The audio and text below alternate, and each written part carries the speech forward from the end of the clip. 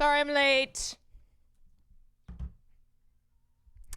Had to go see Wicked.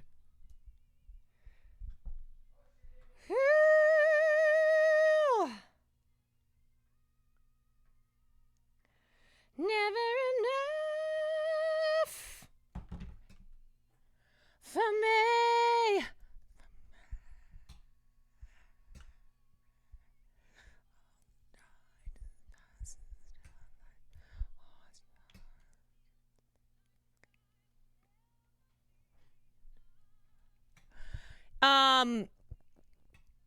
Yeah, we'll do a little review.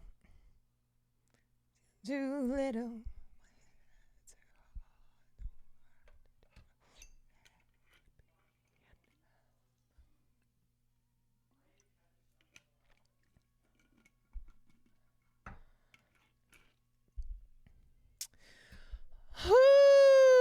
Okay, everyone. Ooh, I am feeling like that end of the year just bleh. All I want to wear is this. This is all I want to wear. I just want to be on my couch watching movies. Oop. All right.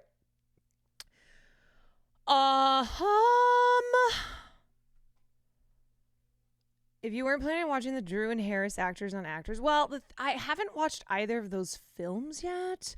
But if it's only 30 minutes, because I wanted to get an Actors on Actors in before I do Minecraft with Sam later. Also, I am feeling kind of poopy. But I went and saw Wicked. And I can give you my thoughts on it. I think Sam and I will probably go much more in depth on the podcast, since we have been waiting to see Wicked since we literally started the podcast.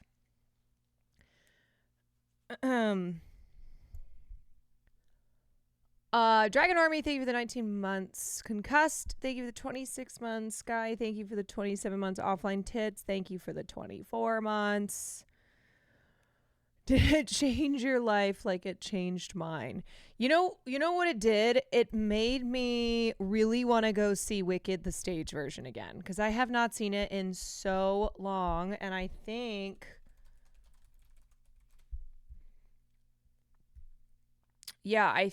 it is playing in Los Angeles. December 4th to February 2nd.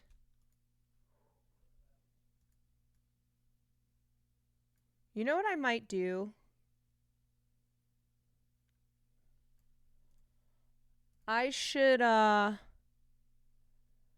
get tickets and bring Sam, because I think she would I think it would be life-changing for her to see the stage version. She before we watched the movie, she was like,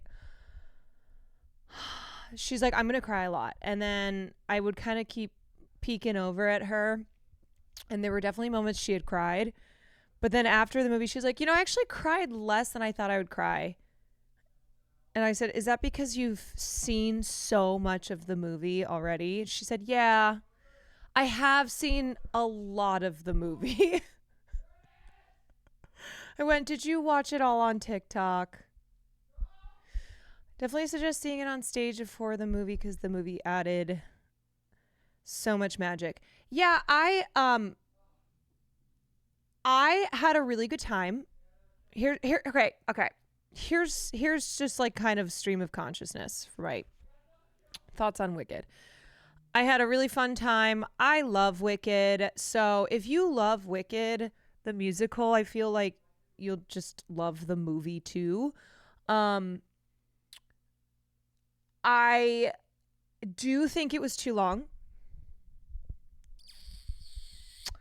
I thought it was too long. I was frustrated. by the fact that John Chu feels, maybe it's not just John Chu, feels like Wicked is deserving of 5 hours of film time, when it's like you have some of the greatest movie musicals of all time that are one film. And I felt like with part one, it was so, it was so enchanting and really grandiose and had a lot of, huge, amazing set pieces and really big ensemble numbers. But it is just, I just felt like it got repetitive. It got repetitive. The themes of Wicked, at a certain point, it's just kind of hammering you over the head when you are, when you have the first part of the film be almost 3 hours. The other thing that's tough too is that when you split a film like that, certain subplots and side characters just kind of feel like bleh, because you are like, yeah, they'll probably come through in the second part.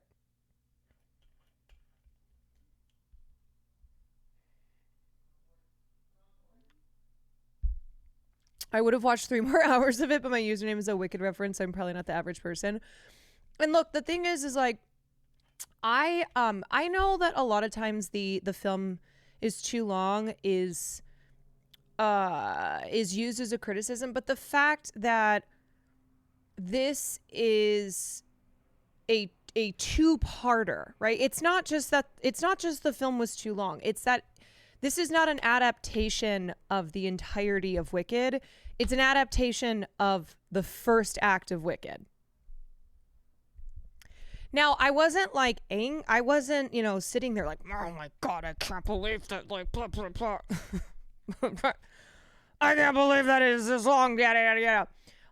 I just felt like it did get a little exhausting. And, when something is so huge, which Wicked was, like it was such spectacle, but in film, it's different than on stage. Right? On stage, it's just a different sense of spectacle because the images are not moving images like they are in a film. And,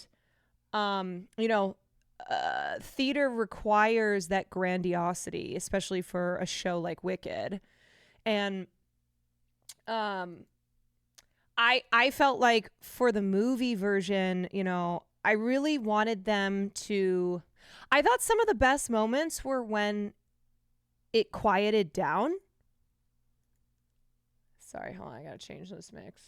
The odds are in my favor. Shut this barrel to give in. Were there any additions that you felt helped the story, or is that just fluff? Not really. Not really. It was pretty, it was sparkling, it was, huge. And I thought, I love the songs of Wicked, so that wasn't like me going in being like, well, I don't like these songs, so this movie better make me like these movies. How much they just dragged out Defying Gravity. Yeah, I mean, like it. Here's my issue. Okay, on the one hand, it's like, whoa, yo, whoo, but on the other hand, it just movies now feel like these huge films, like Wicked, feel like there's a sort of Marvelification of it all. Like that whole segment was the lead up to Defying Gravity. It was 20 minutes. And Cynthia's vocals are fucking amazing. Okay? Like she was very, very, very, very good. But this is what I mean by it just it dragged, and that's what happens when you do an almost 3-hour version of half, like the first act of Wicked. And the thing is, the second act of Wicked is much, much shorter. So they're going to have to add in a ton. I'm assuming they're probably going to do the equivalent of how they did Wicked Part 1 as far as the length and the size and the scale of the film.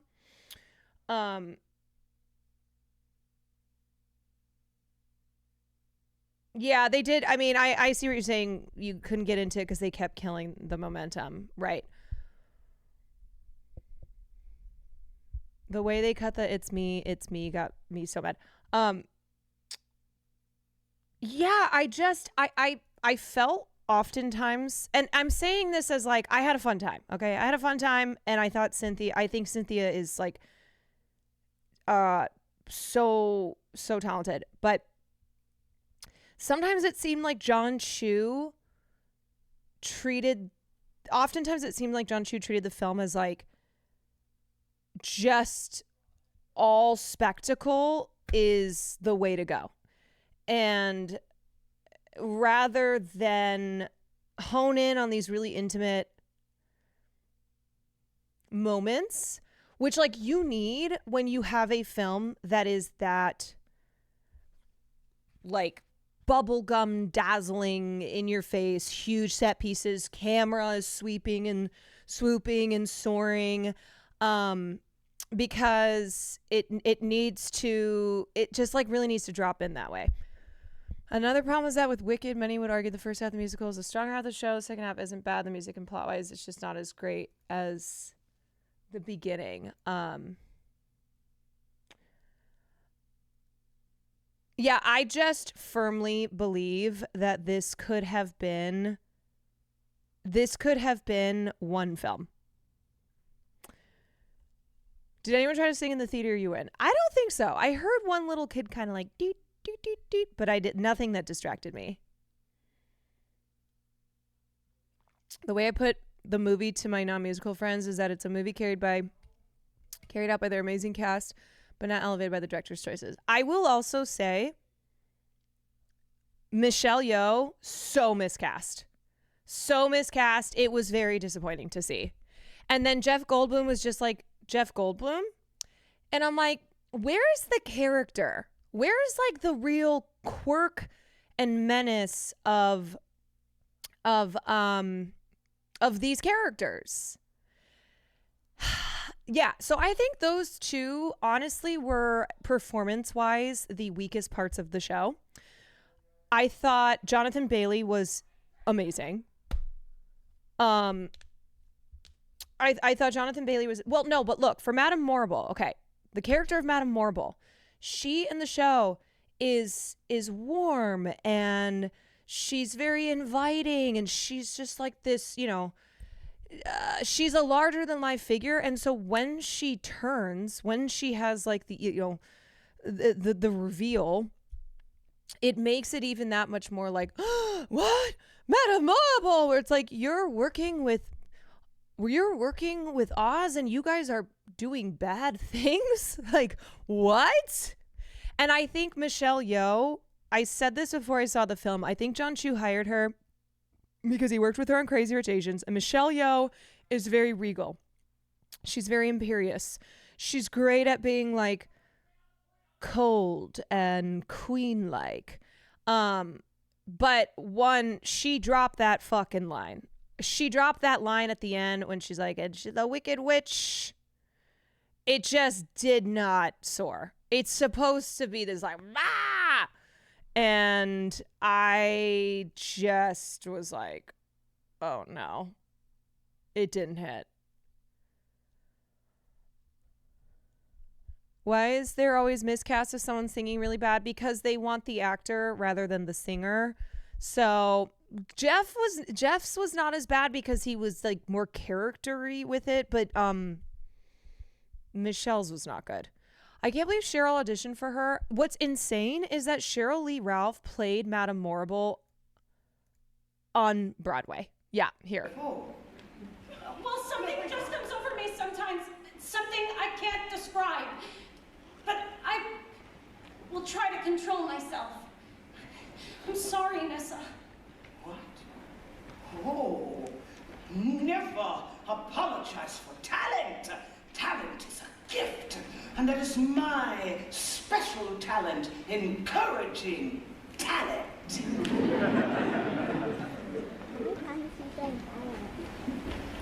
Have you ever considered a career in sorcery? Not really. I shall tutor you privately and take no other students. Like she's like quirky and big and she's like such a moment every time. Jojo, thank you so much for the 5. And thank you for the 2 months. By the way, you have the best eyebrows on Twitch. Thank you. Tara, thank you for the 14 months. What? Many years I have waited for a gift. And she can sing. Oh. Why I predict the wizard might make you his magic grand vizier. The wizard? Dear, my dear, I'll write at once to the wizard. Tell him of you in advance. With a talent like yours, there is a definite chance if you work as you should. You'll be making good. But Madame Marvel! Not now, my dear. Not now. Yeah. I think Cheryl Lee Ralph would have been fucking incredible in the movie because she also has played Madame Morrible on Broadway. I thought Jeff was the weakest part too. Yeah, look, I love Jeff Goldblum, but I'm also a little over the like every time Jeff Goldblum is in something, he's just Jeff Goldblum. It's very like, the wizard and you are her friend. Like the Jeff Goldblum inflection where I'm like,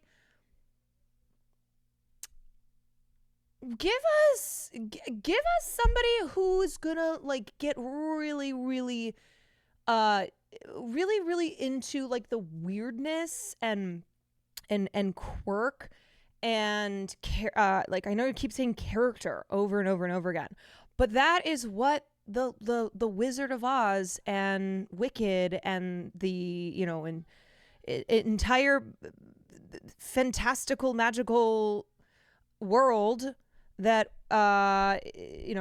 is before our eyes, like that's what it is. Like in Wizard of Oz, when Dorothy shows up, all the people she meets along the way, they're like they're all fucking characters.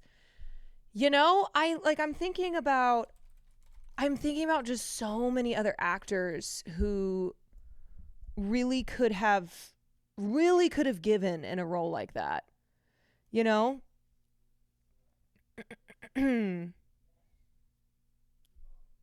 Like Stephen Root would have been great. Willem Dafoe.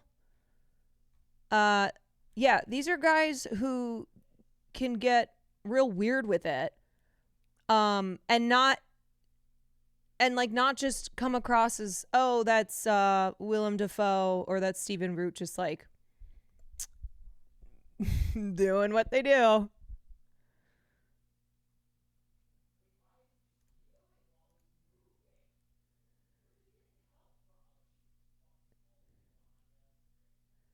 The twist is also predictable because of how recognizable Jeff's voice is. It's interesting because I wasn't watching Wicked at all as like some, thinking, what would I be wondering if I had never seen Wicked, if I didn't know anything about Wicked? Because I think because I know the story so well, I kind of wasn't really paying attention to how the twists and turns were developing, like because to me it was very obvious, but also I know I know Wicked, but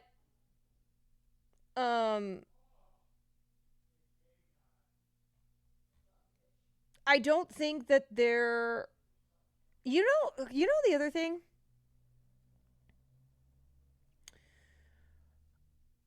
I feel like we saw Oz and all the people in Oz, but they felt like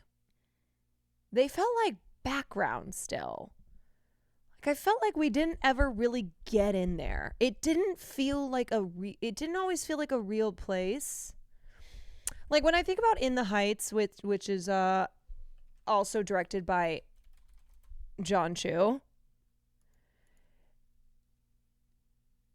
You know, you just the background ensemble characters in the Heights, and also, you know, like the set pieces, it just felt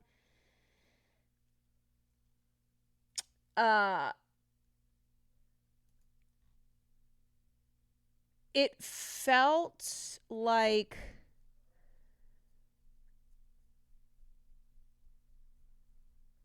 you were in it. I don't know how to describe it. Okay, what did you think of Ariana? Yeah, I'll talk about the performances some more. My aunt has never seen the stage show. She seemed clueless about the twists with the characters. Well, that's good. That's good. Okay.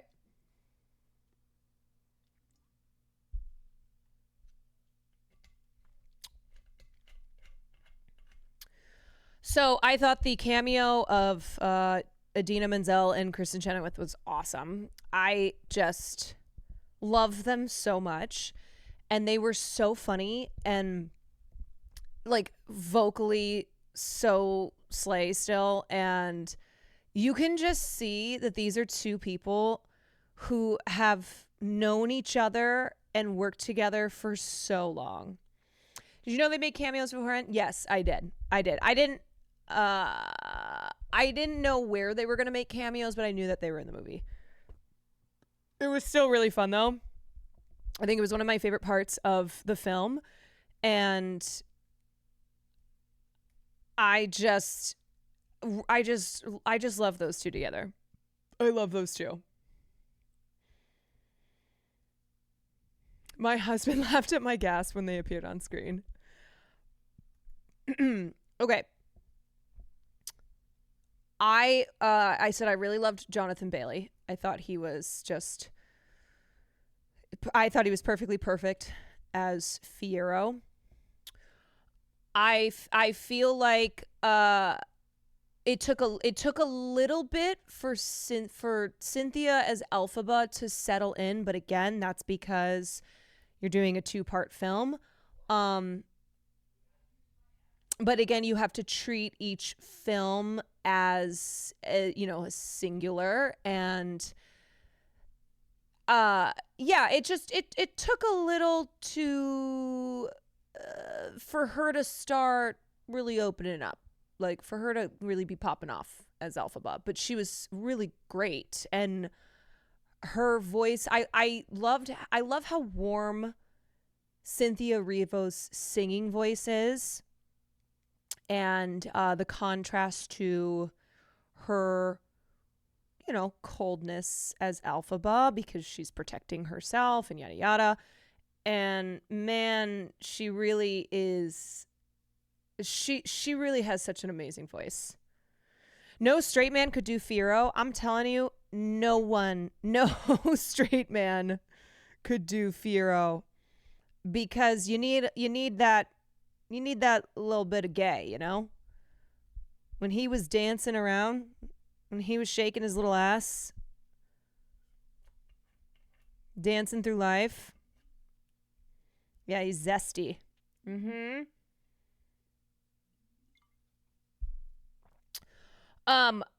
Ariana was better than I thought she would be. I do feel like there were times I could sense she was trying to really emulate Kristen Chenoweth, but it wasn't, it's just she's not Kristen Chenoweth. And I felt like she was funny. She was funny, but it was often kind of the same joke. You know, like the hair flipping thing. Yeah, I feel like I wanted her to be I feel like I really wanted her to inhabit Galinda in a way where she's not thinking about the performance of Kristen Chenoweth and every, Broadway legend that's come before her.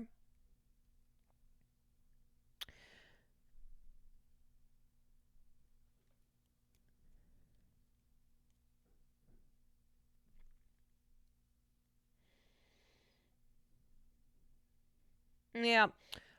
Um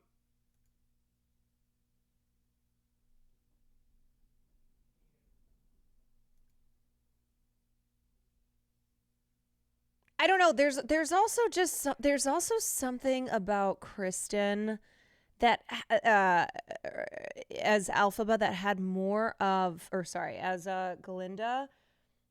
I know I'm doing the thing where I'm like, oh, I did, Ariana. What you could tell at times that she was trying to like be Glinda rather than really being Glinda. Um, but I think the character of Glinda, she's got this really sharp bite to her that felt that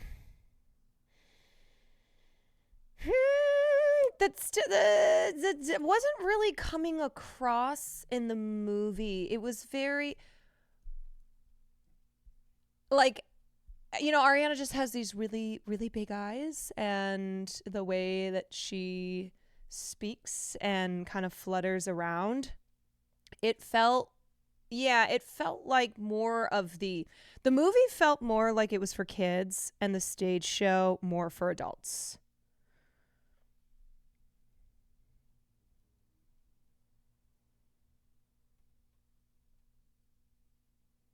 I was mostly mad about her makeup, TBH. It was so washed out and sad for such a bright character. Yeah, I feel that. Timmy, thank you for the 21 months. Kagger, thank you for the 21 months. Be a Sandwich, thank you for 2 months. The other thing too is sometimes this happens with movies where you watch it. Like I just got back from Wicked. And so you're kind of sorting through and thinking back on everything in the film. And sometimes I'll be like, oh, I didn't really like that. And then when I sit with it, I'll be like, you know what, actually? And then also we'll do the opposite where I'll be like, I think that's what was bothering me. Machiavelli said it best. Ariana was impersonating Kristen Chenoweth doing Galinda.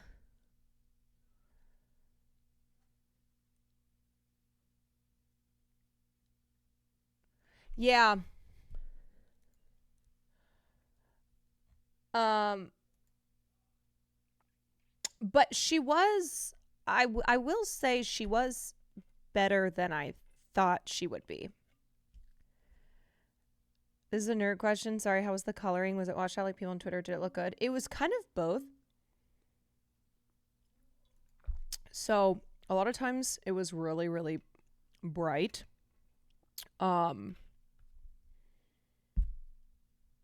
Like a lot of color in your face. And then other times it was muted.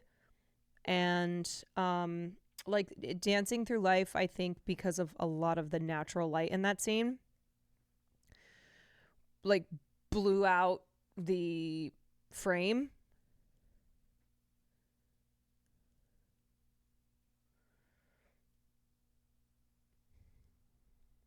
But it wasn't something where I this is hilarious. Dorothy of her house fell into Choose Oz. I think we're still in Kansas. Yeah, I mean, it didn't really bother me. Like she's running out into a field and singing songs. I think it was just like a little discordant. like tonally, and then, you know, the color palette of the film. Could you hear what they were singing? Yeah. Katie, thank you for the gifted. But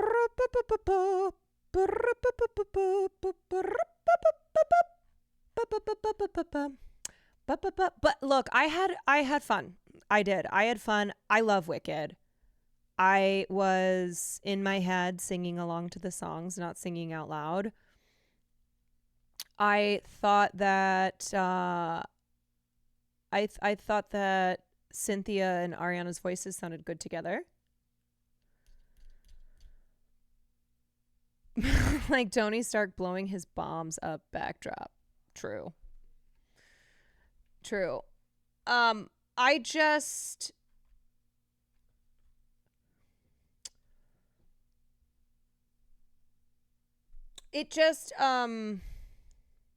I think the biggest thing for me is because it didn't really open up that much from the source material, and or not the source material, like the source being the Broadway show.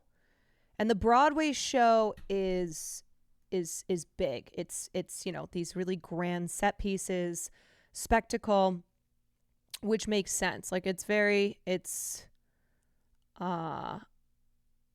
needs that. It needs that. And also it's, you know, half the length of the films once put together. But I think when that is translated to film, it becomes a little tiring.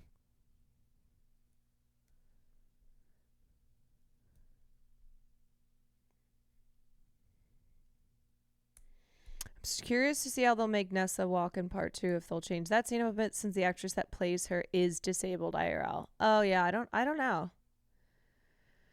John Chu saying the lack of color was on purpose to make it more realistic pissed me off though. Like, what do you mean it's a movie with talking animals and a green witch? Yeah, it was just color palette wise.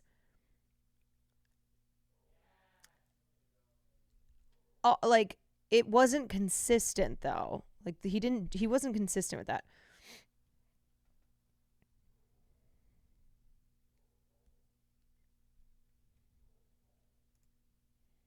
Would you call it the best adaptation of a musical to movie? No. For me, that's Chicago. I think Chicago is not just the best adaptation of a musical to movie. I think it's one of the best films of all time. Pedro Steve, thank you for the 5 months. Yeah, I think it's really a masterpiece, and it won Best Picture. Well, I'm glad you saw it. I'm glad I saw it too. It was a long time coming to see that movie. It is, I will say, when talking about Glict, I think I had a much better time with Wicked than I did with Gladiator 2. It should not be nominated for cinematography. No, I don't think. So. I think a film like Maria should be nominated for cinematography over a film like Wicked. Were you prepared for Baby Ratu? I am so fucking excited for Nosferatu. And the theater that we went to, they had the sarcophagus that replicas are being sold of for $20,000. They had it, and I was like, you know what? I need one of those. Okay, I gotta watch Maria now. Didn't have a reason to watch it. Watch it for the visuals, if nothing else.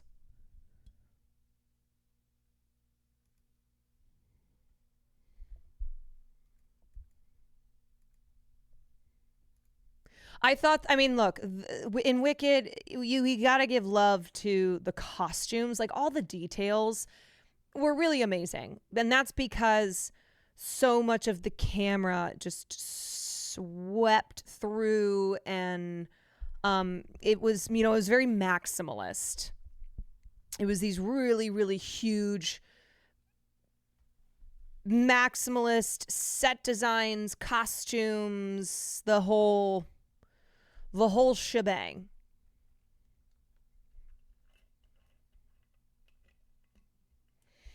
But that's what, like, I think the one part that made me,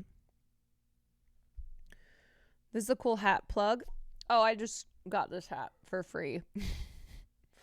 The one part where I did tear up was at the party where, you know, it's this whole huge elaborate thing, and then Elphaba shows up and she's embarrassed, but then it goes quiet, right? Like, it's totally quiet, and she's trying to keep her chin up, and she's doing, like, you know, the dance thing, and Galinda's very affected by it, and then she joins her, and it's still very quiet throughout that. And I felt very dropped in to that moment. Yeah. So that's what I mean by, like, when you have almost 3 hours of a film that is largely just so huge and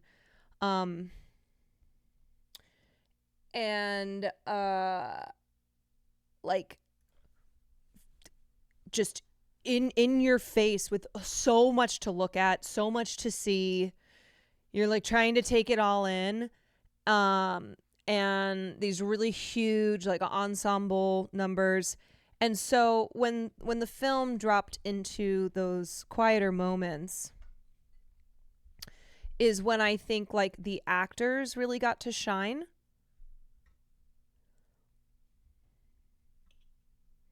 Some people really hate that scene, but I thought it was poignant. I felt like those are moments that both Ariana Grande as Glinda and Cynthia Erivo's Elphaba got to, like, show their human side, you know?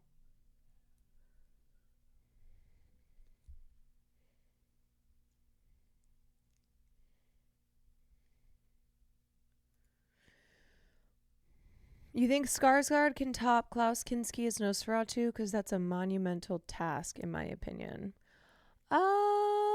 You know, I think sometimes when you are playing a really, really iconic character like that, it's not viewing it as, how do I top this? It's, how do I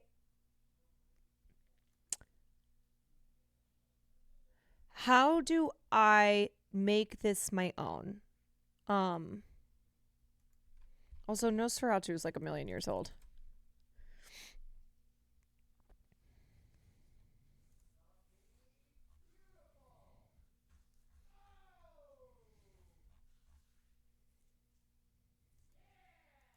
I think it's gonna be fucking awesome. I think I'm really gonna love Nosferatu. This was my first introduction to Nosferatu. Wasn't there a moment on the red carpet that the interviewer asked Robert Eggers about how a lot of young kids know about Nosferatu because of SpongeBob, and there were people who were trying to burn that interview and be like, what a rude question. It's like, well, it's true. I have a job application. I brought my own spatula. I called earlier, but I hung up because I was nervous. Do you have references? Wait! If that was you on the phone and you on the bus, then who was flickering the lights?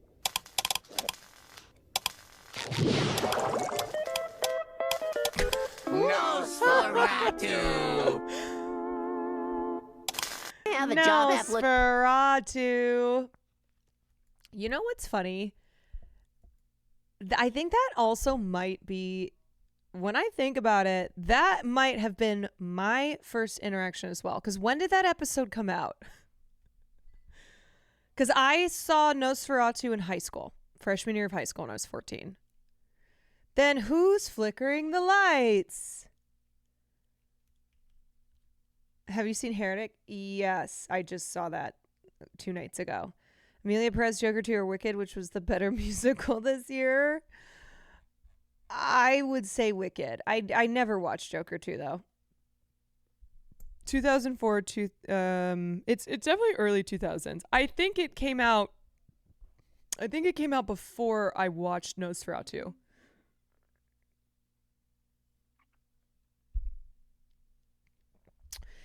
By the way, is it Minecraft with Sam? Yes, we are gonna do Minecraft tonight at 8:30. Here's the interview clip. Thank you. A lot of younger people are introduced to the character through SpongeBob SquarePants.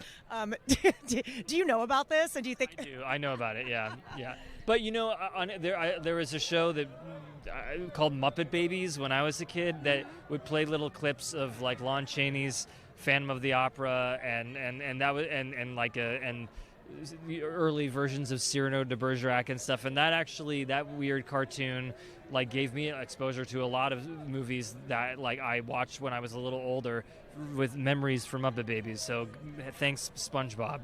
My favorite Nosferatu.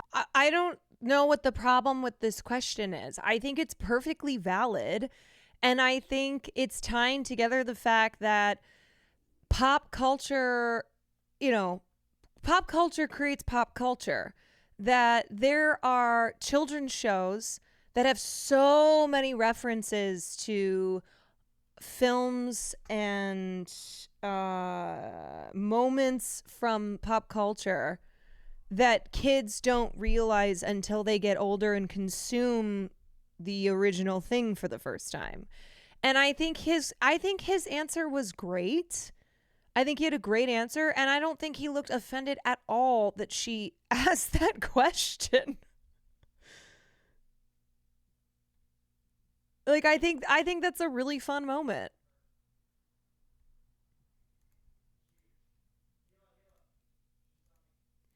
When you watch an older movie and realize one of your favorite cartoon episodes is a spoof of it. Yeah, exactly.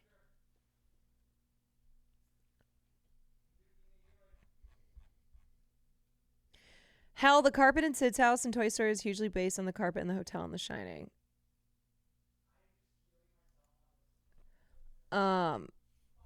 Yeah, I mean, The Shining has so many references in so much of pop culture.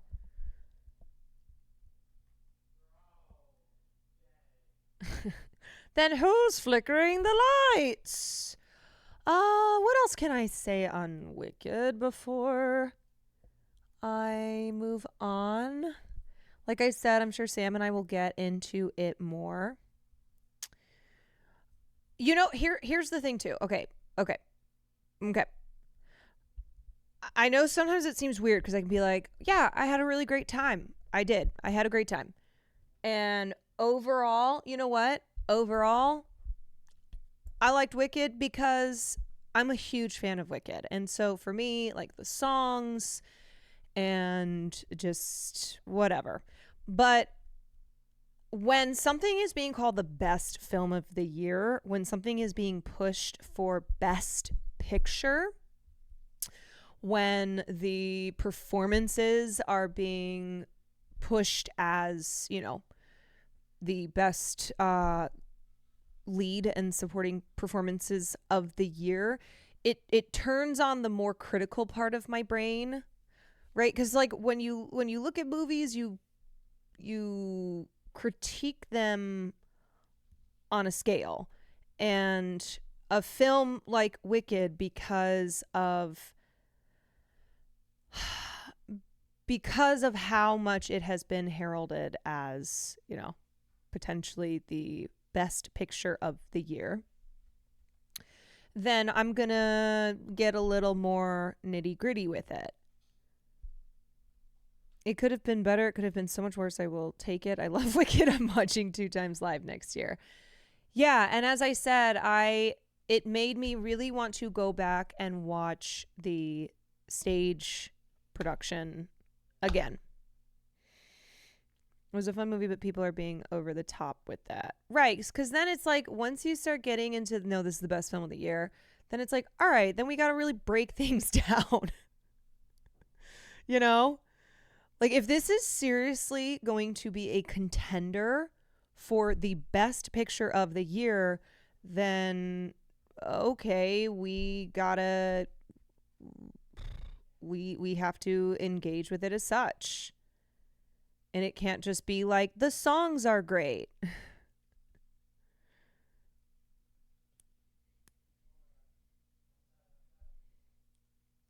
Is it a definite watch? The fact that everyone cries makes me want to watch.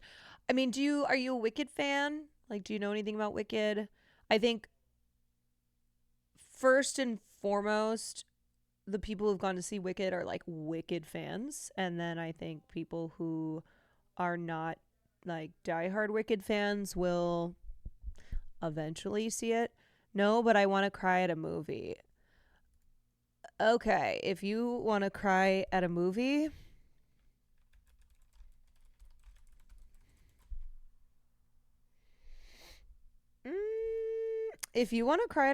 I would say watch Nora, because that's the one where I fucking sobbed. I sobbed after the last scene of that one. I don't think everyone did, but that was one for me that really hit me hard. Just watch Return of the King again. You can watch the Sex Change Operation musical number in Amelia Perez. See, people are offering you up films if you really want to cry. We Live in Time, I'm sure that's a big time crying film. From penis to vagina. From penis to vagina.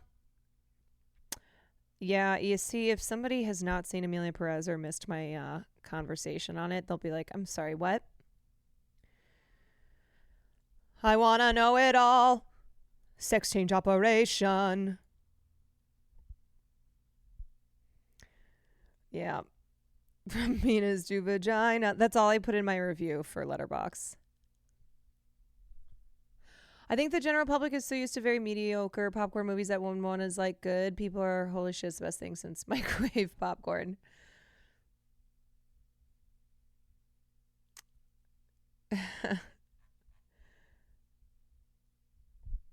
It's been a weak December overall for big Hollywood movies. I think Wicked stands out in the crowd. It's getting a lot more general acclaim. Maybe if Gladiator 2 was anything, people would have a more measured take on Wicked.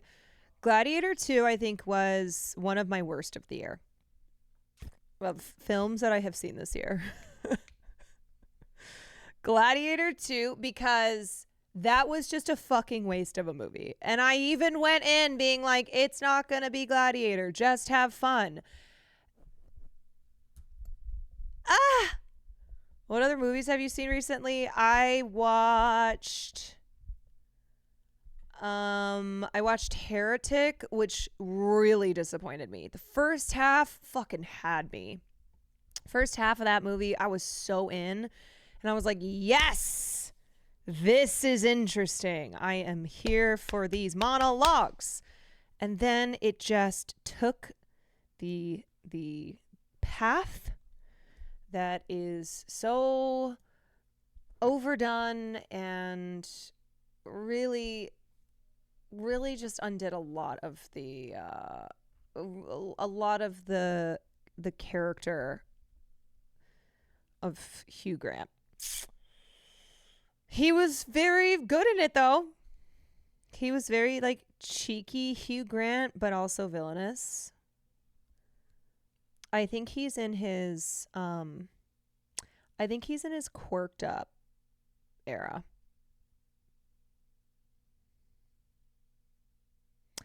What else did I watch recently? Okay, so I watched Heretic. I watched Amelia Perez. I watched Maria. Thinking of films that have gotten Golden Globes nominations. I was going to watch Conclave last night, but then it was really late. I was like, I don't know if I want to start this movie at 3 a.m. I saw The Substance in theaters. That was one of my favorites of the year. I saw A Different Man, which I thought was really good. Hugh Grant was so silly goofy as the Wonka Oompa Loompa. So silly goofy. Have you seen Wild Robot? I have not seen Wild Robot yet. I really want to see that though.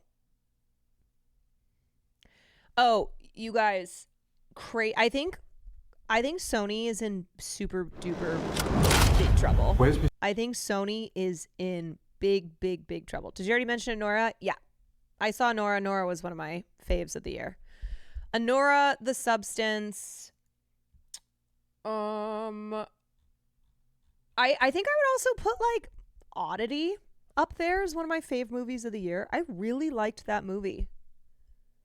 It was just a good little horror film. Dune 2 was incredible. Is it okay if people sing along in their best Bob Dylan impression? You know what? Go for it. Go for it. What else have I seen like recently?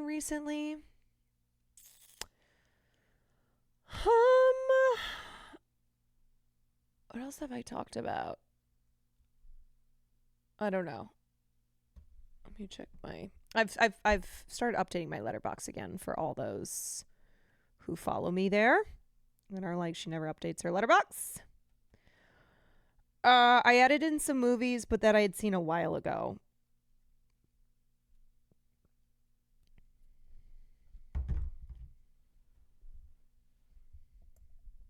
Craven is apparently not as disgusting as Morbius, but lacks the meme popularity of Morbius.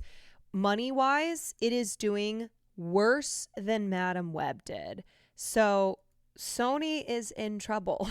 Sony is in trouble because they have been producing slop, and it's also not slop that's making money. Now I have penis and vagina stuck in my head on loop. Yeah, sorry, that's how it goes. Penis and vagina.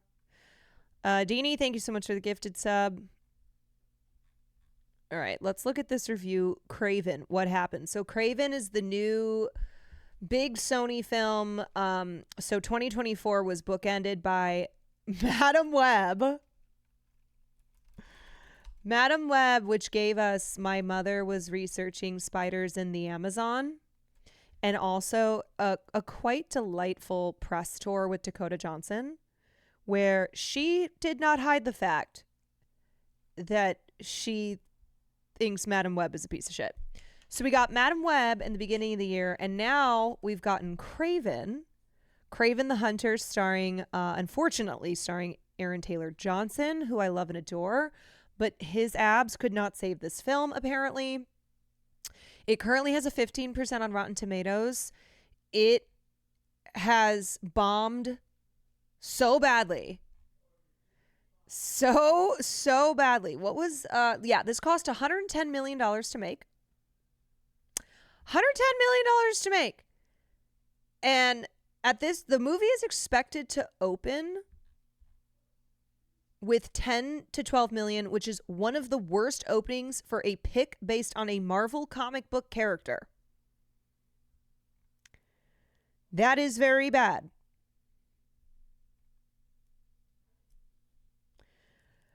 Yeah, so Sony has been making some very, very poor decisions, and I'm sure they are shaking up their leadership and are going to be trying to save that sinking ship. Mr. Tagley.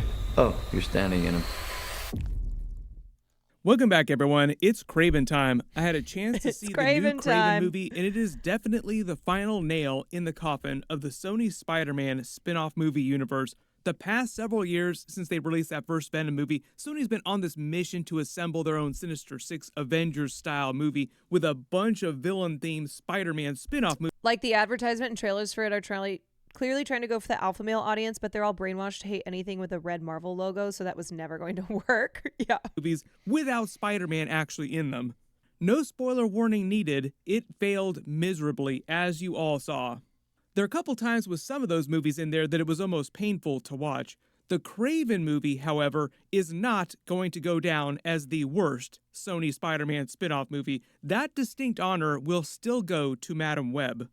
To its credit, there were a couple bright spots. Yeah, but I think the difference is that Madam Web and Morbius both produced viral internet memes, and people were like engaging with those films in a way that they are not with Craven.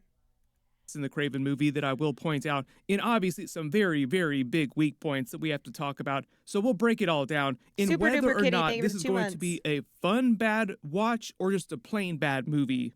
Some movies are so bad that they're fun to watch, and some movies are just plain bad. Yep. The Sony Venomverse full of movies has both of those types of movies in it. If you're brand new to the channel, be sure to subscribe to get all the videos. Sony will reboot this Venomverse eventually and try again in several years, so I'll address that in a separate video later this week about the death of the Sony Spider-Man spin-off movie universe just in general, because it is effectively dead. But if it wasn't clear, all the Sony Spider-Man spin-off villain movies have taken place in the Venom universe. You will be forgiven, though, if you didn't know that, because at a certain point, like around the time Morbius was about... The worst thing that you can be is a bad film that takes itself way too seriously.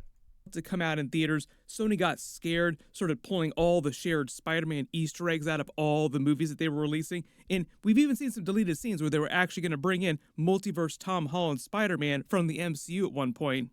This is actually a scene of what he would have looked like in the Madam Web movie. He was actually going to be in Madam Web for a hot minute. Clearly, Kevin Feige went out in that argument, like, don't you dare try to put him in that movie. So for the most part, with like a few exceptions in the Venom movies, all the movies stayed Spider-Man-less. You can almost think of like the Sony spin-off movies now as a glorified scheme for Sony to get Venom into the MCU now. Like they made all these movies with the singular goal of just crossing Venom over with Spider-Man. But to be fair to the Craven movie, because I do love Aaron Taylor Johnson, he's been great in the majority of the stuff he's done, even the bad movies that he's been in.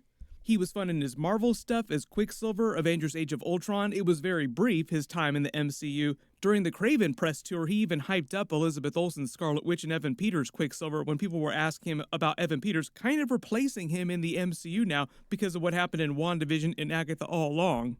Now they got the X-Men coming back in the MCU in the movies in the future, like foreseeable future, so they kind of... Like with Madam Web, it was campy enough that it felt like Sony was kind of going in this...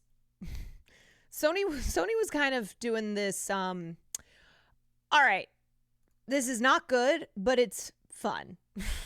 Like it's campy enough, it's ridiculous enough, it's worthy of memes.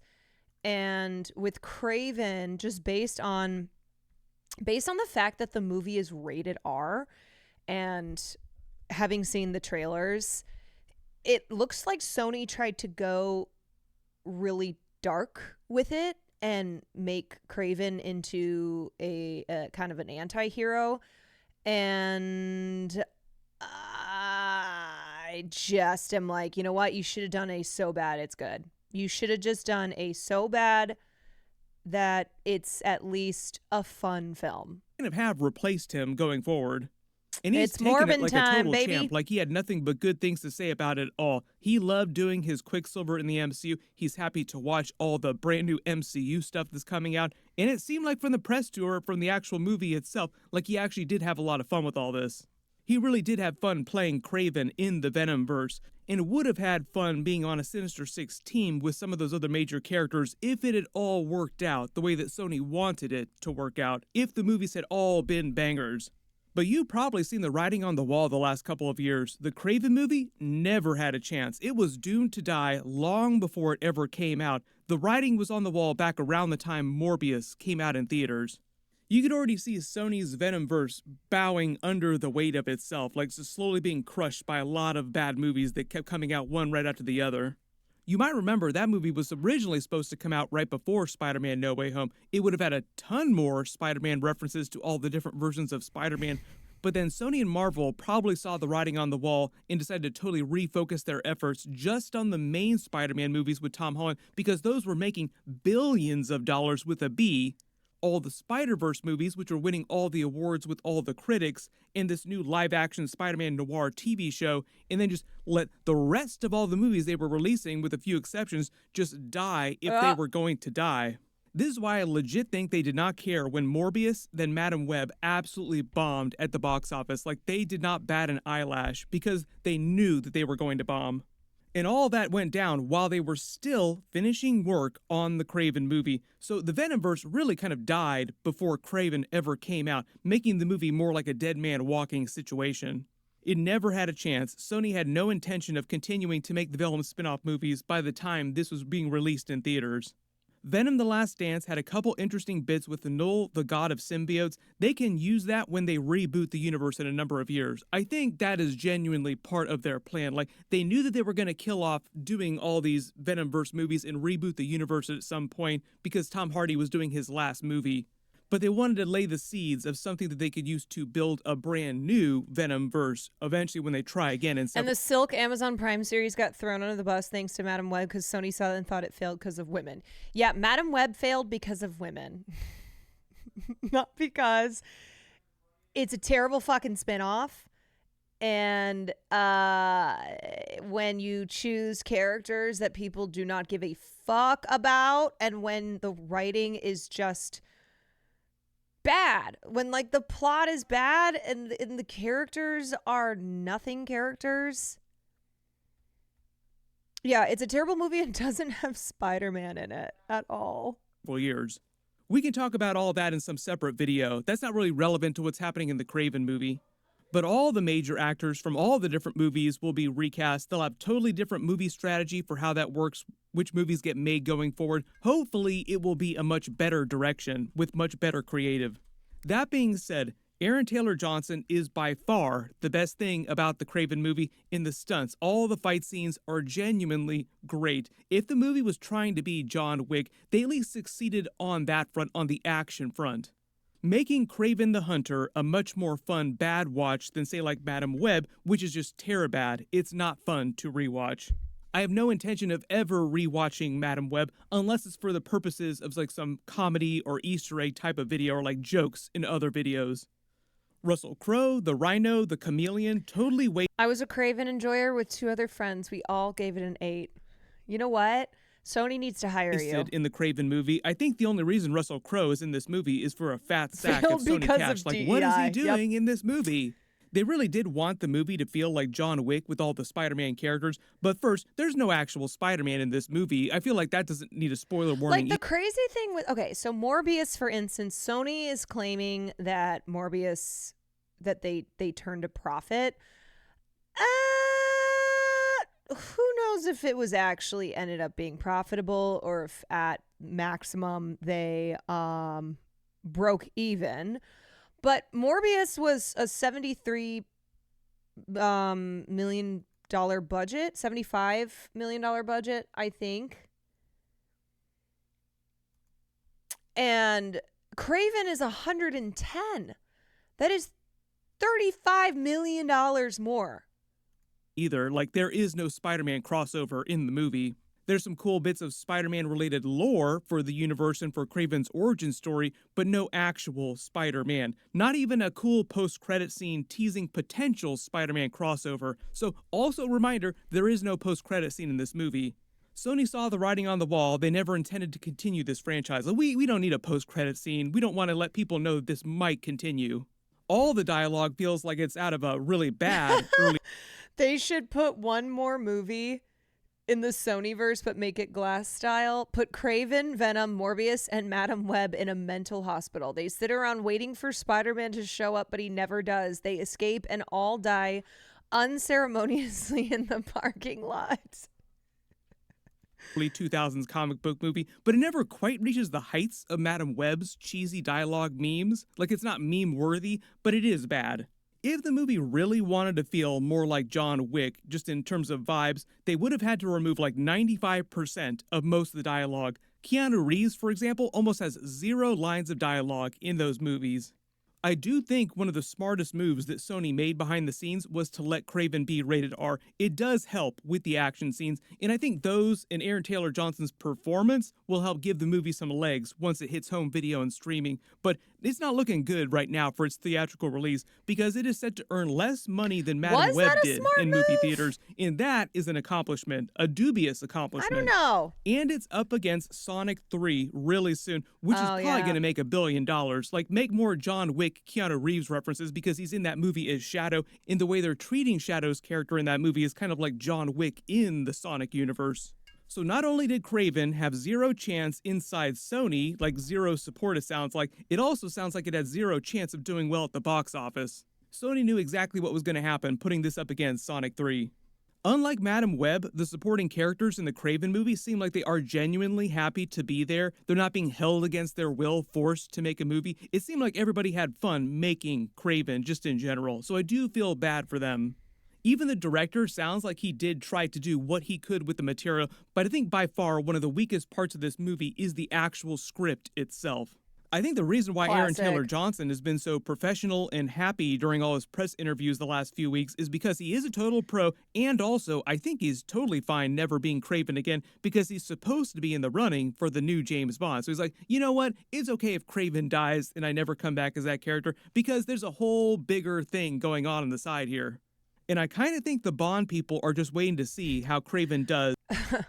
I don't understand how Aaron Taylor Johnson's immune to box office bombs. Most people are done after one or two because not woman.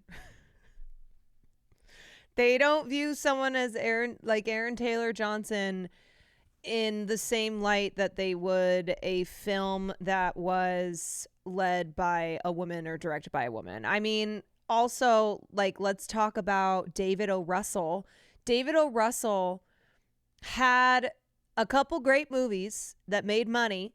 Yeah, also white man. But he lost like $100 million on Amsterdam. It doesn't matter. Right after that, he had like 3 projects lined up.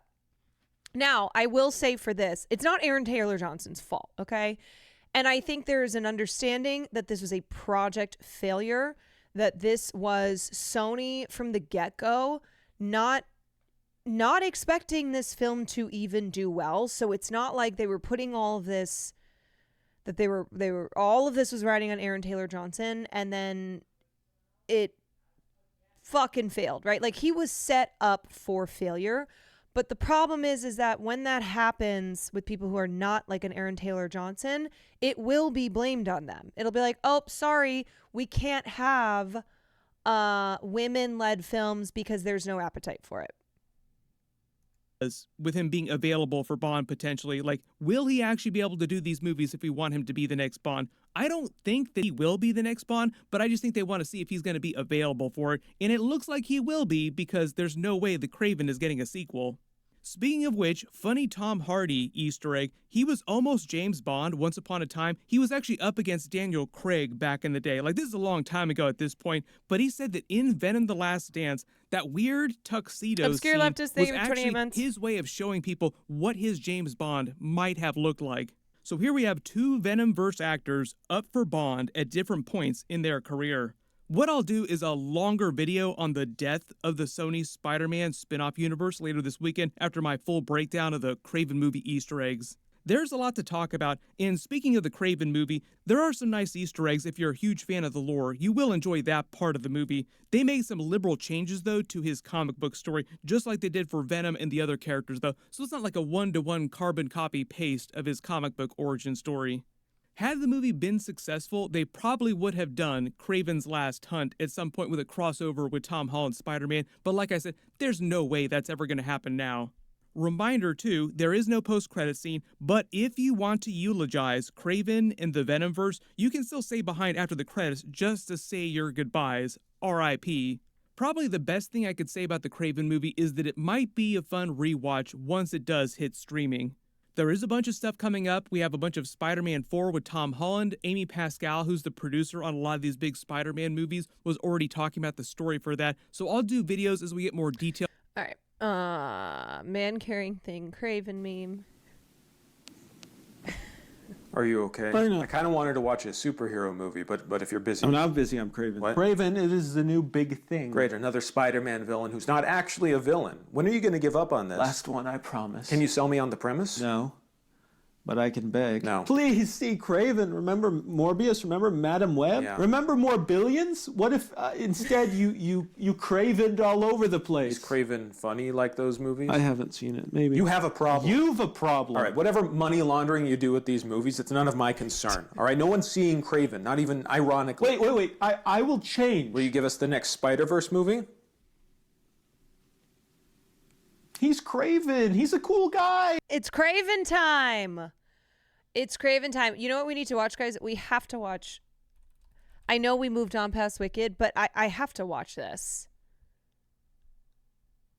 I have at least some of it. At least some of it. Yes, my love. What?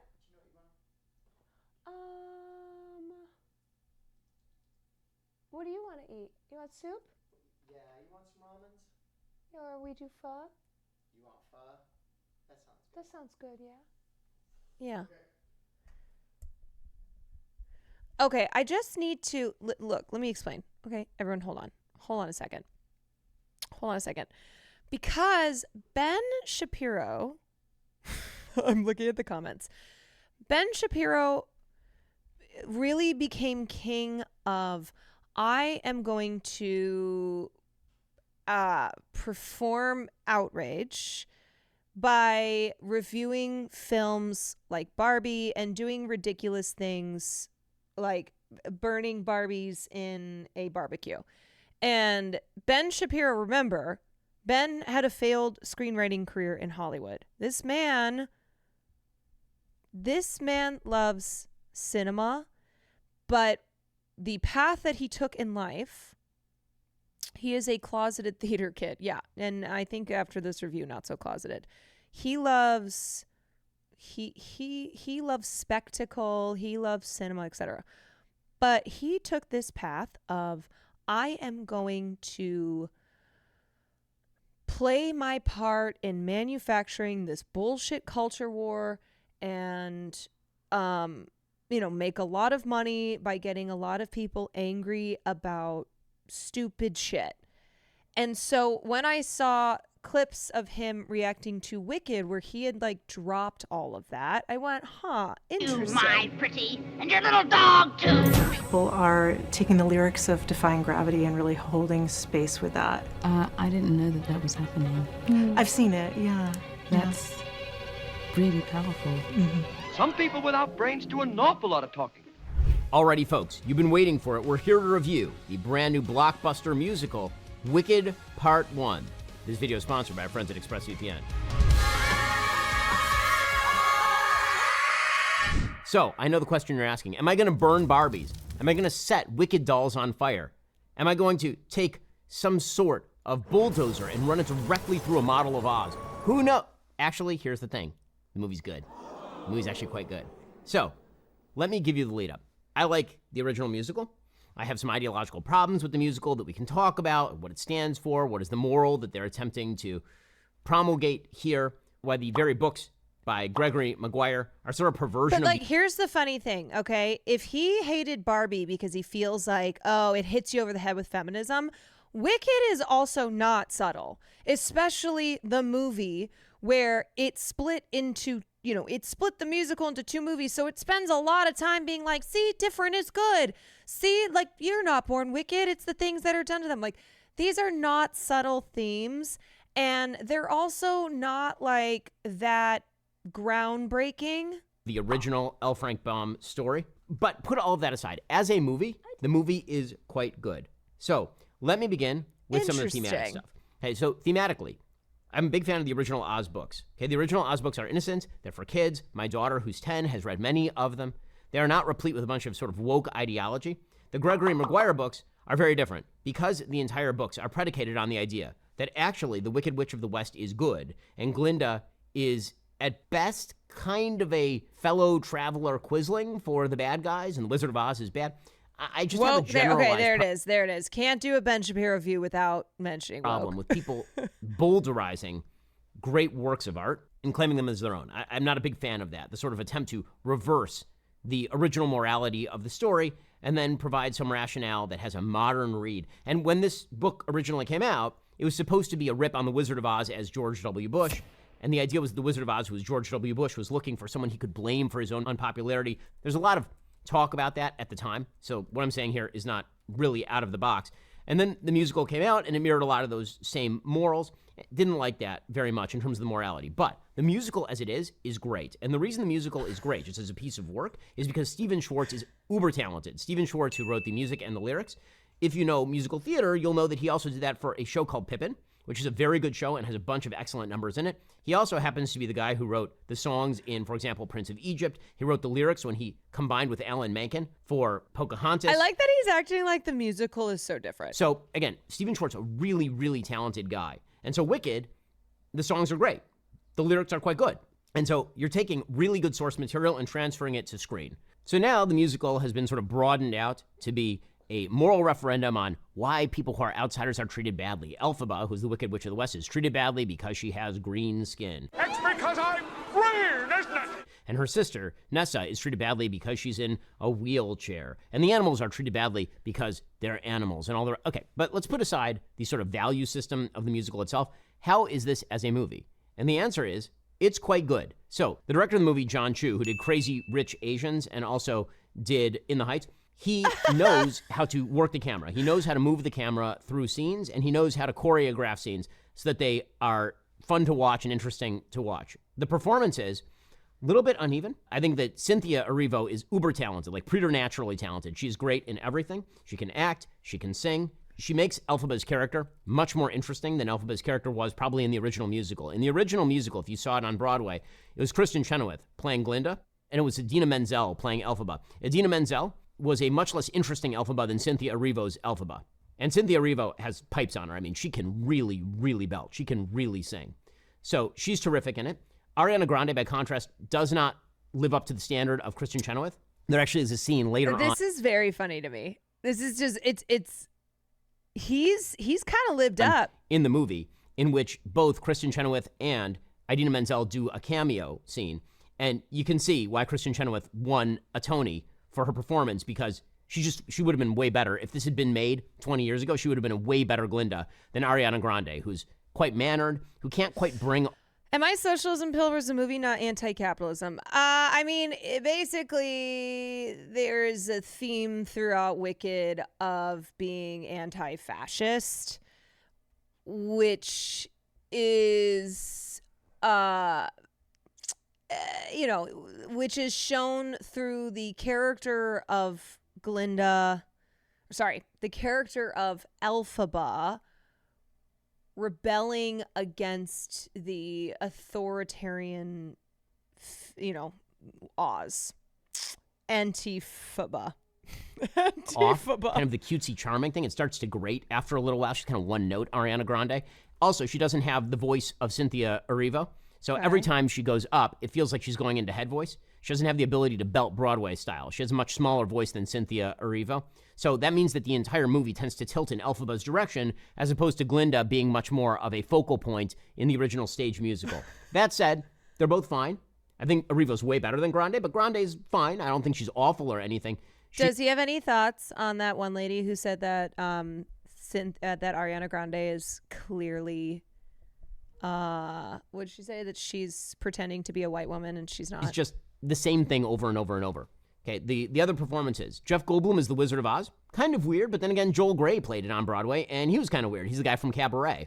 I didn't know. Yeah, the Wizard is supposed to be fucking weird, all right? He's supposed to be like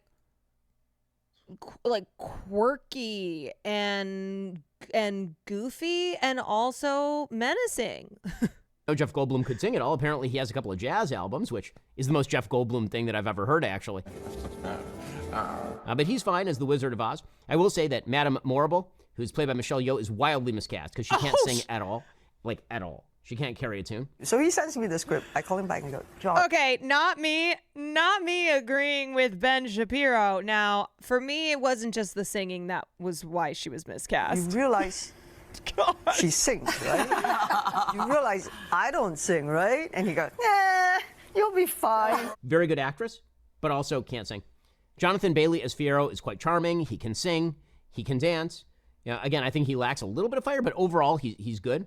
And Ethan Slater plays Bach. And I was made aware this is mostly relevant because Ethan Slater dumped his wife in order to shtup Ariana Grande a couple of years ago, which just, put that one in the book of people whose lives Ariana Grande has ruined, because apparently that book is ever growing, sort of like Taylor Swift. Oh, I forgot he hates Taylor Swift. That's the cast.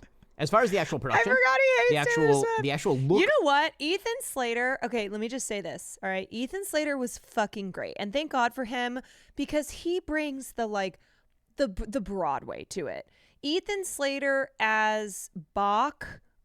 I'm like, yeah, that guy. That guy knows how to. He felt like the one person who really seemed like he belonged in that world. With his like goofy little getup and his hair and how, much of a character he was, but also like an earnestness to him. He was really good. And let me tell you, as someone who's been in the theater, okay, when a guy is as talented as Ethan Slater is, that's how you get somebody like Ariana Grande, okay? And I know that people are like, what? SpongeBob SquarePants? And then you remember that he is just so fucking talented. And that's how that goes. When you're a straight dude in theater and you can fucking sing and dance and perform. Yeah, and you're goofy. Yep. Of the film, the parts that are real live sets look amazing. There are some early sets, Oz itself. A lot of the stuff looks great. As the movie progresses, you get more and more CGI. And very often in a lot of films that are sort of sci-fi based or fantasy based, the more CGI is used, the less it looks good. And the very last couple of scenes, a lot of CGI is happening, and so it looks actually worse the last couple of scenes than it does earlier on in the movie. But overall, Oz looks beautiful. The costuming is wonderful. The lighting is done really well. It's very fun to look at. It's sort of everything is candy colored, which is what it should be because that's Oz. I mean, if you go back to the original 1939 musical, then what you see is that Oz is brightly colored. And it's supposed to be directly in distinction to the black and white / sepia world that Judy Garland is inhabiting. There are a couple of touches, by the way, in the film that are references to the film, the 1939 Wizard of Oz film, and not just to the musicals. There are a couple of musical cues where you'll hear them play a couple of sort of undertones that are from the 39 musical, which is kind of fun. We'll get to more on this in a moment. First, using the internet without ExpressVPN. Okay, that's all I need to listen to. But let me just say, like, see how when you drop the bullshit, when you stop doing everything as, railing against identity politics, when you stop manufacturing outrage and just trying to do like annoying culture war BS, you can actually engage with something. You can actually fucking engage with something. And like clearly Ben is very passionate about musical theater, okay? He loves Wicked, and he was like the fact that Cynthia Erivo is black and she had braids, and Wicked is not about race, okay? Let me just say that. But there are people who are trying to make this about how Cynthia being black informs her, it informs the character of Elphaba. It's like, no, she's green, okay? Cynthia is not black in this movie. She is green. Yes, it's a thing. People are doing it. I've seen think pieces on how Cynthia Erivo's blackness, especially in the wake of Donald Trump and doing like it's like identity politics on the other side. That's also really not it. Everything with black people in it is about race. When like the character specifically, they talk about you're green. Like the whole thing is that she is green. She is green. It was never a metaphor for black people. But anyway, that's something that like Ben could have easily just made his whole video about and been really annoying about it. But the thing is that Cynthia Erivo's really fucking good. And he had a great time watching Wicked. Yeah, like he's embracing his theater kid side and the fact that he had a wonderful time watching Wicked Part 1. And it's just like, dude, when you do that other crap that you have made so much money on, okay, that you have profited off of immensely, and I know that you're still a piece of shit. I know that, like, you are still... Well, like, he did the first minute discussing the, oh man, guys, I hate the woke left as like a disclaimer at the front of his video, then went into being a normal theater kid. Right. It's like he still felt he had to do the, like, well, you know, wokeness, but also I had a really good time. Woke isn't always bad. How much better would the world be if he was just this theater kid instead of the right wing nut job we need? Or we know. Yeah, and now I'm looking at some of the comments here. Ben Shapiro, I'm begging you to quit politics and move full-time into the musical theater space. Imagine how different your life would be if you devoted yourself to stuff like this, which is very clearly your passion. Yeah. Like, here's the thing, okay? You can tell when someone genuinely cares about something and when they are performing. And Ben, with all of his, not all, but with a lot of the culture war politics that he engages in, he is performing in that. I'm not saying that Ben Shapiro is secretly a leftist, okay? And like, I do believe that that man is, just loves Israel, would die for Israel, but like, there are absolutely political beliefs of his that I do think are absolutely real to Ben Shapiro. But I do think, though, that a lot of the videos that he does where he is reviewing something from pop culture, he does the theatrics of it all because he's a fucking theater kid. He's a theater kid who many, many times uses that theaterness for being the most annoying person on the planet. We can get him to shut up forever if we put out a musical every month to distract him, like giving a dog a bone to stop it from chewing up the furniture. Clicked on this expecting a lazy culture war hit piece, was pleased to find just Ben geeking out about musical theater. Bro, it's crazy. Ben Shapiro and Donald Trump both love musical theater. This threw me for a loop. I would never have pegged Ben as a musical theater junkie. What a pleasant surprise. Glad he liked this one.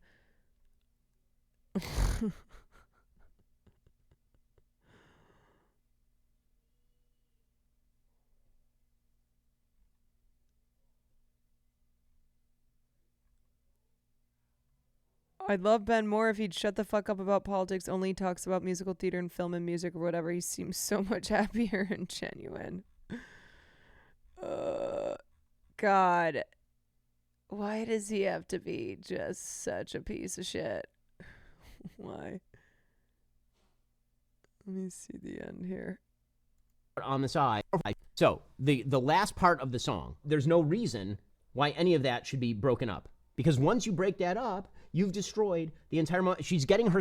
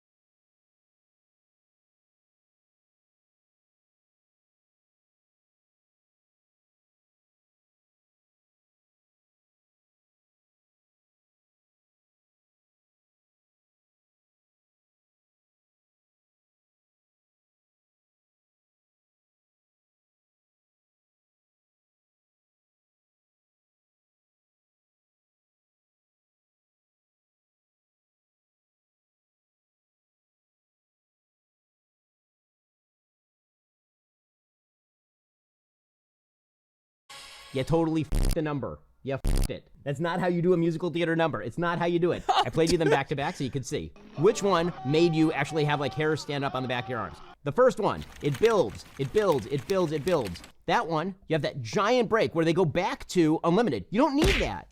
They already sang that earlier in the song. He really said no. This version is trash. Here, listen to clearly superior version of my phone. The most theater kid shit ever. My God. So this pisses me off. I'm like on an actual musical level, it makes me mad. Doesn't mean I'm gonna start burning the Wicked dolls or anything like that. Overall, really enjoyed the film. Because of the sort of mature themes, I wouldn't be showing this to like my 10-year-old daughter. The musical really is not appropriate for, I think, people who are under the age of maybe 14, 15 years old. The reason I say that is because once you get to Wicked Part 2, there's some hanky-panky between the Scarecrow and Elphaba, so it's not like particularly child-friendly. But as far as whether it's a good movie or not. Yeah, man, he's a theater nerd, okay? Fuck Ben Shapiro. Fuck Ben Shapiro. But this, like, dude, it just goes to show.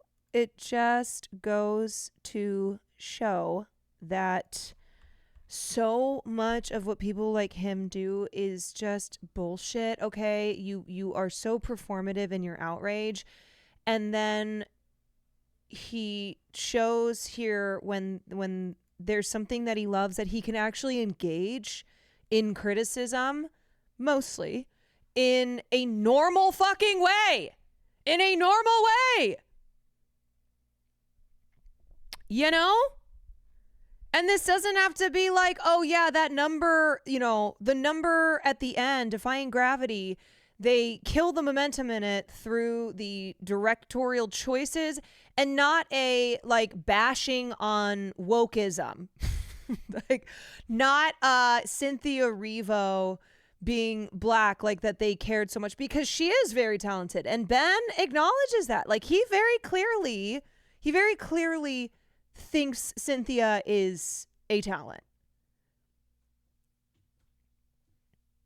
Defying Gravity, more like DEI-fying Gravity. He's a failed writer. If he actually made it in Hollywood, I doubt we'd ever know the extreme right-wing commentator. Right, because he took this path of Ben Shapiro, Daily Wire, you know, I'm going to make a lot of money and grow my name and my brand by really, really leaning into this right-wing culture war BS.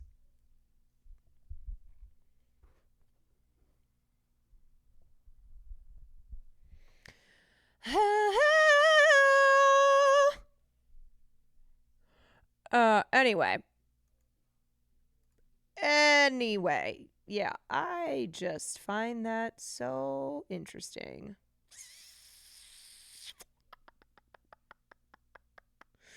Oh no, speaking of our other musical theater king.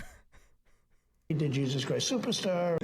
I look at this. Bannon keeps on trying to get him to talk about crime and disorder in New York. He can't stop narrating how much he loves seeing Phantom of the Opera on its opening night. Beautiful letter I get from Andrew Lloyd Webber, who was big before Phantom, but nothing like Phantom. And he did Jesus Christ Superstar, which was another great one. He did a lot of great things.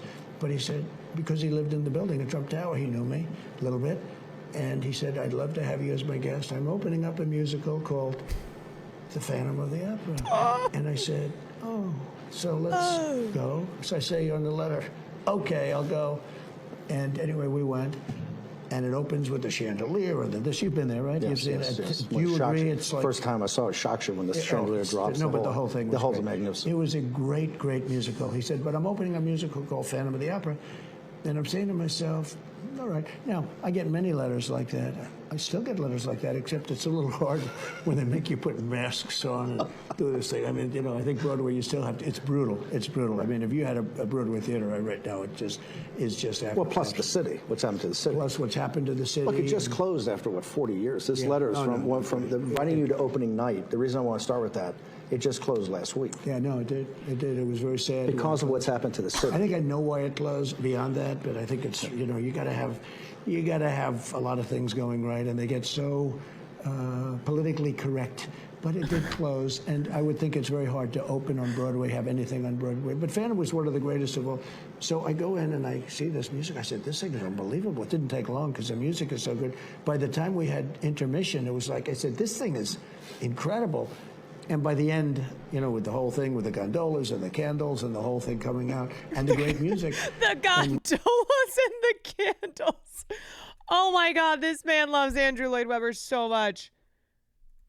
We play a lot of that music. I mean, I just go keeps to talking places about where we it. want background music. That's beautiful. It's great. Everybody likes it.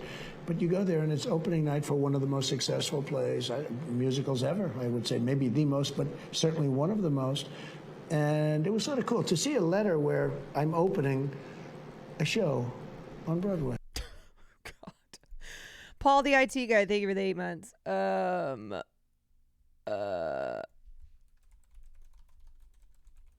Details and more footage of what's going on with that movie. Marvel's Somebody asked, wait, what do I see? Opening cast of Phantom of the Opera or Les Mis? Oh, Phantom of the Opera. Will's dad saw the opening cast of Phantom of the Opera. Okay, let's see how long these are. Angie and Cynthia, actors on 32 minutes. Harrison Andrew Sickie, 30 minutes. This one. I'm gonna watch this one because I've seen both movies. For Broadway. And this is my mother. This is my mother. No, I'm supposed to do Minecraft at 8:30 with Sam. There's a danger. There's a surprise. The Nicole and Zendaya one is 47 minutes. So we'll watch that another night. There were people on set who'd never seen me out of the green. Oh, how interesting. When I first sang, it was more terrifying than thrilling, but you know how good your voice. Okay, I really have to be. No, she's my mother.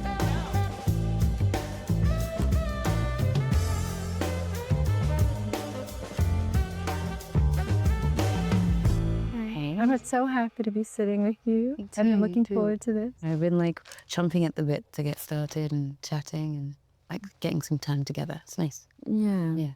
Yeah. I look forward to talking to you away from cameras too. Well, okay. I can't not talk about the joy of this film that you've made. Yeah. Because I know from musical theater, sometimes you look at it and you have a distance from it. It's perfect. Yeah. It's amazing. But you don't feel the truth as much. You don't feel that connection. And I really felt that when I watch your work, but when I watch this work that you did in Wicked, it is a stunning piece. It's a cinematic piece. It's a bigger than life. Yeah. But it felt very honest, and just your work was just exquisite and humble. And Are you I holding felt space, somehow Angie? you just pulled me in Please. past all of that. And it's very much. I'm so excited for people to see it. Thank you very much for saying that. John Chu, our director, sort of took us off track. There were no tracks. We just agreed to sing live on set. Extraordinary. It was needed, you know, because we can't. Ashley, play thank you for the in the 26th moment. March. We can't connect in that situation if you don't have the space to sort of find your way in. You gotta hold it. It's a moment hold to that process space. something that's happened and understand, and it doesn't need to jump right in. So he would give us the space. There'd be silence in my ears, and he'd say, "You start," and the pianist will come in. Oh, So we would start the song with all of that space. Hands touch. So we could even include all the breaks in the voice. If it turns into a whisper, then it turns into a whisper, and then you can build from there. As we work hand in hand, the wizard and I. James, thank you for the I 27 remember months. my daughter when she watched Defying Gravity. And I remember that moment because as a mom, sometimes we watch things and we think we want art to have an influence. And I remembered that moment, and I remembered catching her. Boy, she sure is talking like someone who's a much better singer than she is. Yeah, see, you're just trying to have a hot take to have a hot take. Cynthia Erivo's an amazing singer. You're trying to be a little contrarian. And I felt that feeling of, oh, she needs this, she sees this, she's feeling this desire to know that there's endless possibility and something within her she hasn't discovered yet, and something, this was how I was Bro, even feeling Shabibo said about she it was at that good. moment. I loved it on saying it live. I loved when it came at the end of this film. Live theater is wonderful. Seeing what you've added to this, because now you're able to do what you're able to do on screen. So exciting. Thank you. Just that piece, that particular song, or what it means to you, singing it, anything that you can share. Before I was going to do it, I knew there was like this huge responsibility, because it's such a well-known song and people know it, people love it. But to do it, I really wanted to mean it, She had Because to you can't say rewrite the something like, lyrics. time to try defying gravity, and then to actually fly. So the physical work of it was hard, because I'm in a harness and I'm flying and I'm singing at the same time. So it's so many things are happening, and that was new for me, like to figure out how my Lush body, Puppies, thank you for the my 15 months. brain, my voice would all sort of come together to work as one.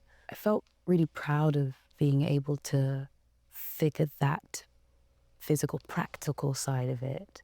But I think the journey of getting to that moment, not just in the film, but the journey I've taken to get to here, being at drama school, 20, putting myself through drama school, finishing at 23, not getting jobs and not really being seen and not really feeling accepted, feeling very odd, very different, and having to figure out how to make my own way through this, because this business is hard. And I also knew that there are so many people who want to feel seen, who want to know that it's possible to exceed people's expectations of them and exceed your own expectations.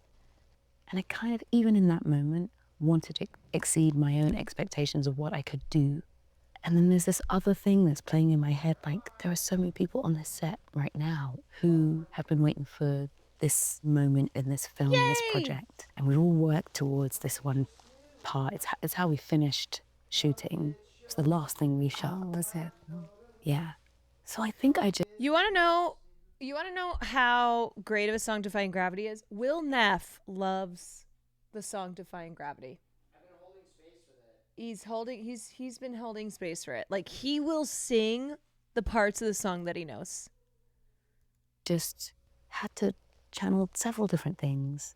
Little Cynthia, who didn't know she could do this, who would be here. Big Cynthia, who wanted to make everyone proud and herself proud.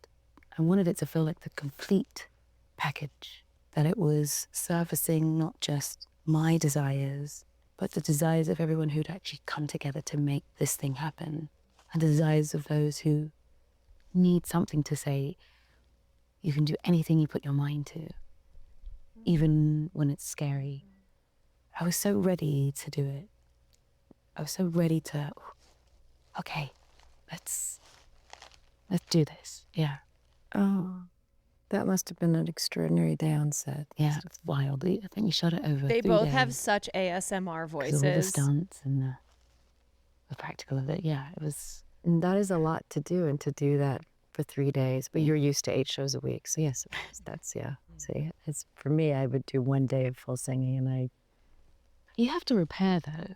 You have to repair. It doesn't matter how accomplished a singer sharpest you are. cheeks, softest That was voices. a challenge, too, because we're up early to just get ready. It took 3 odd hours to... Oh, right. I forget. And you also had green. You're green. See, at the end of the day, you do have to put everything back together again. What was that like, the transformation? And did you... I had this a little bit when I did Maleficent, like on set, when you're in your full, and then you'd run into a child. Did you have that where they're This is the lib echo chamber the hogs have been complaining about. Bro, Ben Shapiro reviewed this film and was like, I love this so much. What are you talking about? Why are you so annoying? What do you mean by that? Lib echo chamber the hogs have been complaining about. Do you understand that you are the exact person that we were talking about that Ben Shapiro manufactures outrage for in the videos that he makes, but that he dropped because he just really fucking loves Wicked, and so was actually reviewing it from the place of somebody who is not just trying to use like bullshit culture words. Actions from children. Well, it would take about 2 hours and 45 minutes to 4 hours, depending on how much we were doing before we got on set. That's a long time. Yeah, because it was everything. So the green, it would be a primer, and then the airbrush would be my whole head. If my hair moved either side, you'd see a green scalp. Right. But there are days where I had full body, so I was green everywhere, and that would take a lot of time. And then you add the detail work, so my freckles. That was such a lovely touch. You know, and my contacts with the eyes, and my hands, and the inside of my hands, my nails, the whole thing. And I wanted to, because I also wanted to see the transformation. I wanted to see someone green. I But there were loved people on the set who'd never freckles seen me too. out I of the agree. green. I'm gonna grab my So when food. I would walk on set, and that would be the first time they met me as Alphaba, and but they wouldn't have met me as Cynthia at all. Oh. Yeah, because I would have to start before we rehearse. So when I would walk out in my own clothes as a green person, as Alphaba. Oh, how interesting. So the shock was always genuine. Yeah. That's so interesting. But I loved that because it meant that when we'd start shooting, You were her. I was her. And they didn't know anything but her. So their reactions were always like, oh my God, it's so... No the, Gigi boy. The staring, the looking, the, oh my gosh, that's great. Because you'd made such a full transformation. Yeah. Oh. And I love that because it just added to the experience of her. And Had you playing. done something like that before? Never before. I've never done anything like it. But I love it. Sorry to be a zoomer. Kind of, There'll be more. I hope so. I'm sure. I want that To play. Yeah. Not you. You. When I watched Maria, I wanted to find out what brought you to the project. What was the thing that drew you in? I'd wanted to work with Pablo Larraín for a long time. I think he's a wonderful director that is very thoughtful about his subject and his work, and he's very sensitive to behavior and actors, but also able to shoot a film. You know, and sometimes those don't always, you sometimes sacrifice one for the other. Yeah. So I love his work. And then he called me. We'd been trying to find something for a while, and he called me about Maria, and I said, you have to give me a few days. And I spent some time and looked her up, and I knew of her a little bit, but I watched a lot of her work, but then I also watched a lot of her interviews. And I think what got me the most was towards the end of her life. There was a lot of cruelty, and she was very unsupported. And a lot of people saying they knew who she was. Right. And I knew that the whole team wanted to approach it with love and respect for her. So Pablo Larraín has a trilogy of legendary, like iconic women in the 20th century. So the first one was Jackie, starring Natalie Portman. The second one was Spencer, about Diana, starring Kristen Stewart. And the third one is Maria, about Maria Callas, a prima donna of the 20th century, starring Angelina Jolie. And he chooses his actresses based on not just like who he thinks will play the role the best because of, you know, their talent as an actress, but who they are as a person. And he gets kind of meta with it. So Natalie Portman was very similar to Jackie in that she really worked very hard to cultivate a perfect image of her in Hollywood. She has been in the biz for a very long time. Like Jackie has been in the political spotlight for a long time. And Natalie, like Jackie, worked endlessly to cultivate that that image of perfection. Her first husband lost his head. Yeah. And then with Kristen Stewart, like Diana, Kristen Stewart was in the Hollywood machine, right? And then she broke out of it. She like shaved her head or whatever, cut her hair, started dating women, started just like really rebelling against the studio machine that had swallowed her up for a long time. And very similar to how Diana rebelled against the royal family, that like she was not going to be contained by them. She was not going to follow their rules. And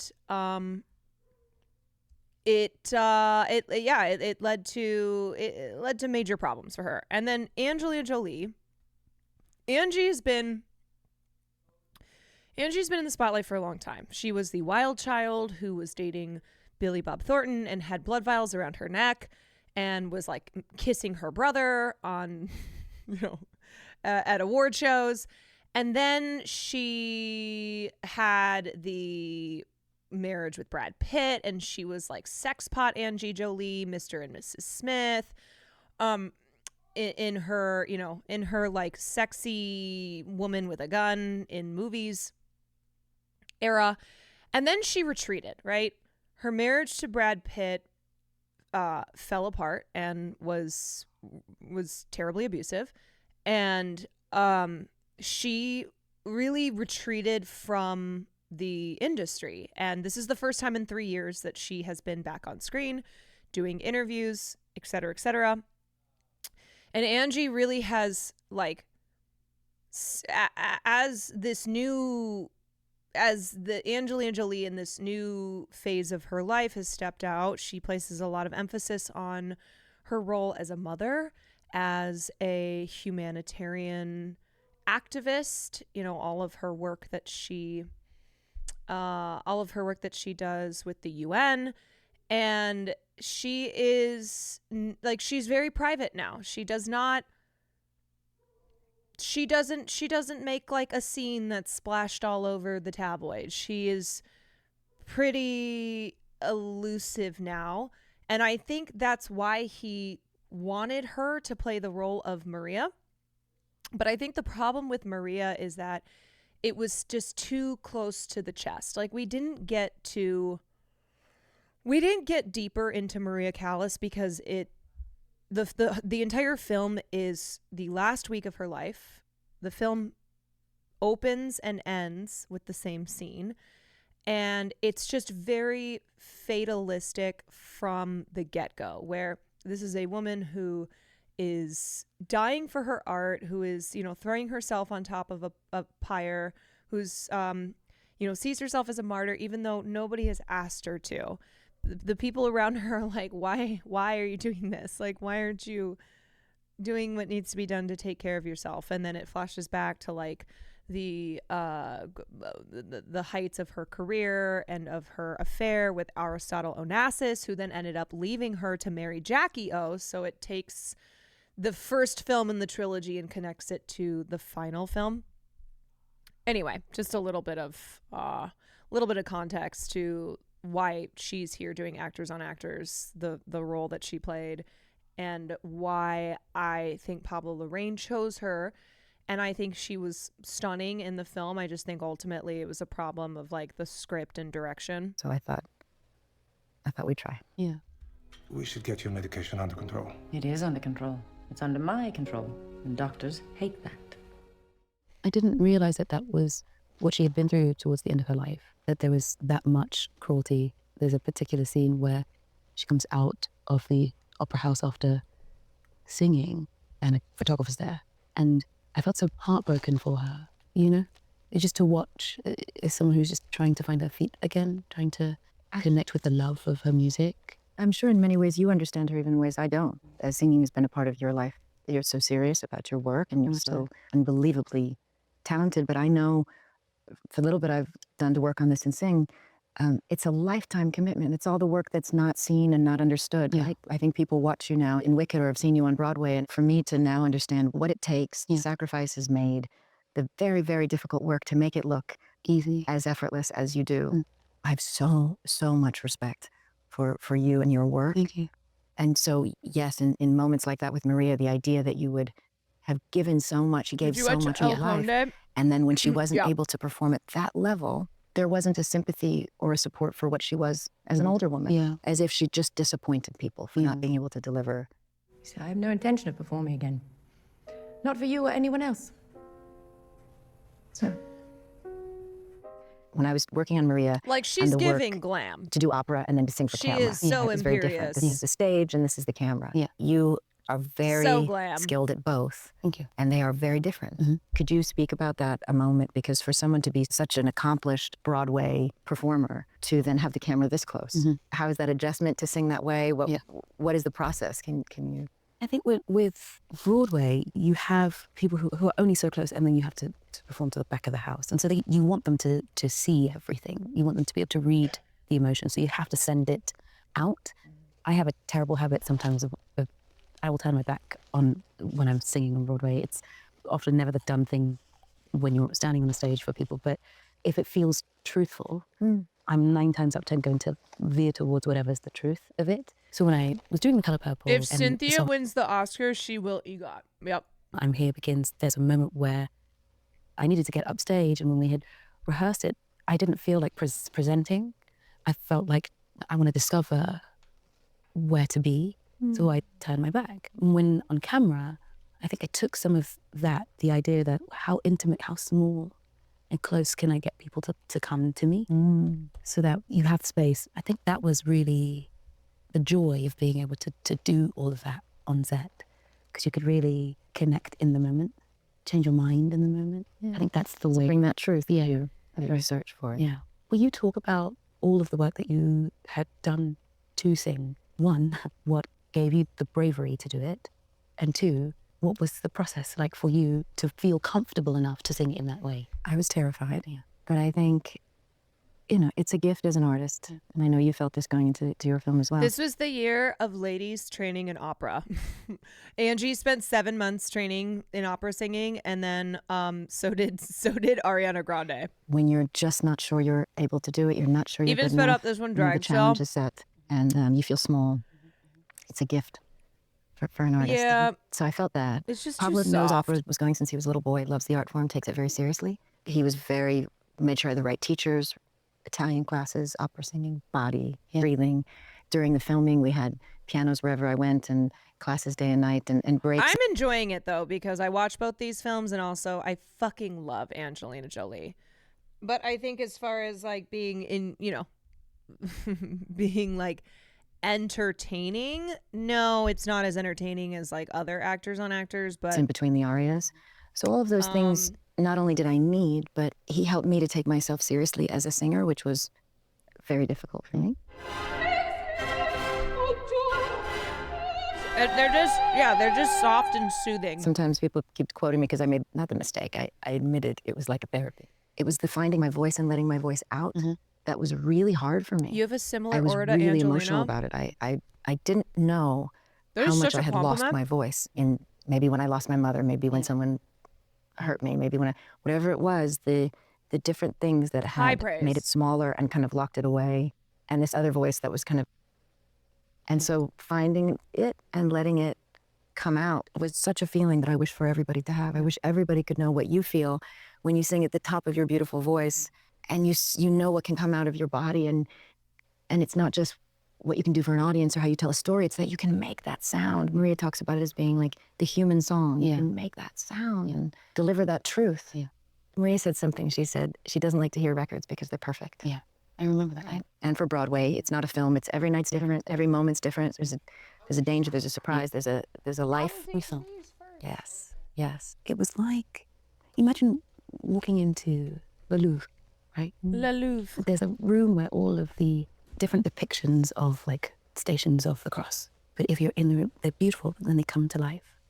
It was like watching a live painting. It was really, really beautiful. All those moments, those intimate moments in the house. And she's just walking through the house. And I just felt like I was, with her, with Maria, in her everyday life. I think there's this wonderful, fearless way of, she never feels sorry for herself. Thank you for noticing that. Ever. And I think that's what breaks your heart, because she's still fighting. And it's really beautiful to watch that, because we don't get that very often in our women characters, and there's bigger than life women. We want them to falter a little bit. Somehow there's a push to, you're a good woman if they're apologizing. Right. I think you know this as a woman. I feel you have this. It's that I think some people see it as just strength, but it's not. It's a It's holding your grace. Yeah. As a Holding woman, grace and it doesn't holding mean you're space. not suffering. It doesn't mean you're not all of these things, but you're not leaning on the self-pity. And sadly, that comes from a lot of people who never got love. You don't expect. Right. Maybe this is something similar about our characters, right? Maria. Again, I think what frustrated me though watching this film was that Maria felt like such a self-martyr, and she spends all this time just, really forlorn looking and like accepting of her failing health and death in a way where it's like, but nobody asked you to die for your art. And you're also like you haven't performed in 4.5 years, but it still presents her in the film as like this artist. Like her decisions are based around her still as an artist. It's like, but you have not performed in 4.5 years. And it was like watching this woman who, yes, she has experienced, trauma in her life, and a lot of it they didn't get into because the biopics of Pablo Larraín aren't really interested in the facts of the titular character's life, but more so a like psychological portrait of a moment in their lives. And I just kept watching her and like wanting to shake her. Yeah. Just wanting to shake her and be like, why are you so intent on being like, this is how it is. And honestly, like the narcissism of Maria Callas, and Maria Callas was a narcissist, but in a way she earned it because she was La Diva Divina. She was the greatest soprano of the 20th century. So she got to like be this diva, but Maria Callas, not La Callas, not La Diva Divina, Maria Callas, who the film is focused on because it's the final week of her life,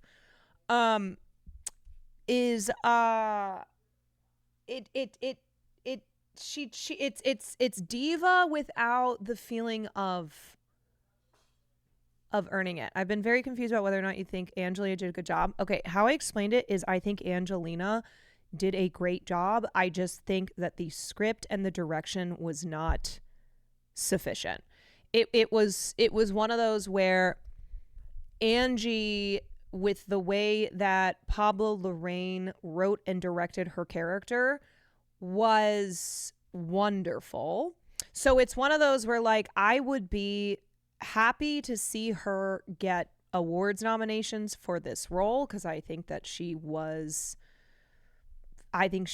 fabulous, but I just ultimately felt like the film was that the film fell short, that it was a beautiful film, but it was lifeless.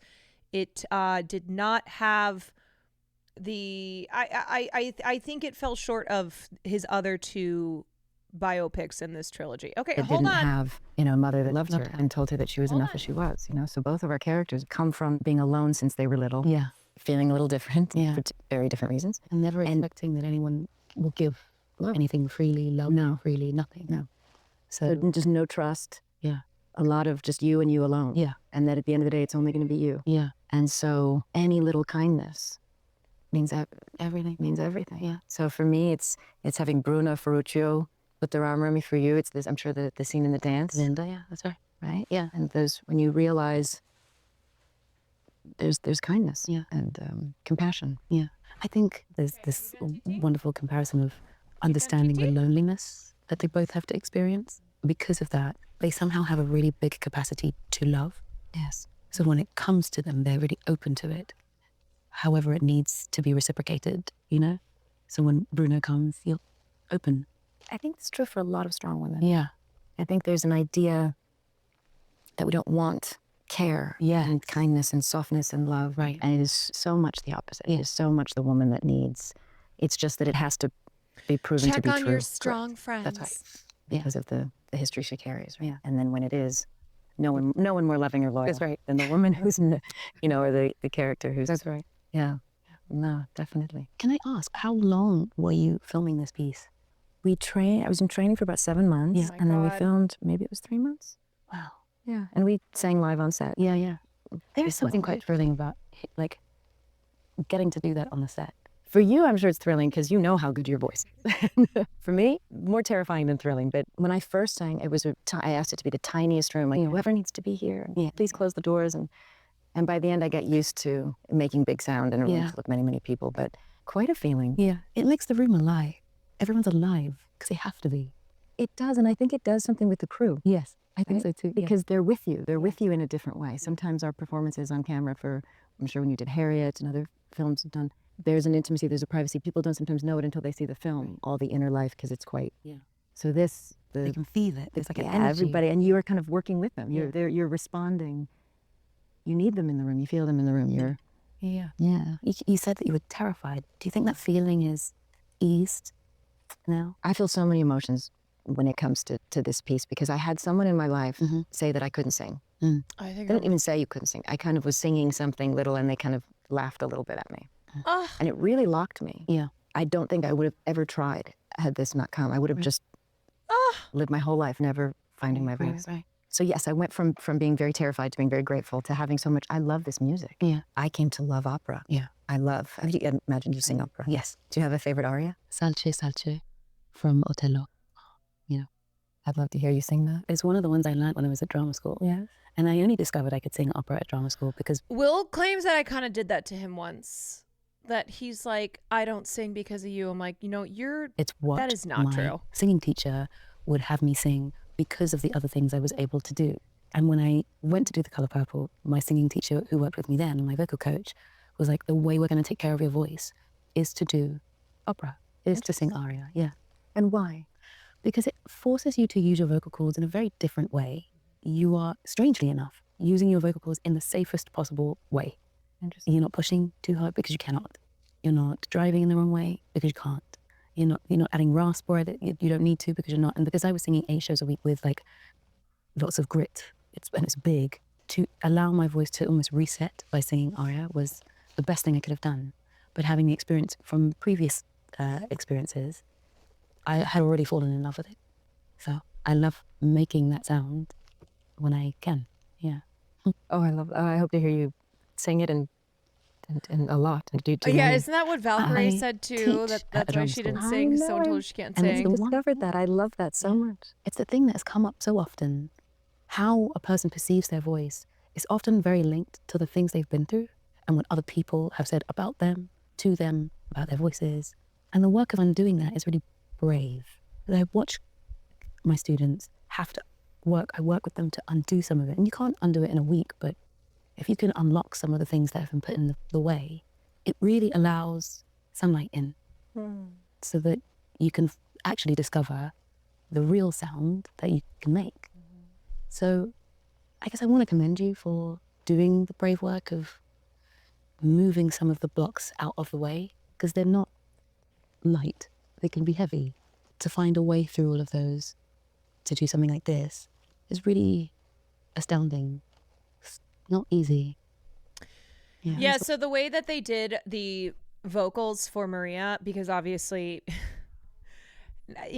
not even a trained opera singer could emulate Maria Callas. There's a reason that she is called the greatest soprano of the 20th century, but they took Angie's voice, so she trained in opera, and they blended her vocals with Maria Callas to varying degrees. So on the in the flashbacks of her, very, very famous performances, it's mostly Maria. But in present day, because she basically lost a lot of her control and the power in her voice at the end of her life, that's when more of Angie's voice comes through. And it's funny though, because those are actually like the moments where she seemed the most connected to it, because it was less just lip syncing and actually was more of her voice. A lot from you. Not easy. Thank you. Yeah. What are you working on now? Or nothing, just this. And music. Lots of music, yeah. But this, we have your own personal music that you write, and that's right. That's exciting, yeah. It's been and I was doing it whilst shooting. Oh, yeah. It was always really helpful, interesting. What if it's defying And do you gravity? write often? Is that your process? Is it like like some people journal? Do you? I journal and write songs. The songs I write, and I'm old school, so I write pen to paper. Not yeah, I like the feel of it. Yeah.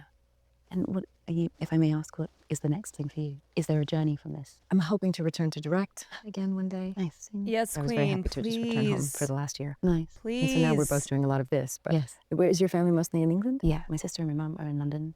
I have friends there as well, but friends here as well, which is nice. Everywhere, all over. I want to ask, when you wrapped on Maria, what was that last day like? My last day was her death. Wow. It's hard, when you play, and you've done it, until you play a real person, you play Harriet, I'm sure you feel so responsible to that person. At some point, it's not a film, it's not about art, it's not about you, it's you connecting with this other human being that suffered. And it was a very heavy day, and I had trouble because I'm not a trained singer. I couldn't figure out how to cry and sing at the same time. I never thought I'd have that problem. But it's interesting when you say that to sing opera comes from a different place. Yeah. Because I think that is why it became so emotional, because singing was one thing, but how opera comes through your body. Yeah. Which then did make it possible to sing and cry, because it was somehow, it was just being so open. Yeah. When I studied acting, the Strasberg and the thing where it's just the relax the body, relax the body. So it was, I had to remember that, just try to relax. Yeah. Let this huge sound and feeling come through you, but it doesn't work if you're starting to push it or tense. So I found that challenging and emotional, and my director picking me up off the floor in the last shot, and it was a lot. And I still think about her during this process. Yeah.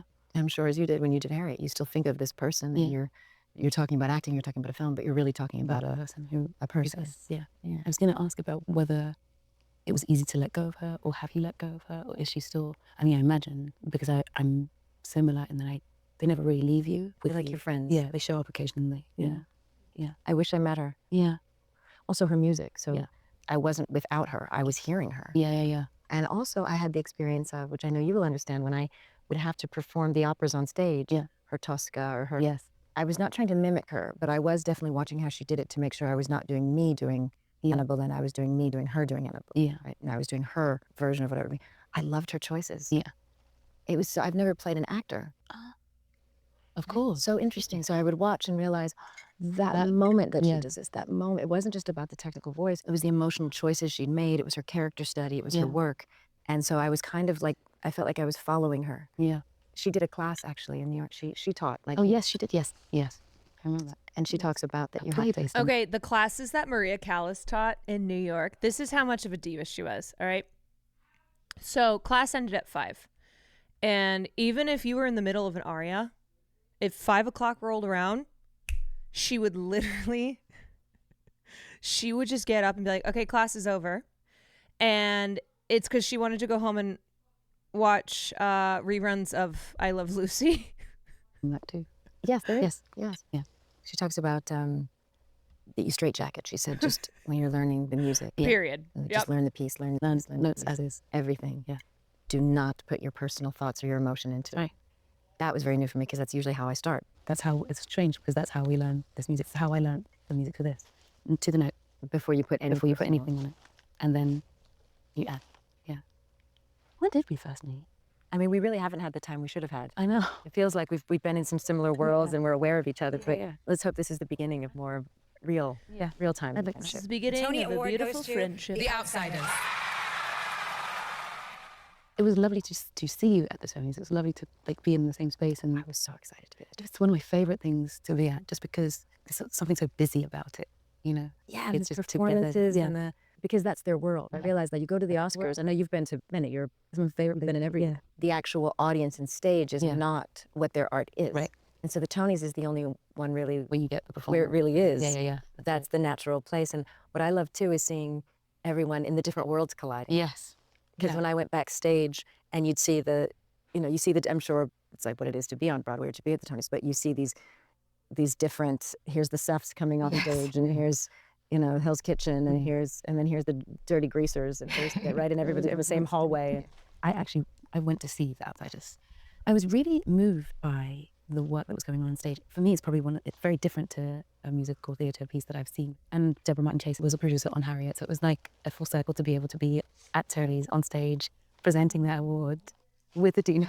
Oh, I know how excited everybody was So that it was that you presented the Tony. Everybody was talking about that was like the cherry on top. Like it would be from you. That was just the worlds colliding. That was just such a gorgeous universe that would happen, you know? Yeah, it does. And so many, and really the work, there were so many people in The Outsiders. It's their first time on Broadway. Oh, and I want to you see it so both know what that is. So badly. for them to be welcomed in the world, to be seen by those who really understand how they're working and the process. And I know for so many of them, it felt like a really warm embrace. And they're all so young, and I know it meant a great deal. Yeah. I'm so happy I had the Yeah, experience she to was a see what it producer was on it. And to it make won, a musical, to produce and work on a musical. It is, I don't know it if I won have Best that Musical. stamina, at the I have that Tonys. ability. It's extraordinary. So I can really say, I'm really in awe of a talent like yours and what you're able to do. I feel I can do a few things as an artist, but I can't do what musical theater people can do. Well, thank you for saying that.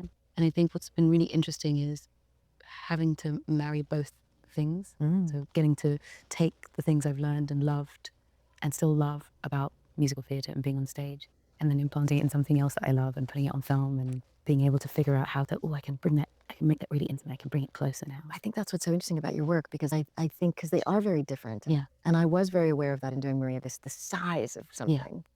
And the intimacy, and that you really have to be a technician to really understand the different ways to connect and use your body. Yes. So that's why it makes so much sense to me that you would turn your back sometimes and you would find your truth even on stage, that you're not afraid to find that in whatever way you're working. Yeah. That's what leads you, not the acoustics and that makes a lot of sense. Yeah. And I think for both of us in these, and I only thought about it just now, I think we're both having like a first time experience. It's true. Which is really cool to still be able to have that. We have both are very lucky to have these moments to be able to do. Yeah. I hope we get to do more.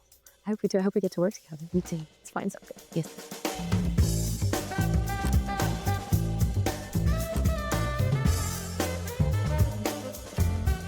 Ba-ba-da-ba-da.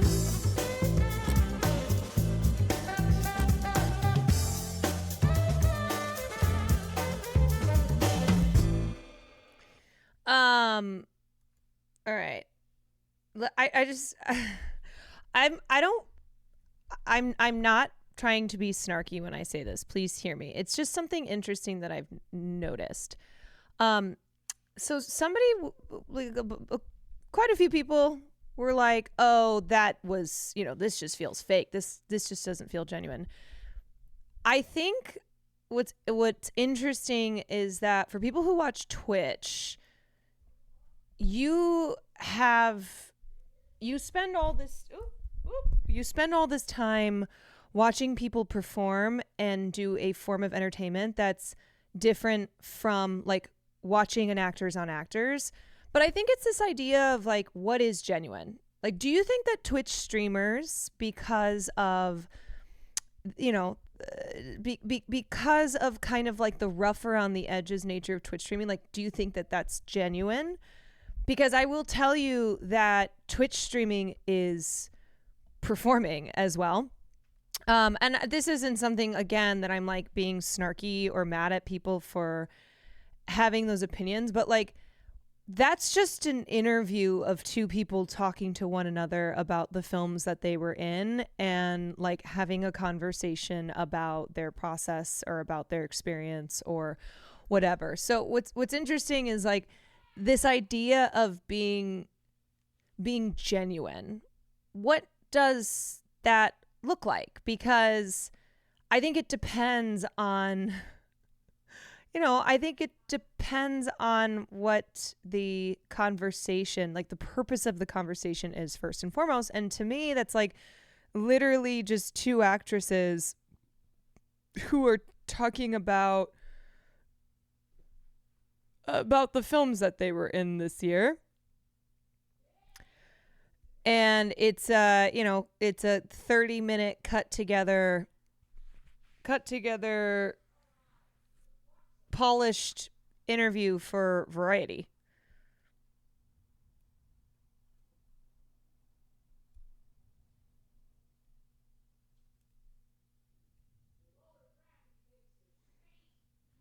But I just am I'm curious by it because I think like there are people who feel like they can't engage with something at all if it doesn't strike them as quote unquote genuine, but I just wonder, like, what does that mean? I think it's more that their body language was weird and they, mostly Angelina, don't want to be there. Okay. we're doing body language. I mean, look, you people get to have their opinions on things. I just am like, I do think the internet has done something to our brains. And I'm not saying I'm not directing this at anyone in particular. Yeah, that's fine. That is your opinion. I am trying to point to, though, that I think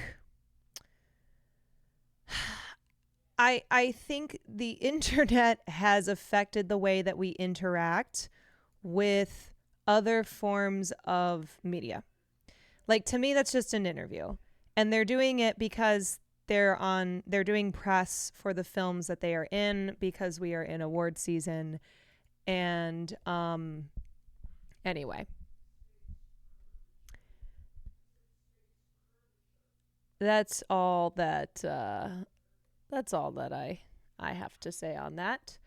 But I know every time at this part of the year when we do the actors on actors or directors on directors, or get more into like watching content that is people talking about art, that there are always people who really don't like it.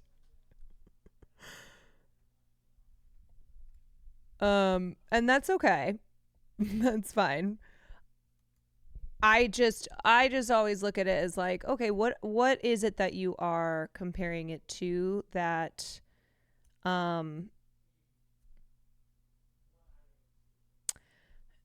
that has you feeling a certain way about like authenticity and genuineness, and why that needs to be something, like what that looks like, and does that have to be so apparent in everything that you see, or else there's no interest in it.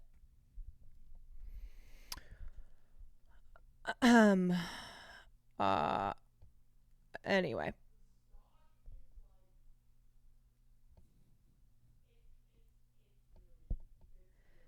Yeah, I think they're just like, I think they were just talking about their movies. What I will say, I don't think it's like my favorite conversation I've ever seen on actors on actors.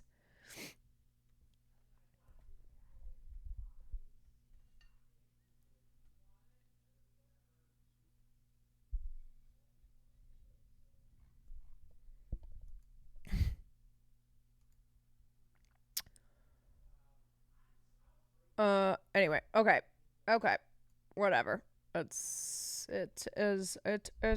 is time. Time is it? 8:46. Hi. Let me see how she's. Hello. How we doing?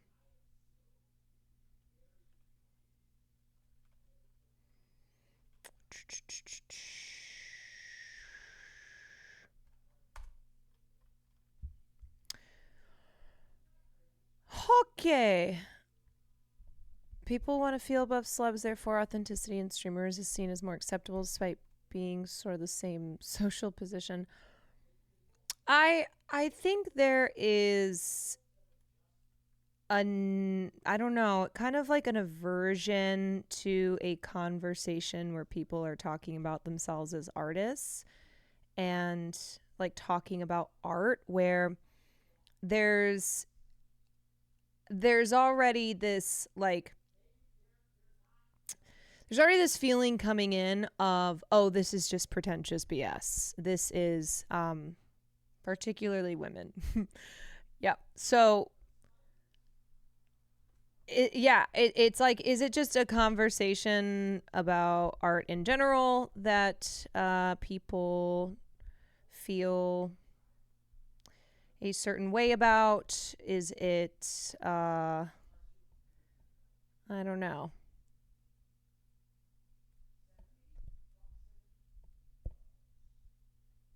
We should watch that gayer one with O'Connor and Craig after you watch Queer. Oh, we will watch that. Yeah, we'll watch most of them. I just am spreading them out right now. All right, I'm gonna give her a call. Hi, hi, hi. I think both their energy gives regal, which might be misinterpreted as disinterested, but we don't know what their state of mind was. Yeah, it's also like, it's not that I'm feeling like protective over or sensitive over that interview. It usually is every time we watch an Actors on Actors, and so I'm kind of just looking into more broadly why people don't like conversations where two actors who starred in big films that year are talking about their experiences with one another. Okay. Let me hold on.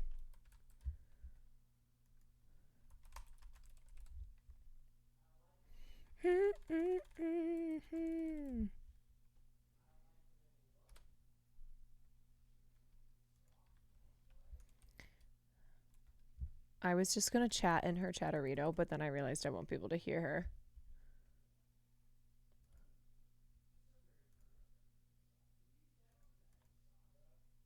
Okay, I'm calling her again. I did say 8:30. Yes, I did.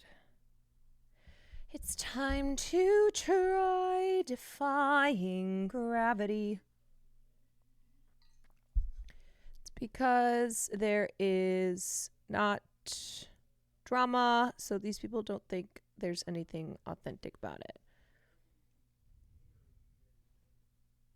Why does she keep hanging up on me?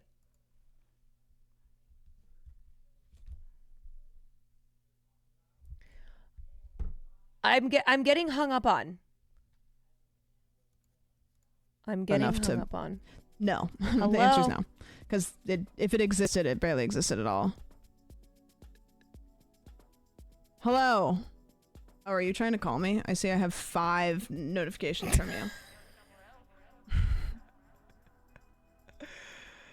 I thought Oopsies. you were sending me to Oopsies. voicemail. I swear to fucking God if you... I thought you were sending me to voicemail. No. Yes. Well, I was. I couldn't, there was no noise. Why? I thought you were going to come into my chat and say, your let me ears have been know. blown out from Wicked? No, Is that why you it was couldn't so hear? good. It was good. It's time to try defying gravity. Did you notice that the girl that was to my right was having like a spiritual experience, and she was holding back for every, like, you can't see me right now, but she was like emoting, like she was like Fortnite emoting, basically. Really? Trying not to like she was trying to not be the person that sings in the theater, and because of that she was holding space for Fortnite emotes. Did you see the girl to my left was sobbing? You mean the girl to my left, which is you? No, I was not sobbing. The girl to my left was sobbing from the moment the film began to when it ended. Yes. You didn't hear her? No. I thought that was dude. you. No, I kept looking over to you to like just check in and make sure you were okay.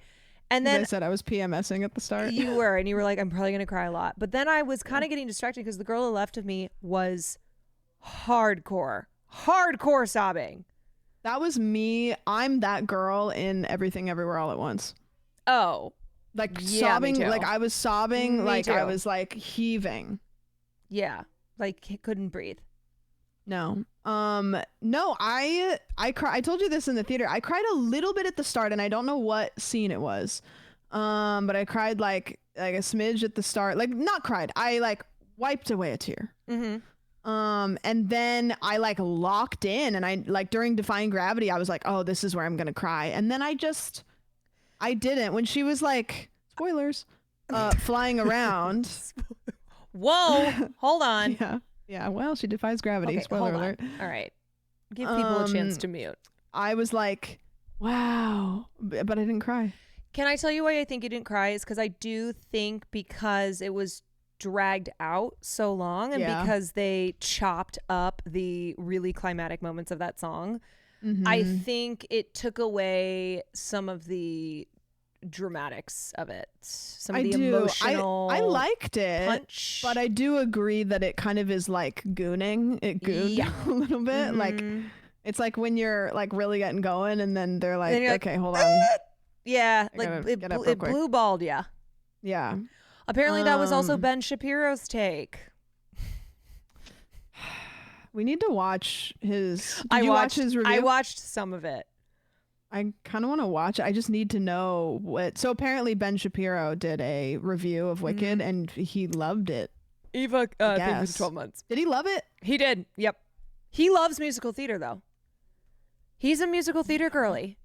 We came to an agreement that there is some phenomenon in Hollywood where when people get rejected from doing big things, they just go far right. Yeah, it's the failed screenwriter performer pipeline to like all right wing grifter who screams about it's something about the failure, about like liberal woke Hollywood.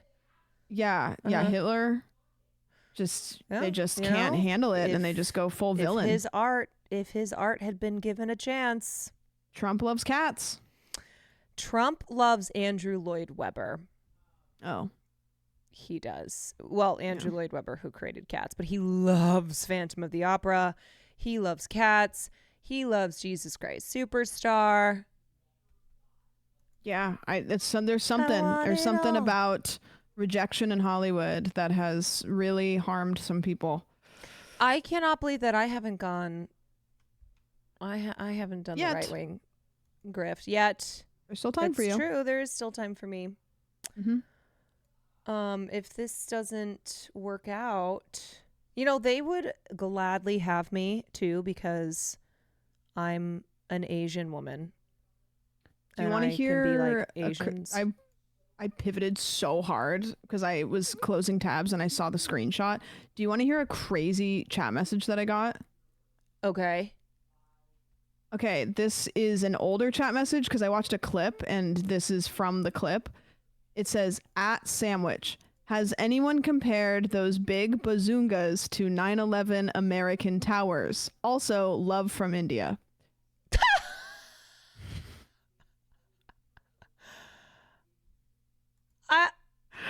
Has anybody? She laughed so hard her mic just cut out. And well, that's a good question. Has anybody? No, nobody has. But I'm glad that. Wow. Somebody finally. Okay. Gave me the credit that I deserved. Did you say hi back? No. Okay. I think I have the word. Rude. This is terrible. I think I might have the word India banned in my chat because there was a point in time where I was getting the most just horrendously like vile messages in my chat, and they all would say something about India. So I had to ban it because it was the only way I could stop the messages. Which feels terrible, but like it did stop the messages. It's because you don't for a want while. anyone from India saying hi to you. Yeah. Yeah, I guess so. Also, can I just say something? Not really related, but have you ever had this experience where you will see somebody in my chat that you know is banned from your chat? Because I have definitely seen that in your chat. I'm trying to think if I have seen that before. I don't know because I don't usually like remember, except for. It takes a lot as a chatter to be remembered. I think I'm going to be honest with you, I think if I really paid attention, I might. Mm-hmm. It's not all of them, but it's always the ones where it's like, oh, this one caused a lot of trouble. Yeah. Just tell my mods. They love it. No, I think it's they funny. want the tea. I you know what we think should do? funny. We should make a little group chat of your mods and my mods, and they can just like have a little tea time. Be like, you'll never believe what this person did. It's just a funny thing because I'm imagining it where you're like, okay, I got banned in that chat, so I'm just gonna, play it cool. I'm just gonna be like chill, and then inevitably they will not be chill. Like that's the thing. That's the thing about I love chatters. when people okay? get banned, and then I don't know if they fixed this, but it used to be if you got banned in a stream, you still raided into wherever they raided into. Somebody like there's so many times that I'll raid somebody, and somebody will be like, "Hey, can you tell Sandwich to unban me?" Unban me. Like, I'm going to just tell you guys this across the board. If you go into like a person's chat and say, can you help me get unbanned from this other person's chat? Definitely you do will it. never get unbanned, and you'll probably get They will unbanned. You'll get banned absolutely there do too. it. People do it though. Like they'll go in and they'll be like, that bitch Caroline Kwan. I know. The funniest is when they'll do it about Will. They'll be like, why am I banned? Because first of all, Will's mods hardly ban anybody ever. So if you get banned in Will's chat, you're It's probably bad. a Nazi. Yeah, like it's like probably like an something bad. obvious apparent not like it's got to be really really really egregious. Yep. Yeah, you got to be real naughty to get banned in there. And so when they come in here, it's like, okay, let me just say, if you got banned in Will's chat and you think you're gonna survive in mine, Yeah. Will's that's the easy one, okay? Will's yeah, the or one, I love when somebody. This is another way to never get unbanned. If you get banned in Twitch and you don't put an unban request in, but you go on every other social media platform to ask why you got banned, you're not getting unbanned. So if you go into like the Discord general chat and say, why am I banned? You're not getting unbanned. Yeah. like don't do it that way. Yeah. Somebody in chat mentioned when they come in here and they say, Caroline, you're pretty boring and I don't like you that much, but Will's not live. I'm like, oh, that's crazy.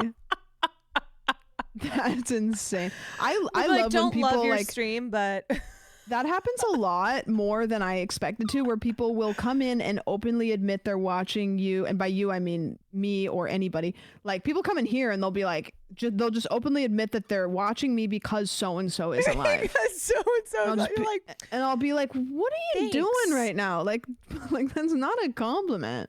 Yeah. Or they'll be like, oh hey, this has been fun, but so and so just went live. See ya. Yeah, or people who get timed out for something and then come back and act as if they have been so greatly wronged, and then they just throw a fucking fit. I love when they will get timed out for something. Like they'll say something shitty and the mods will be like, you know what? I'm going to time them out for like 5 seconds because they might have just misworded. You know, they might have just misworded. I don't know. And then they come back and they call the mods like a bunch of fucking cunts. And then I'm like, okay, like, what? Okay. They're like, listen, the first thing you said actually wasn't even really that bad, but now I'm not defending you.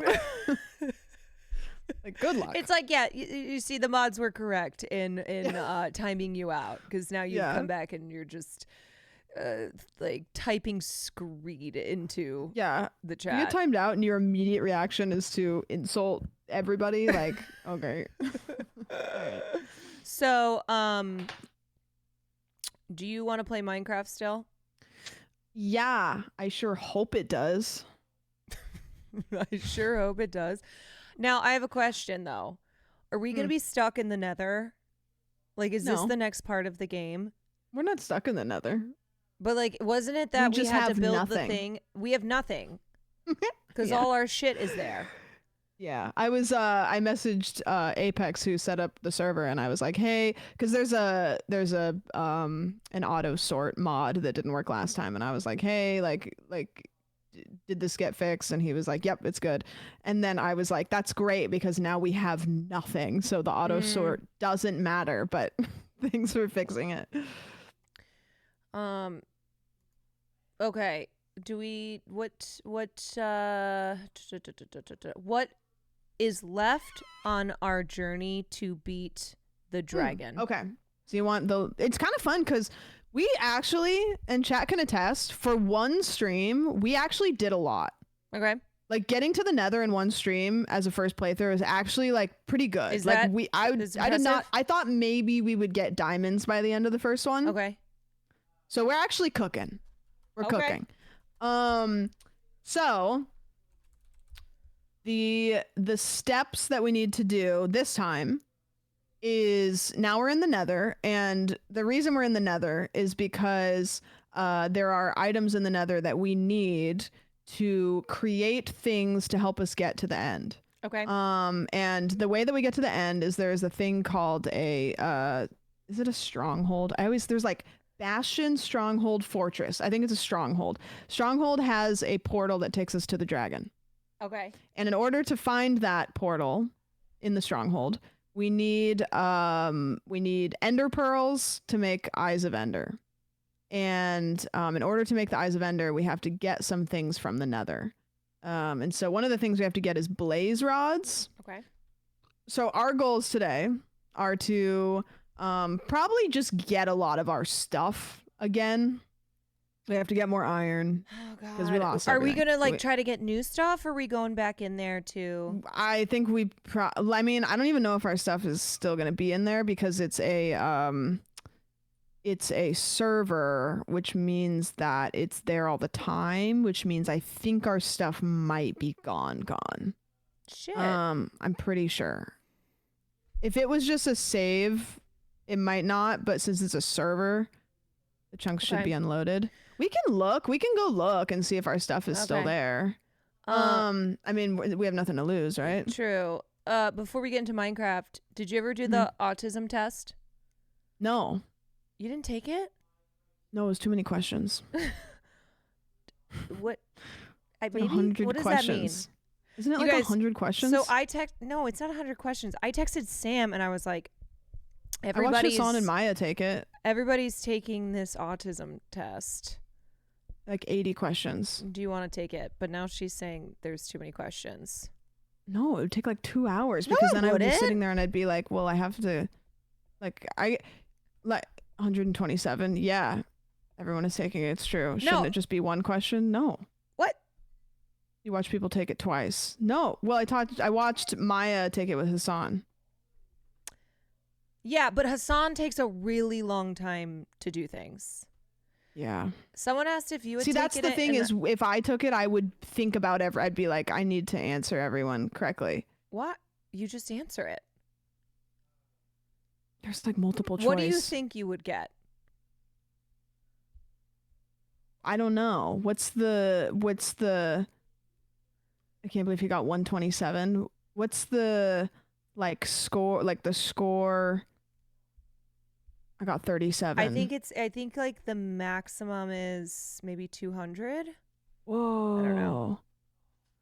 I think anything As someone above who's 65 autistic, it taking that long mean you'll want to take it. I think any above 65 is an indication that you're on the spectrum. Oh, see, when I watched him take it, there was a lot of Max is questions 270, that I was like, oh, big time. Like a lot of the ones that I was like, were interesting for me. Like when I was watching him take it and I was watching the chat, there was a lot of them about how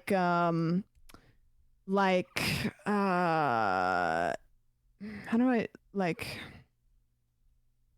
do you miss people, or do you miss your friends when you're away from them? And chat was like, yeah, and I was like, you no. don't. I know. I was like, I don't miss people. I know you don't. And I was like reading the chat and I was like, interesting. Yeah, but that's only one question. Yeah, that could be an ADHD thing though too, is what I've heard. I think so because Will has the same thing and you guys are both ADHD. It's so hard to explain because it's like it makes people feel bad when you say it, but it's like I can recognize that I enjoy being around people and I'm not around them at the moment, but the longing, missing, I miss this person, is it's a different emotion. I don't really necessarily feel it with friends. I'll feel it for family and then my partner, but friends, I don't know. Yeah, that Will does not miss people either. Yeah, and I've never really, and also I have a hard time with empathy too. You have a hard time with empathy? Yeah. I would be very curious for you to take the test. We could take it. Chat, what do you think? I don't think it'll take that long. I think you just, boom, boom, boom, boom. Mm-hmm. Just, I'll take it. you don't think too hard about it. Okay. I'm gonna close this because it's playing music. And Yeah, I don't wanna you could do pause it in under 10 minutes. For sure. Yeah, sure. Yeah. Okay, guys. Because I think the point is that you don't want to take too long. Yeah, we'll take this. Chat, don't be assholes. Do you want me to take it too while you take it? And then we'll No, mute because I want to and come discuss each back? answer. Let's do okay, unless you want to not do it, how about I take it and then we discuss how we would both answer it while I'm taking it. Okay. Is that fair? Well, because I want to hear how you feel about each one too, because you and I are just different. Because I just want to, Okay, well, I'll fill mine out as you're going along. Do you want me to tell you what I am? Oh yeah. Let's both do it at the same time and then just discuss our answers. Do it for the podcast? I don't know. I kind of want to do it right now. Yeah. I also think it'd be easier to do it now because you could see what we're doing visually. Does anybody have the link? Yeah, what Soup said. Also, this is not a diagnosis. This is a whatever No, Caitlin this said. is an what Caitlin official said, and then what diagnosis. Soup said together, and This is official. This is official. Autism test if we're playing Minecraft is some interesting Rats. framing. That is true. I think the thing with Hassan is that he's always pretended that he's not on the spectrum. Come on. I know. So when he took that test and, again, it's not official. Yeah. It's not official, but. Okay. All right. I have mine up. Okay. Do you ever do this thing where you just if you have your AC on, it gets too cold, and if you turn your AC off, it gets too hot, and if you turn it on halfway, it doesn't do anything? I like that you're saying this right before we take this test. Should I stop talking before I take this test? No. Okay. Wait, let me grab water. Hold on. Should I just stop saying things?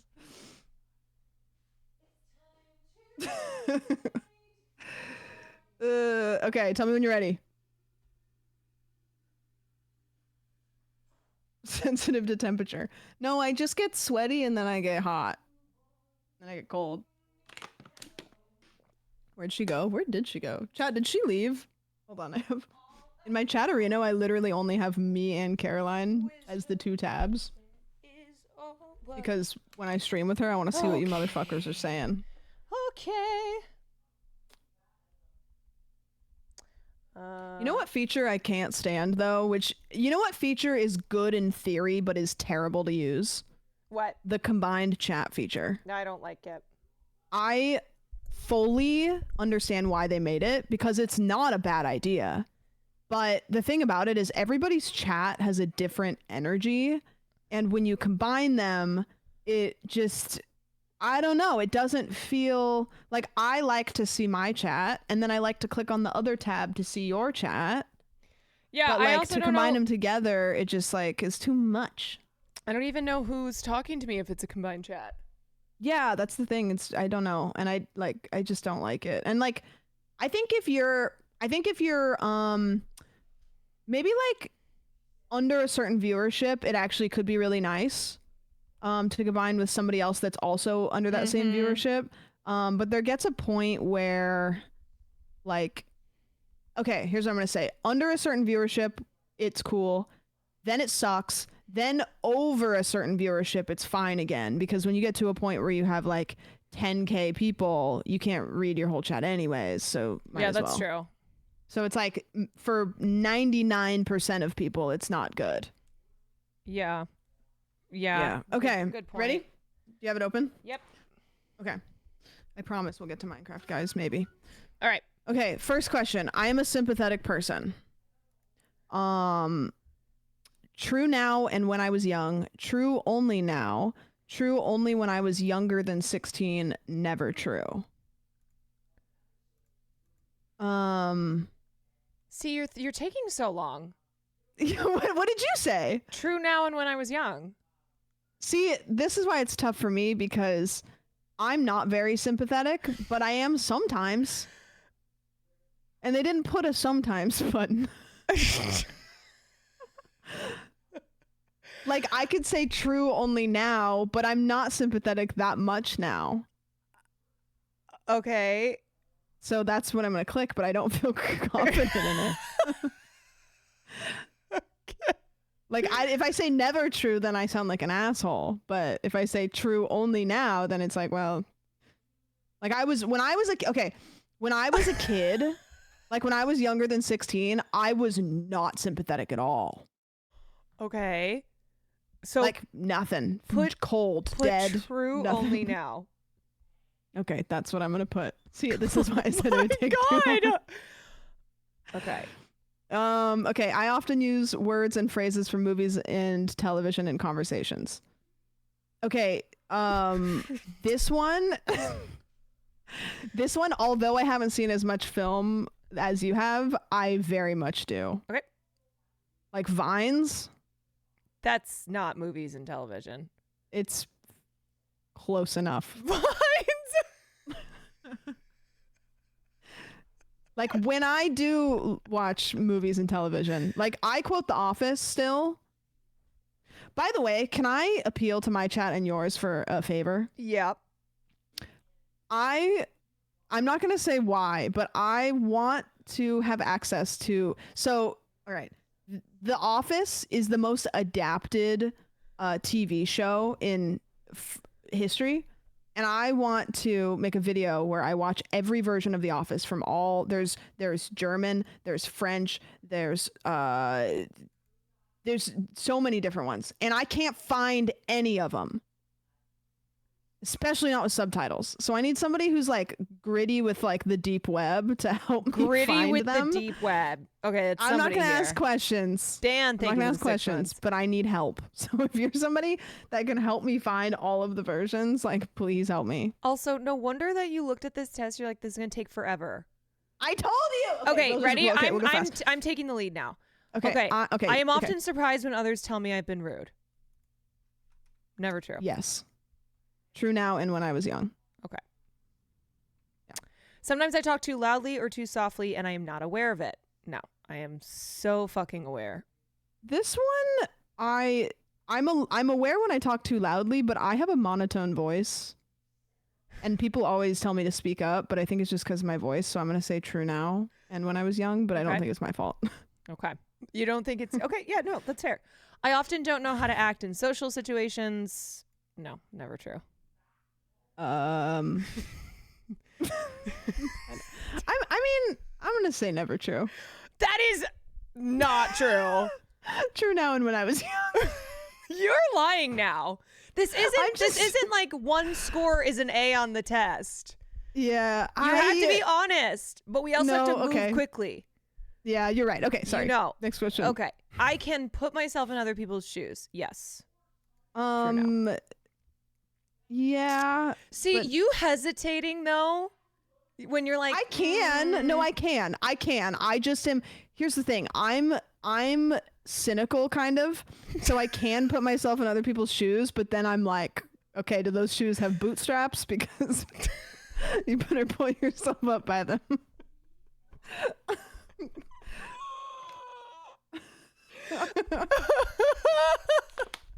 All right, put an answer down. I did. Okay.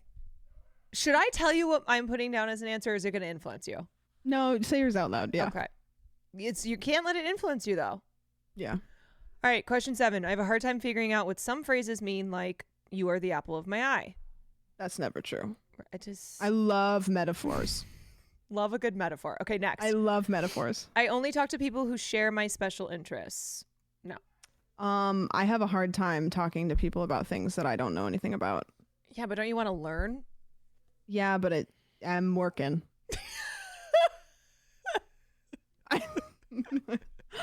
Like, okay, I put A. Okay.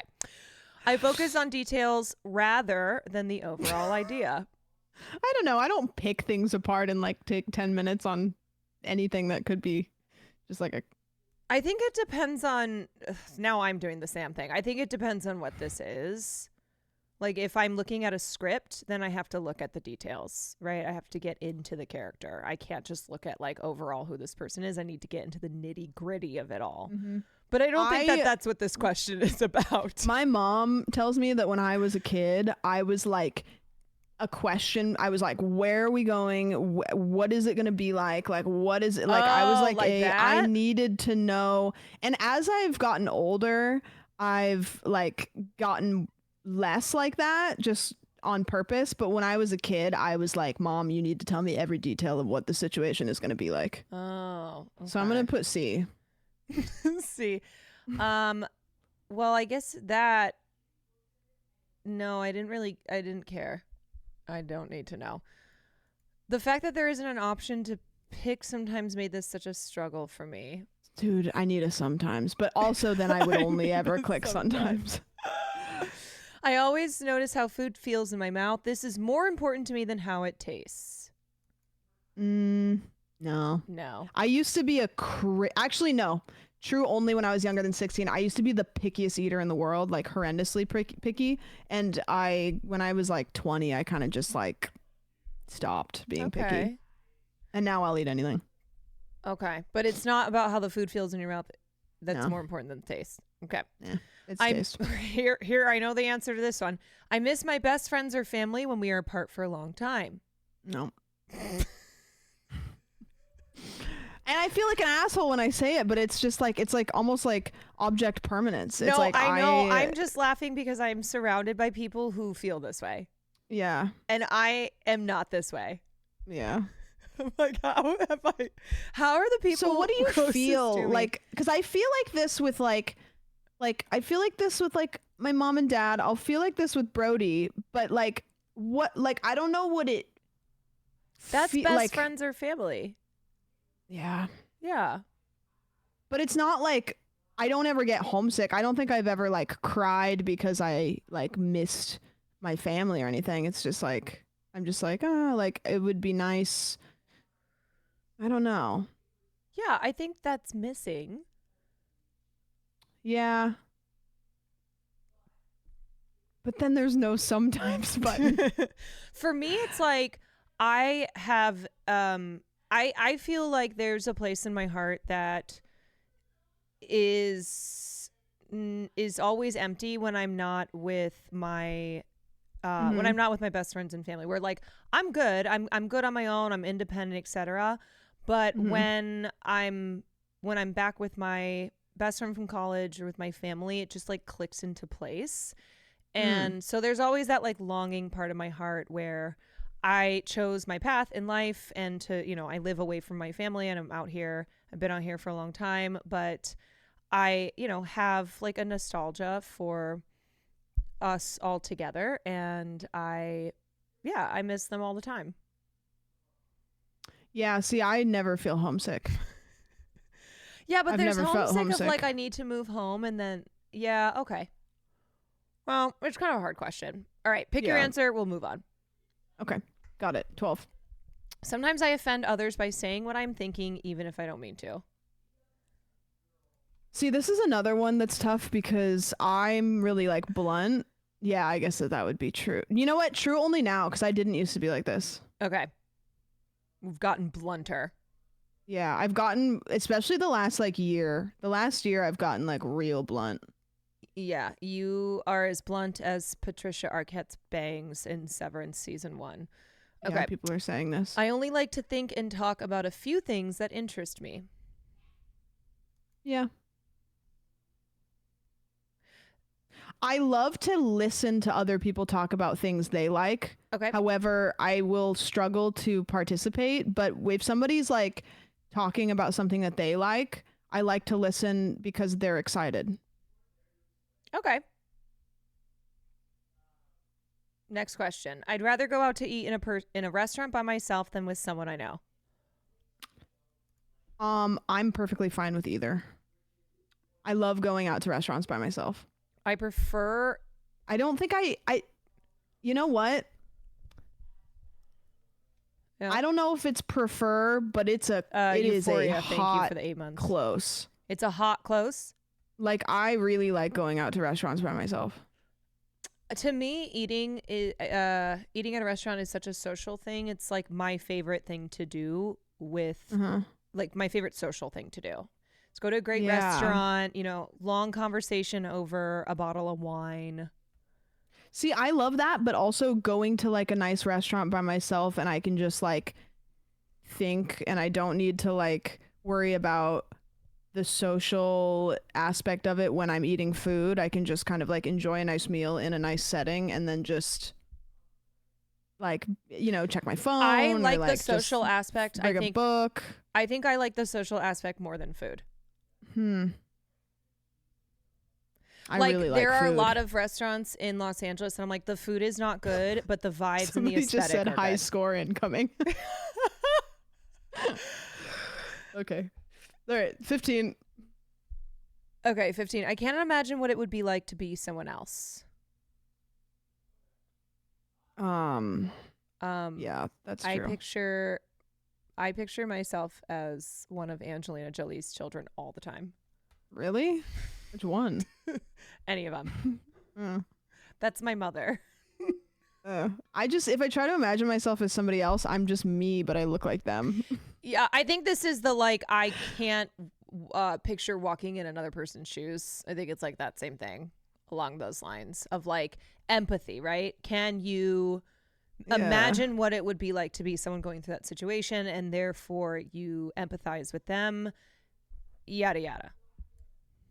See, again, this is a hard one because I feel like I do a pretty good job of like understanding that other people think about things differently than I do and kind of being like I can understand why you think about it that way and what has led you to perceive a situation like that. But I don't know. I think if you're sometimes like you pick either the true only now or I'm going to say never true actually. No, Okay. I'm going to say true only. No, I'm going to say true only when I was younger. Yes. Okay. That one. Okay. Okay. Yeah, okay. I have been told that I'm clumsy or uncoordinated. Hi. Yeah. Are you kidding me? Like, hello. Okay. You look at me when I'm not moving and you know that I'm about to knock some shit over. I feel like this to me is like a kind of an athletic related thing or no? I don't know. It's not because like I spill my water on my computer. Yeah. You're athletic though. Right. Like You're- I'm reading. I read this. I mean, everybody knows themselves, but you don't give clumsy. Yeah. It's a day-to-day thing. Yeah, mine is okay, all right. Yeah, we can't overthink it. We just have to put an answer and move on. When I tell people I did sports in high school, they will literally They're shocked. like laugh. Yeah, like hi. Yeah, you're like, hi. Okay, 17. Others consider me odd or different. Yeah. Really? That others consider me odd or different. Really? I don't. People do say often they're like, Sam, I thought you hated me, or they're like, you are very monotone. They're like, constantly you give across... get people telling other people that they thought that I hated them when I met them. Is that considered odd or I don't know. Put an answer I don't down. know. I think I just have RBF. And I'm monotone. Oh yeah, true. Okay, wait. True now and when I was young. Caroline is lying on this. I don't think. No, this is not lying. Others consider me odd or different. Like you guys, being a theater kid is not what this is talking about. Like odd or different. I'm interpreting this as like, I hate to use this word, but weird in like a something's wrong with that person. Like, I think that's what this test is. Like, less quirky, more like odd. Like a loner in high school. I don't know then, actually. I don't know then, because it's like, what kind of quirk factor are we working with here? Like, what I'm thinking for you is that people thinking you have resting bitch face. I don't think people look at you and they're like, something's wrong with Sam. Yeah, like in a crowd or a party, I think you both are normal, wouldn't be considered odd. Jughead from Riverdale clip starts playing. I guess never true. Different then. in a way that's not guess... appealing to other people. That's how I'm reading this. Okay. Right. I understand when friends need to be comforted. That is not my specialty. You don't like doing that. I do not like doing that.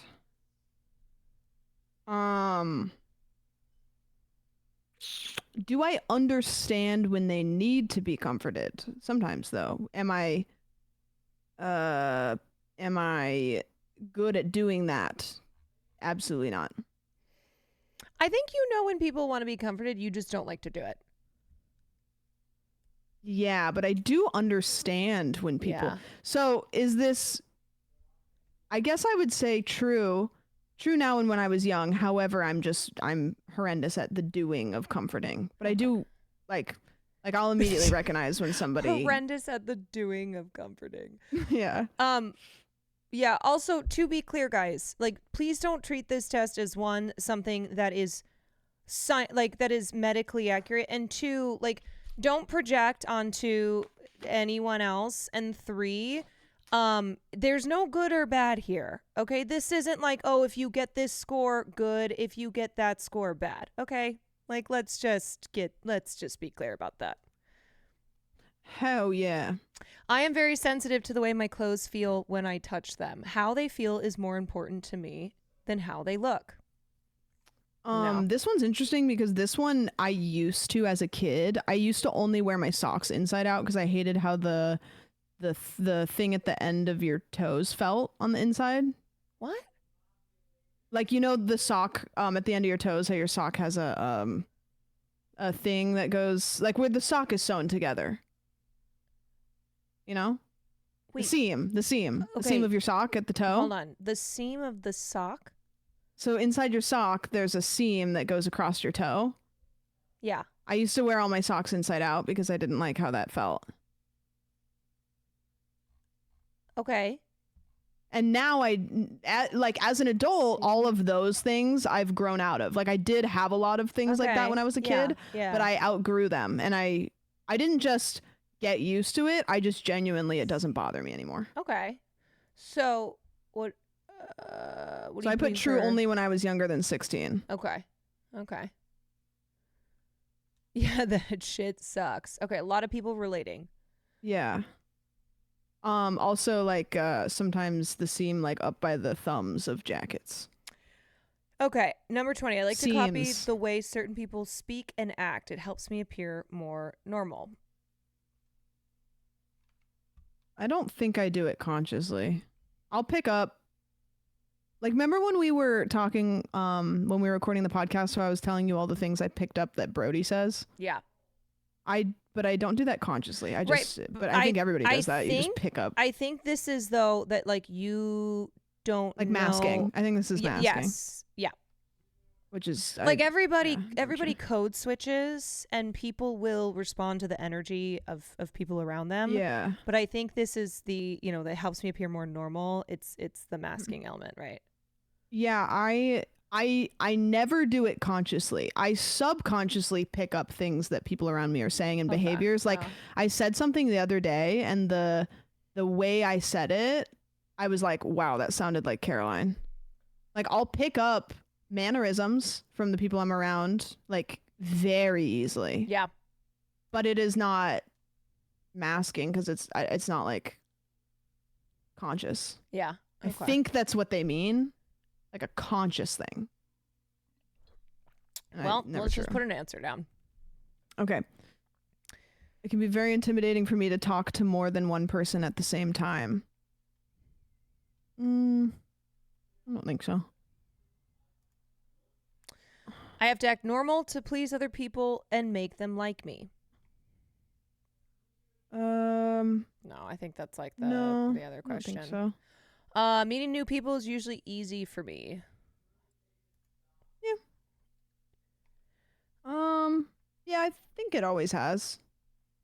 I've always like enjoyed social situations. Yeah, I would say that. I can get burnt out really quickly, but I've never been like, fuck, I don't like want to go meet new people. Like, you know.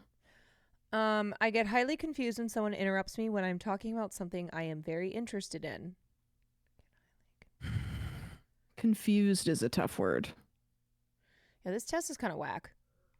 Yeah, some of the phrasing is hard. I don't get confused, but I get if I'm talking about something and I get derailed, it's GG's. No,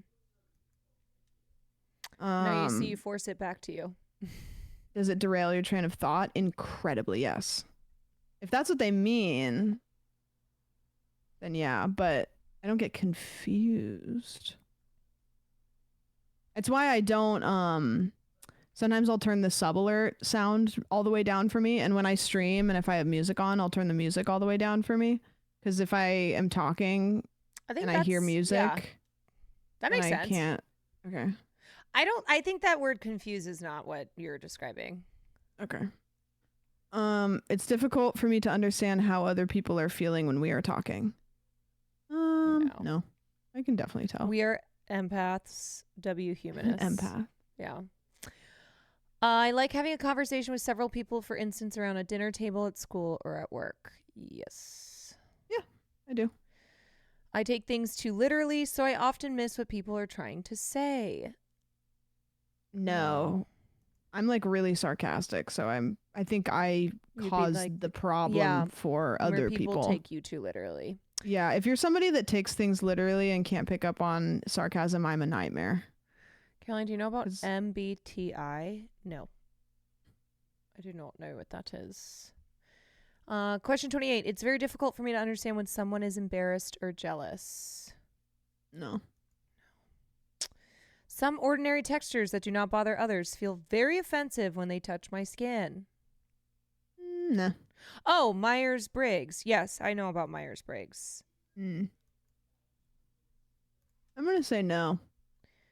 I don't know why this one's a whole lot different than the other one, but it feels different. Mine is only cotton. I cannot stand the feel a cotton, like a cotton ball. Oh, I do have one actually. Unfinished metal, like you know what the outside of a MacBook feels like? Yeah. That ruins my day. Like if I even think about it, I will get. Is that are those considered ordinary textures? I don't know.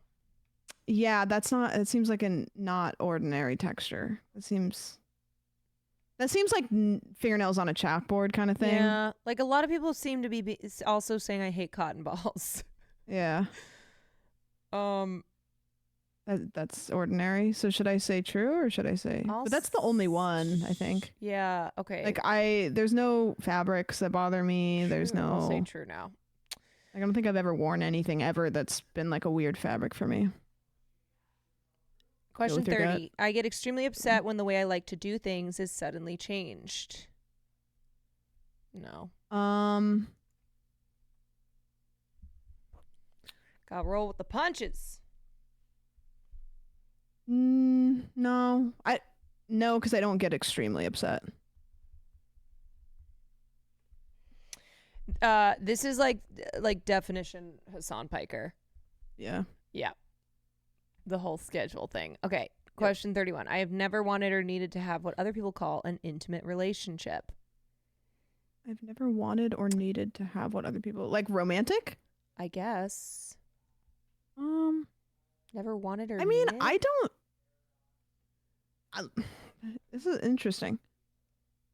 Cuz I'm not like a serial like monogamous. Like I'm perfectly fine just being by myself, but I also like being in a relationship. Uh-huh. You just like to I'm gonna say fuck. never true. I just like to fuck. You like to fuck. Yeah, Okay. I don't know. I'm just pretty like, I don't know. I'm going to start kind of rocket firing through these. It is difficult for me to start and stop a conversation. I need to keep going until I am finished. Nah. 33. I speak with a normal rhythm. I'm gonna say true because I don't think anybody's ever mentioned otherwise. 34. The Other than same sound, color, or texture can suddenly change from very sensitive to very dull. Yeah. What is I get anxiety sometimes if there's a sound that's been happening for too long, like water dripping. Oh. I want to throw things. 35. You think people overthink the questions? Yeah, I mean they're weirdly worded. They're weirdly worded. And Yeah. I also think people are looking at this as like a morality test. It's not. It's Oh like, yeah, ticking clocks. We got these Fortnite watches from the after party for the Streamer Awards. Mine was in my bedroom and I didn't know there was a watch in my bedroom, but there was a bag in my bedroom and I was about to throw something because I could hear a watch ticking and watches ticking if I can hear them. Can't stand it. Can't stand it. Man. Can't do it. The phrase "I've got you under my skin" makes me uncomfortable. Is that a thing people say? I've got you under my skin. I don't think I've ever heard anybody say that. Just the Frank Sinatra song. Bum, ba-da, ba-da, bum. Sometimes the sound of a word or a high-pitched noise can be painful to my ears. Yeah, because I have tinnitus. I have tinnitus, and I'm gonna say never true because the only time it would is when it would be a high-pitched noise that would hurt anybody.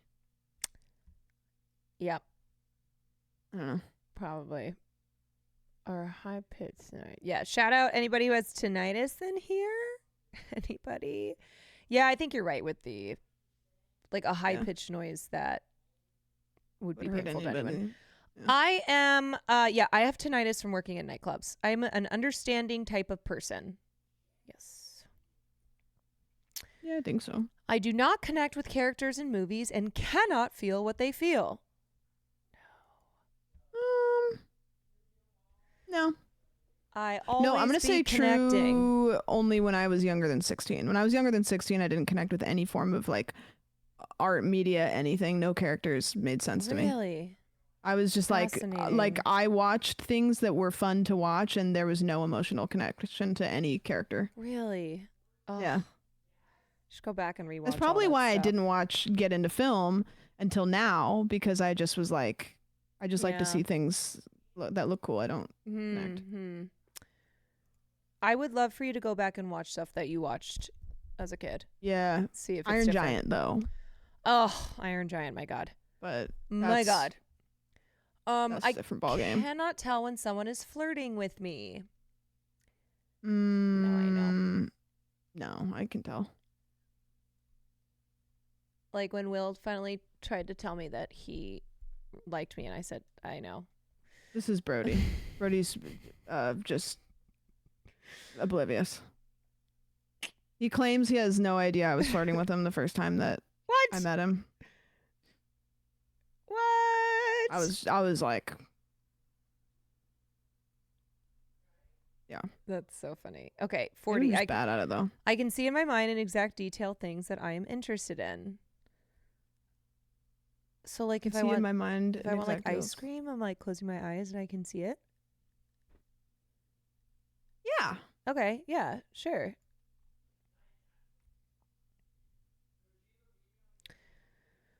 I keep lists of things that interest me even when they have no practical use. For example, sports statistics, train schedules, calendar dates, historical facts. I don't keep lists. No, I'm not a list Even person. when they have no practical use. I mean, I do this with like you see the I apple? I do this with like Oscar shit. Like I love facts. But what's practical use? Cuz I'm pulling that shit up when I'm talking about things. This is also a tough one, I think, with the internet, where you don't need to keep lists of things. now. I don't know when this test was made, but with the internet, we're working in a different. Maybe, I don't know. When I feel overwhelmed by my senses, I have to isolate myself to shut them down. Because of that question, we found out Hassan writes down debates he had in his dream. What a fucking nerd.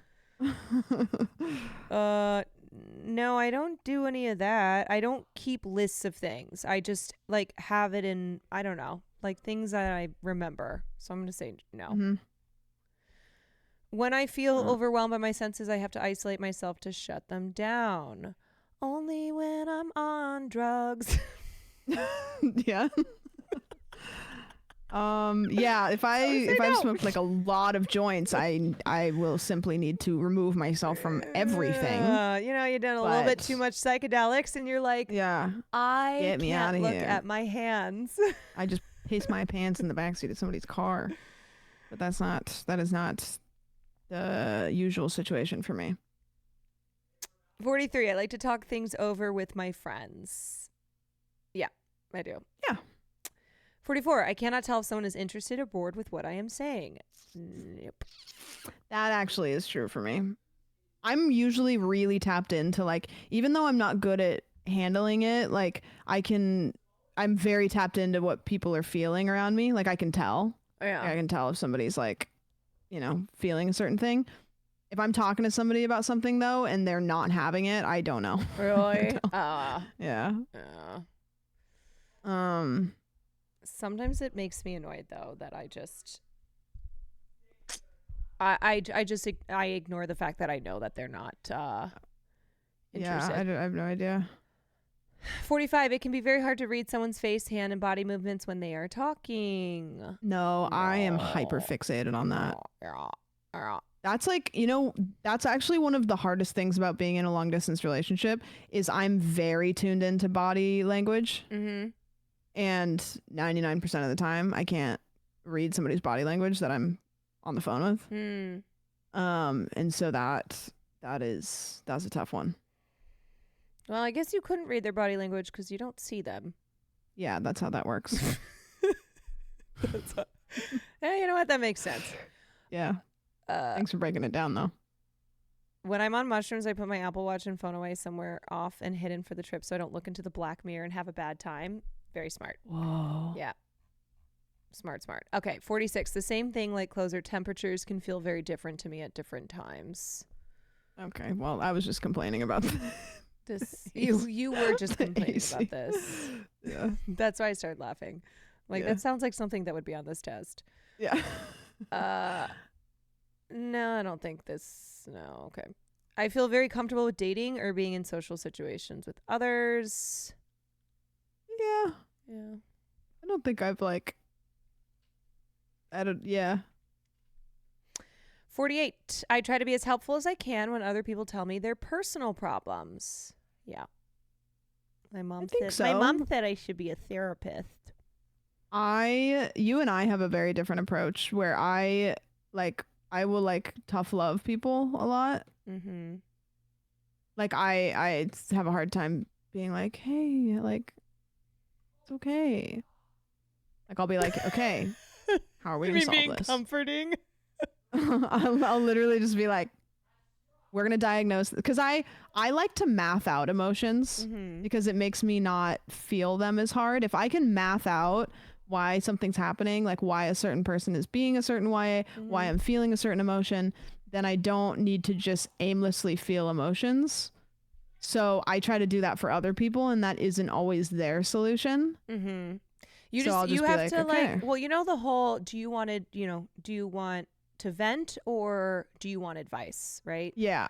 Like I think that is really, really helpful with people, because a lot of times they don't want advice or they don't want it in that moment. They just want to be heard. They just are feeling like really, really, really emotional and need to get it all out. And then once it's all out, it's like, okay, now like the logic part of my brain can I struggle very hard with people that are like people that are, their first response to things is, emotion that can't like some people are really emotional, and that's okay. That's totally fine. I wish I was more like that sometimes, because then I could I don't know, there's certain things that evoke emotion that are like forms of art, and I don't get that, so I don't get to enjoy it in that way. But I really struggle if there's somebody that's like just being, and when I say being emotional, I don't mean it negative. I mean, there's some people that just like they have high highs and lows, and I don't know how to help people that are like that. I don't know what to do with that. Because I immediately am like, okay, let's fix this, let's solve this. And they don't need that, and that won't work for them. Sometimes, too, people just need a hug in the moment. They just need to feel heard. They just need to, their hearts are hurting. And so before you can get to anything, it's just like, oftentimes, you know, the empathy first, the love first. All right, 49. I've been told that I have an unusual voice. For example, flat, monotone, childish, or high-pitched. I mean... Okay, they literally use an example of... Come on, man. Just call me by my name. Call me by my name.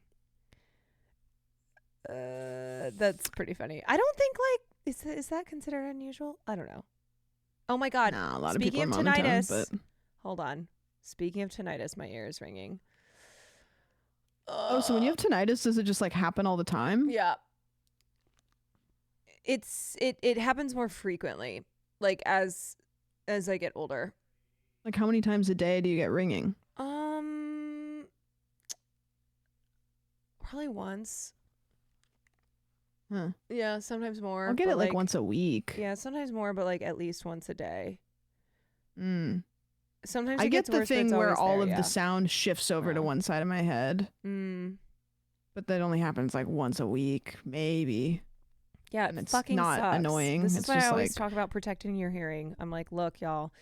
I even wore earplugs when I worked in nightclubs, but I didn't wear it all the time, and they were shitty. They were not good, and I was in clubs 4 or 5 nights a week, and I wouldn't wear them at concerts.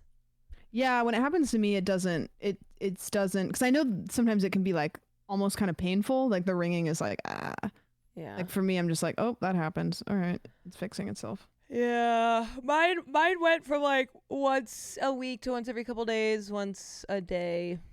No, minimum. All right, question 50. Sometimes a thought or a subject gets stuck in my mind and I have to talk about it even if no one is interested. Yeah. That's like, you know how I will text you and I'll be like, hey, you don't have to reply to this. I just need to say it. Yeah. That's what that is for me. Like, I will be like, literally, this isn't your Is issue, that and an I don't even ADHD really thing? need feedback. I just need you to, I need someone to hear it, and then I Okay. can be done with it. Huh. Is that ADHD too, though, where you don't want to forget? I am so know. ADHD core Yeah. that it is just so everybody is aware, because I've seen 10 people in my chat say, can you take an ADHD test after this? Yes, and I was on medication, but my medication made me not hungry, so I don't take it. Can I be honest? I do this with Will, but mostly because he always talks to me about football and he knows I don't give a shit. So it's kind of my, all right, I listen to you talk about football and you know I don't care, so I'm going to do this to you too. Yeah. I'm going to talk about things and you're going to have to listen to it because you make me do this. Yeah. All right, 51. I do certain things with my hands over and over again, like flapping, twirling sticks or strings, waving things from my eyes. I think they're talking about stimming, and I Yeah. don't do that. I fidget, which there is a difference. 52. I have never been interested in what most of the people I know consider interesting. AKA, you're not like the other girls. Never been interested? No. I don't know. 53. It's hard now because like everybody I'm around has like similar interests and like what I'm interested in. Yeah. I think again, this is like you're outside the norm, right? You're quote unquote weird in the way that people are like, you're not. It's a special You're not interest like thing. everybody else. Yeah. Yeah. Yeah. 53, I'm considered a compassionate type of person.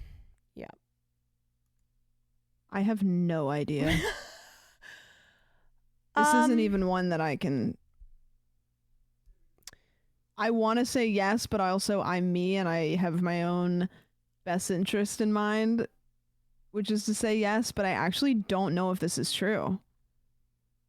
And if somebody said no, I don't even think I'd be offended. I'd be like, yeah, maybe not. Like, I don't know. I think I use a lifeline. Yeah. The thing about this one though is nobody's going to say, yeah, you're not, because that sounds hurtful. But I actually like don't know. I don't know. This is interesting because I think you and Cutie are not warm people. Mm-hmm. Like I can't get all like cozy and snuggly and you know, I like to act that way with the people in my life, but I have also relied on both of you, and for you, like you have absolutely been compassionate for me. It's just the way that you it's just not everything is like one size fits all. Very close circle too, where I will be there for the people that I'm close to, but that I can't have that circle be too big or I get like emotionally drained. Okay. And sometimes I feel bad because there's a lot of people that will be that for me and I can't be that for them because my cup is full. Yeah. Almost. And so that's something I struggle with as a friend, where I feel bad and I'll push people away because it'll be like, and this sounds terrible, but I'll just be like, I don't have the capacity to be as close with you as you want to be with me because it's like my cup is full. Like I have the people that I give all of myself to, and then that like my list is capped. Like sorry, the club is full. Yeah. The club is full. So I'm gonna say true, but not off the cuff. Look, compassionate is the feeling or showing sympathy and concern for others. If that's what you do, then that's what you do. All right, 54. I get along with other people by following a set of specific rules that help me look normal. The social contract, baby. No, I think this is following a set of specific rules that help me look normal. I am I'm annoyed by a lot of these questions, but it is very difficult for me to work and function in groups. No, group project girly. When I am talking to someone, it is hard to change the subject. If the other person does so, I can get very upset and confused. Like some of these that just are like the same question. Yeah, they are. Like we've done repetitive this now. You know? I'm complaining, but I bet if I went back, I answered different answers for like two of the same ones. I'm like, 57. Sometimes I have to cover my ears to block out painful noises like vacuum cleaners or people talking too much or This too is loudly. all of us at the Sabrina Carpenter concert. Like every concert that me and Cutie have gone to, we have been like, yeah, but that's because it's just so loud. It's fucking loud. Yeah, no. But stuff like vacuums and stuff, no. No, I can chat and make small talk with people. Well, yeah, I'm not great at small talk, even though how can I say this? I'm good at small talk. I don't know how to say it. I'm good at small talk because I've had a lot of practice, but I don't like it. And I feel really, I really hate it when I'm doing it. I have to be in the mood. Yeah. Sometimes I want just like a little bullshit. Yeah. Like just, I don't know. Yeah. You know? Sometimes things that should feel painful are not. For instance, when I hurt myself or burn my hand on the stove. Fuck no. No. It's sometimes my you pain just want tolerance to, is pretty average. Sometimes you just want to be like, how about this fucking weather, huh? Oh, no, it's gonna be I a notice cold what winter, I do huh, hun? in small talk is yeah. I will skip a lot of steps in small talk, and you just go right to it. I'll jump to something. Okay, this is a thing I do on purpose. I think I purposely will jump to like a weird subject with people because it is people kind of like immediately get more comfortable when you just jump to like a weird subject because they're just like, okay, well, Yeah. I don't know. Yeah, you can't throw them for a loop. Real quick, is it cool if my friend Matt has a good night? He's just checking. Oh. Yeah. Yeah. All right, cool. That's fine. Not too good of a night. Yeah, Just like a moderate. good night. Okay. And talking to someone, I have a hard time telling when it's my turn to talk or to listen. Yeah, but that's ADHD core. I have a hard time not waiting to talk. I'm trying to be better about it, but it's hard. Well, we have a podcast now. You know what? The podcast is actually so good for me to practice. And even though I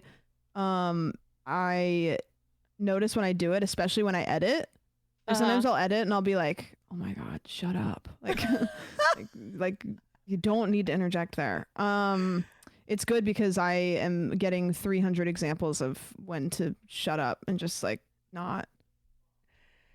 You know, it's not just you and your ADHD. I do think ADHD plays a part of it, but I think most people, when they're in a conversation, they are thinking about the next thing that they are going to say. Active listening is a thing that like everyone has to work on to really be fully present and not just forming what it is that you're going to say in response to what somebody said. But the thing is too, you know, that's a natural part of conversation. Someone mentioned something, you put a pin in it where you're like, okay, I don't want to interrupt here, but I'm going to put a pin in that. So like, I'm thinking about that right now. The pin part. The pin part is fucking hard because the way my brain goes is I go, if I don't make a comment on what that person just said just now, it's going to be gone forever. No, it won't be. Yeah, but it will be. It will be for me. Like it is gone because it is. It goes away. Do you know what I've noticed too, though, is that sometimes I act aggressively when I'm with people who are notorious for cutting people off and like really just dominating conversations. A lot of times I notice this with men where it's the same thing of like, okay, you know, you see a man taking up a lot of space on the sidewalk. So like now I'm going to take up more space on the sidewalk, or like a man's, you know, man spreading on a train. Like I don't like doing this, but it's okay, you're going to do this, then I'm going to rise to meet you here because I'm not going to let you dominate in this way. That's good. So I'm going to fucking we had a cut you off. conversation about this on the pod that I think a lot of it got cut out because when I was editing, we talked about it for a long time and I just was like, okay, this doesn't need to be this much of the pod. But we talked about this for a bit and we were talking about how we notice and I do the opposite. I just kind of let them cook because I'm just like, my voice doesn't carry as much. I can't beat them if they're trying to talk over me. So I kind of just go, all right, good luck. But there are specific people. One person that is wonderful about this is Eddie Burback. And every time I'm around him, he will look at you and listen to what you're saying. And then if you get cut off, he will do what were you saying? And he seems to do this more with like if he's standing around and there's like a girl in the group that gets cut off, he'll okay, continue. Yeah. This is a thing that has been like heavily studied and researched, and they will teach women in work settings how to like speak up and not have the conversation, like strategies to not have the conversation be dominated by their male colleagues. Like it's a whole phenomenon. But one thing I'll do too is that I feel like I will call Will out if I notice that if I see him doing things that I know he's not aware of and I know he doesn't mean in a bad way, but like as a woman and as the woman who's with this man, I will be like, hey, be aware of this, or hey, just know that, you know, you were coming across this way. And that's good. I think because I think a lot of guys don't notice. And Will is Especially if they have super big voices. Yeah, he's a very empathetic person. This isn't something where it's like a major problem. It's just I will. There are just a couple times where I'm like, hey, when we're walking, or like if you're walking on the sidewalk, just always be aware if there's a woman who's alone. And I know, but also like sometimes you'll forget, and you're a big guy and you're hulking and you like put your hood up and you have your headphones on, or like if we're in a conversation, and like just be careful not to dominate too much type of thing. Yeah, it is nice, and I think that like if you are a guy with a big voice, like we do notice, like we notice if we get talked over, and a lot of times we don't say something, and we notice if you are the person that makes sure that we got to finish our sentence. Like when there are guys, I can think of a bunch in my head that I know I'm gonna get cut off by every time I'm around them, and then there's guys that I know will listen to the entire thing that I said, or they will Yeah. And I don't, I'm never going to say that to them, but like I have those lists in my head of who I can get a whole sentence out around and who I'm probably not going to be able to. It's so funny how many people are saying fear and, because I have talked to them about it. I have literally talked to those guys about fear and, where I go, you are 3 guys and you are all really big personalities. And if I were the only girl on this podcast, I would feel like I could not get a fucking word. And they're like, she talks all the time. I'm like, yeah, but it's not a matter of like, does she ever speak or does she not ever speak? It's like, you guys are not conscious of how, like, it's especially, oh my God, remember when we did the episode? When we did the episode, and that's when I really noticed how bad Hassan is at this, because none of the other guys were on it. There was 3 of us. Because there were 3 of us girls. I went, Hassan, how are you cutting off 3 girls? Yeah. What? Anyway, they have gotten better. I know that they have listened to the feedback, and have worked on improving it, but they're also just not aware. Right? Yeah, like, it's when you combine like a lethal thing, which is like, again, it's like not your fault. If you are a guy with a big voice and you are like me, if you're like ADHD core and you're excited to participate in a conversation, like you can be a bit dominating, and so it's like it is a lethal combination sometimes. I think the other thing too is that if you're spending all day and you're streaming and you're the only one talking, right? Yeah. I think then when you go into another setting where there's other people literally there, it's not just you talking to your computer for a million hours a day. You have to remember that it's not a stream. This is not I need to be filling the space every 2 seconds. Streamers are monologuers. Oh my God, yes. Oh, they should do Shakespeare, honestly. Yeah, truly. They should. All right, let's blast through this. Sorry for the delay. I am considered a loner by those who know me best. I'm a loner, Dottie, a rebel. Okay, I usually speak in a normal tone. See, that's like kind of the same as the other thing. We're getting the same questions. I like things to be exactly the same day after day, and even small changes in my routines upset me. No, I actually don't like that, because it makes life go by way too fast. I actually wish I could have routines better. I struggle having routines. Like if I try to create a routine for myself, I have a hard time doing it day after day. I just get scared that life goes by, that the days go by very quickly when you do, routine is good, but it's good to change it up. How to make friends and socialize is a mystery to me. It's a mystery. No. It calms me to spin around or to rock in a chair when I'm feeling stressed. No. The phrase, he wears his heart on his sleeve, does not make sense to me. No. This is kind of like that other question. It's like I've got you. The metaphor. Yeah. If I'm in a place where there are many smells, textures to feel, noises, or bright lights, I'm anxious or frightened.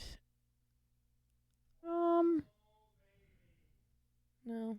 Sometimes, but It's a sometimes. I'm gonna say, I do feel anxious sometimes. With smells aren't really an issue, but lighting sometimes. Since it's been commented on, the repeated reworded questions are by design to control for subjective interpretations. Okay, that makes sense. I can tell when someone says one thing but means something else. Yes. Yeah. I like to be by myself as much as I can.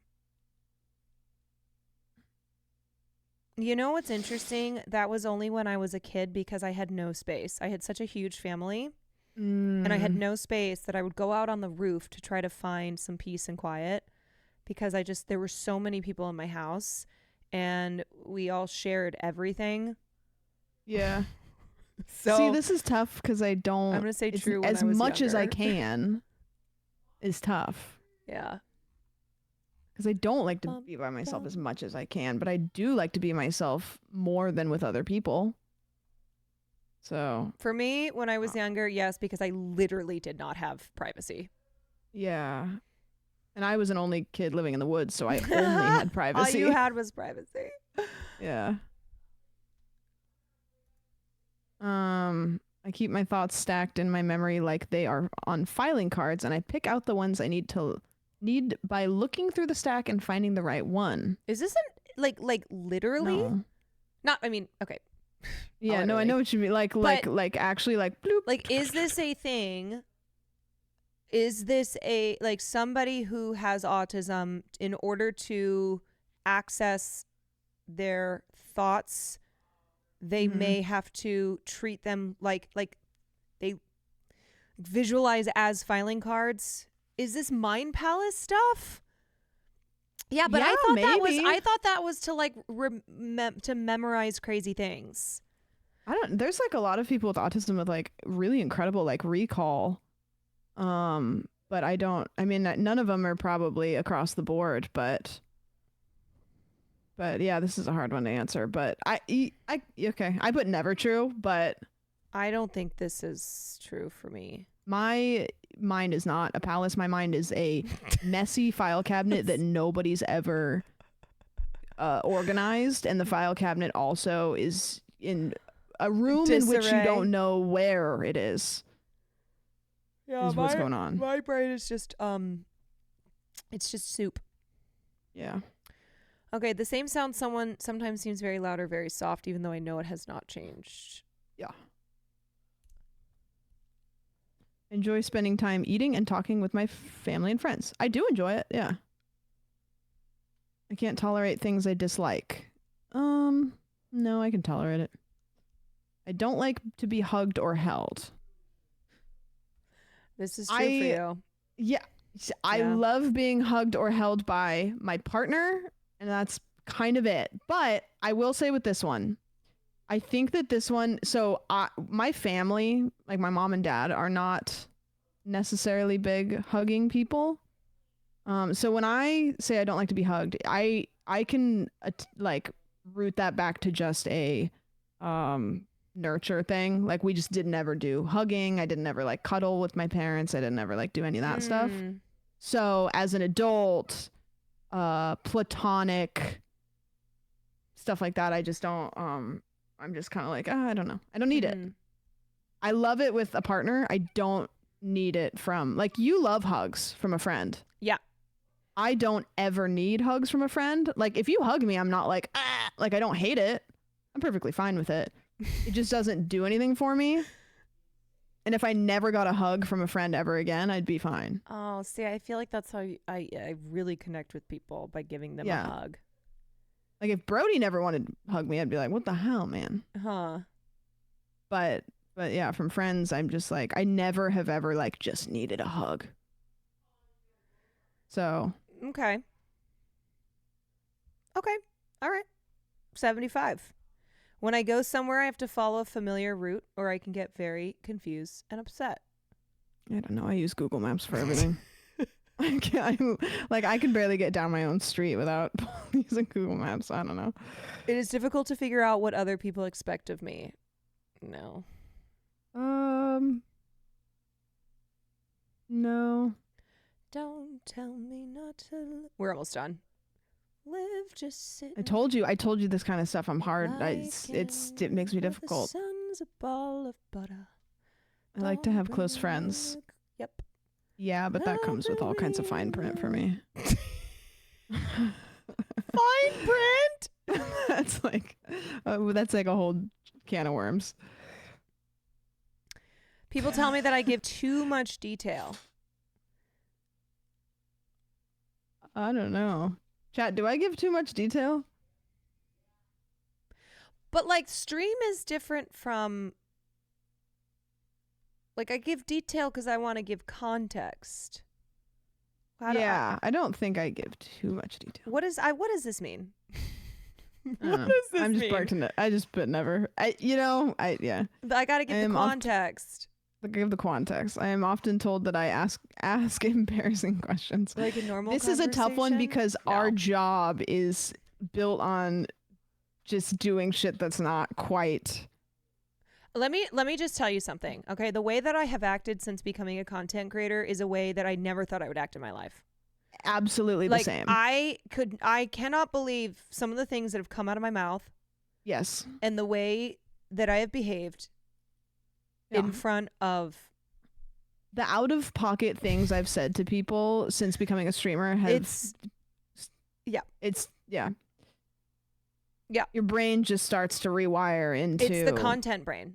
Yeah, it's bad. It's the content brain. Yeah. I'm often told I ask embarrassing questions. No, but my sister fucking does. No. Yeah, I don't think I ever genuinely embarrass anyone, but there's like fun embarrassing and then there's like actually, I don't think I ever actually embarrassed people. When I brought home my college boyfriend for the first time to meet my family and my sister, the first thing she says is, "So are you guys having sex?" Yeah.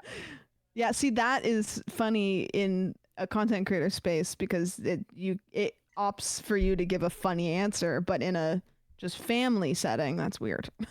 Yeah, because she liked to fuck with me. All right, last question. Woohoo! I tend to point out other people's mistakes. No. Not to them. Not to them. Is that what it meant? Not to them. I think this is a like someone makes a mistake and you're like, "Hey, bozo." Yeah. No. All right, you ready? Yeah, I'm gonna switch over in case the score doxes me. Oh, it doesn't. Okay. So I'm not gonna show my. What was the expected score or whatever? 65. No. Okay. 25. You are not autistic. 50. Some autistic traits, but likely not what was autistic. Yours? Mine is 9.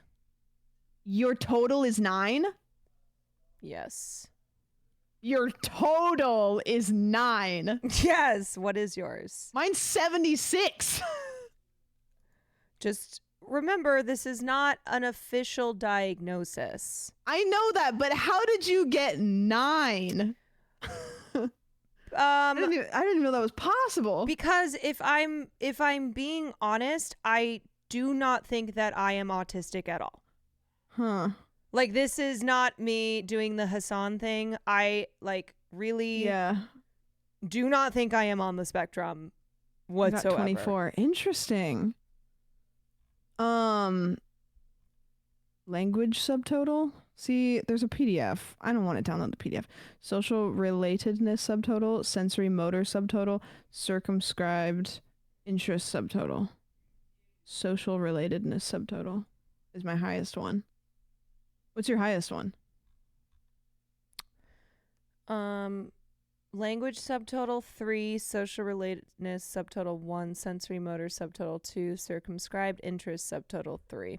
Interesting, because there's some of these that I would just be like, there's some of those that I'm like, how could they be any lower than a certain number, you know? Well, if you look at the chart so 65, the minimum score at which autism is considered. 90, stronger indications of autism, though non-autistics may score as high. 130, the mean score of autistic people, strong evidence for autism. 160, very strong evidence for autism. 227, the maximum score autistic people required in Ritvo's seminal paper on the RADS-R. 240, the maximum possible RADS-R score. stuff like this, like this is like the hard, like breaking down like numbers that are like all this that I'm looking at that's supposed to break down what is happening is like my brain is like, oh, this is every question. Are you reevaluating?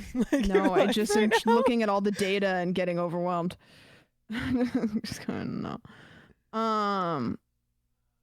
Yeah, and then what was it? What did Hassan get? Was it like Hassan got 20 something? What did Maya get? Wait, did Will do this test? 127. That's what it was. Yeah. Okay, Hassan got 127. Maya got 35. You know so funny? Maya's kind of similar to you with like emotional things. Yeah, I do. Like you, feel, Maya, and Cutie feel very similar.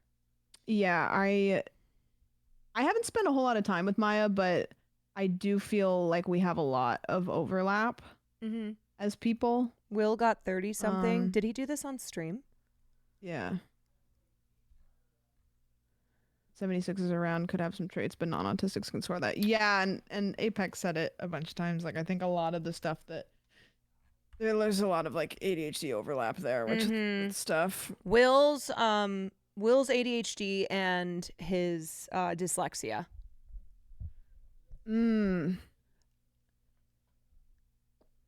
Yeah, Will's 99% ADHD and 1% autistic learning traits. If I take an ADHD, the ADHD is just like a terrible online test to take because that one is it's just like really not accurate. It's anybody could take an ADHD test and come out the other end like with ADHD basically. It's if you try to take a test online, it's just kind of like I love everybody taking this test now. Yeah. Because Hassan and Maya did it. Yeah, even this test has flaws and biases. Absolutely. For sure.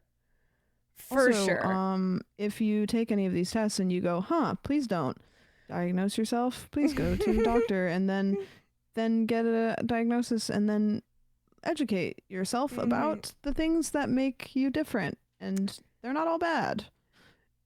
Yeah. I got diagnosed as bipolar type 2 Speed Racer thing when for I 26 originally months. went to go get an ADHD diagnosis, which I am because I started taking bipolar meds and that made me much less depressed than I was. I cannot believe how much you and Will have in common.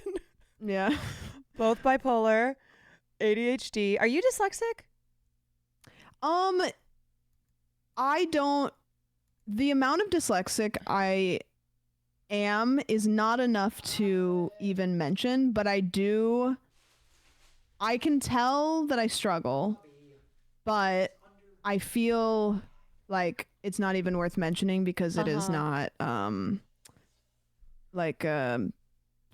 it's less like I'm tripping and more like I'm catching my toe more often than other people. But does that make sense? Yeah.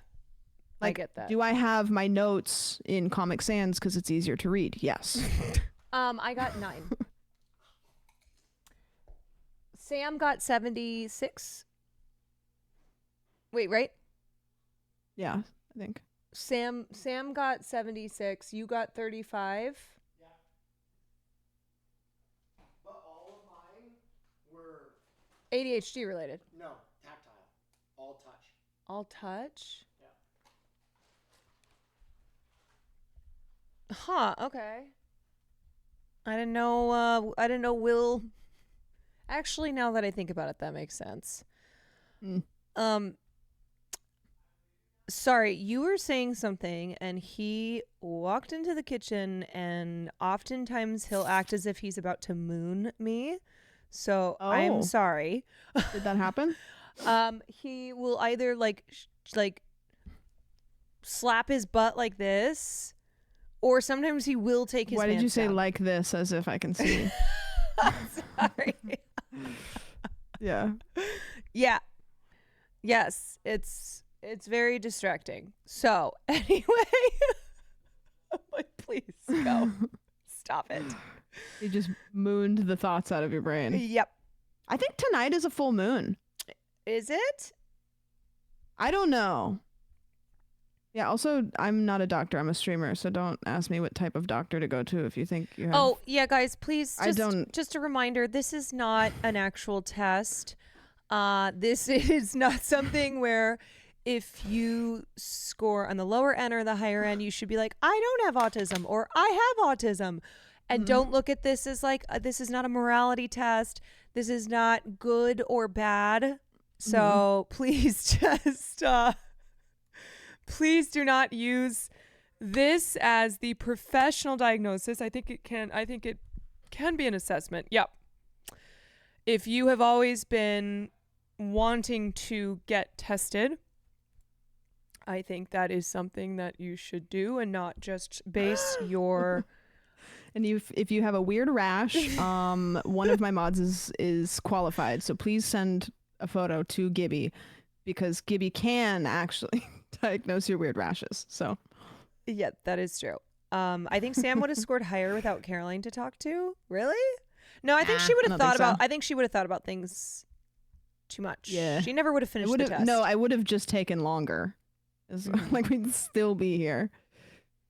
I would have gotten to like 45 and said like, guys, it's 1 a.m. We have to go. Yeah, you'd be like, I'm so sorry. Okay. We are going to get into Minecraft. I promise you. Yep. Sorry, I really thought this would be 10 minutes. Did I tell you or did I not tell you? Listen, I love taking a good quiz on stream. You do? Okay. But it's an evening. It's Saturday. What do we have to do? Yeah. I think the fun part about taking any kind of quiz, whether it's something like that or whatever quiz test, is like you kind of like get to think about yourself a little bit, where you're like, I've actually never thought about that. Yeah. And doing it on stream, you get to verbalize it. Yeah, true. That's because your score was 9. True. That's why I would have I was like, come on, just get through this. Yep. Okay, I'm going to pee, and then I am ready. All right. All right. All right. That's the thing. Overthinking questions tends to lead to higher score. I do agree. Yeah. Do you have what do you call the thing where you making decisions feels like life changing, and so sometimes you just kind of seize up? There's a phrase for it. Executive dysfunction. Decision paralysis. Executive dysfunction is the one I was thinking of, yeah. That is... Sometimes I will spend a whole day trying to make one action, and it ruins my whole day. Yeah. It's a symptom of executive dysfunction. Oh, okay, then yeah. That is one that is day ruining, to put it lightly. Like, hey, I'm sitting in my chair and I need to do something, and it has taken me 4 hours to do this one thing because this one thing I'm stun locked. Okay. Stun locked. Well, everybody, Yeah. now it is time. Now it is Minecraft. time. What did Nico say I have to open it through again? CurseForge. CurseForge. Yeah. Yes. Correct. Sam's Soiva. Farley was so cute. He's sleeping on his back with all his paws up. I just saw him in the living room. So That's cute. transition problems. I have that with bed/shower. One thing that's helped me with that is I'll make a list. So if I have things I need to do in a day, like I need to take the trash out, I need to clean my kitchen, I need to take a shower, I need to do blah, blah, blah. I will list out every single thing I need to do, and I will write next to it exactly how long it's going to take. And then I will order them one to whatever in the order of importance. So that way I can say, number 1 is the most important, and it's going to take me 30 minutes. So 30 minutes from now, I will be done with it. And that helps me. Because without doing that, the end of me accomplishing a task is just open-ended. It's a void. I don't even know what it looks like. Sorry, as you were saying that, all this code popped up on my computer. It was...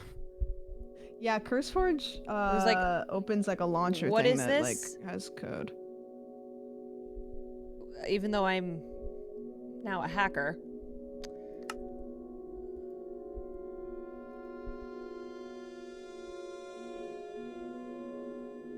Vinny Hacker? I am Vinny Hacker. You are Vinny Hacker. Everybody says we look alike. Yeah, they are saying that. People are telling me I look like Squeaks. You know what? So I see. We all have our things. I see.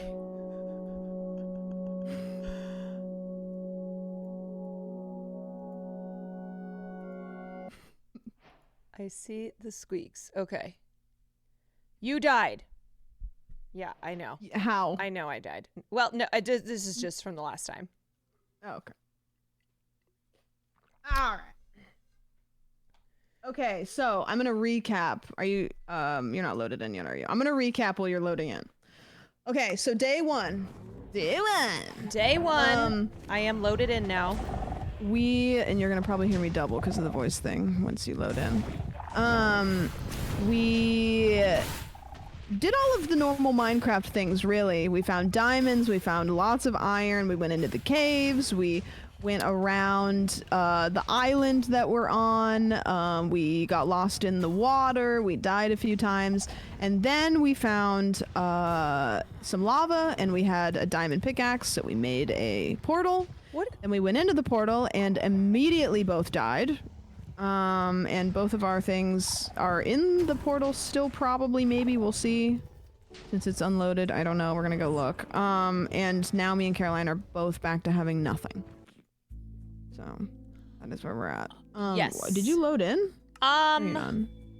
You're working on it. You know, I loaded into a different world. Oh, perfect. Okay. Now, No worries. How? Multi. She spawned in the old okay. server, the Hobbit one. Oh, join. Okay. Yeah. I was a little confused. Yeah, that'll do it. Okay, here I am. Okay, there you go. All right. Whoa. Okay, I'm muting myself in Discord. Okay. Yeah, me All right, too. there we go. All right. Beautiful. Hello. Oh, stream is still just chatting. Okay. Okay. Wait, let me change that to Minecraft. Minecraft. Okay. Do I have auto jump on? Okay, here I am. Here I am. So here I am again on my own. We have nothing. Elbow looking ass. We have nothing. Yeah, we have nothing. So I think what we should do is go into the Nether and see if our stuff is still there. Okay. There's a chance because so in Minecraft there are things called chunks, and chunks are groups of blocks. And a lot of times things don't happen unless those chunks are loaded, and the way they're loaded is by us looking at them or being near them. So our stuff in the Nether might still be there because there's like a ticking clock on when it despawns, and we haven't been looking at it. So it might still be there. Okay, let's go check. Maybe. I'm gonna quickly make a... Do you see any trees? Because I was gonna make a boat, because boats, you don't take fall damage when you're in a boat. Right. And so making Smart. a quick boat so we can like fall down might be good. Should we So bring those beds pigs in there? Should we bring our beds? What do you think? I think so, yeah. Why does that feel like a test? Sorry, I'm just distracted by something.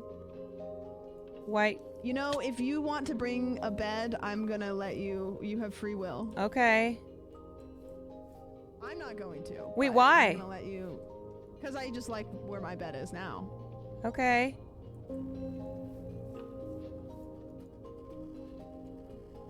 Oh, I'm sleeping. Okay. All right. Okay. Why can I not? Okay, I gotta put some tree. Okay, I keep going to sleep. Farley, stop it. Hey. Hey. How do I break it again? Hey, stop it. The way she's yelling makes it sound like Farley's in the game. Left click? I am left clicking though. I don't get it. The trees? No, I'm left clicking the bed.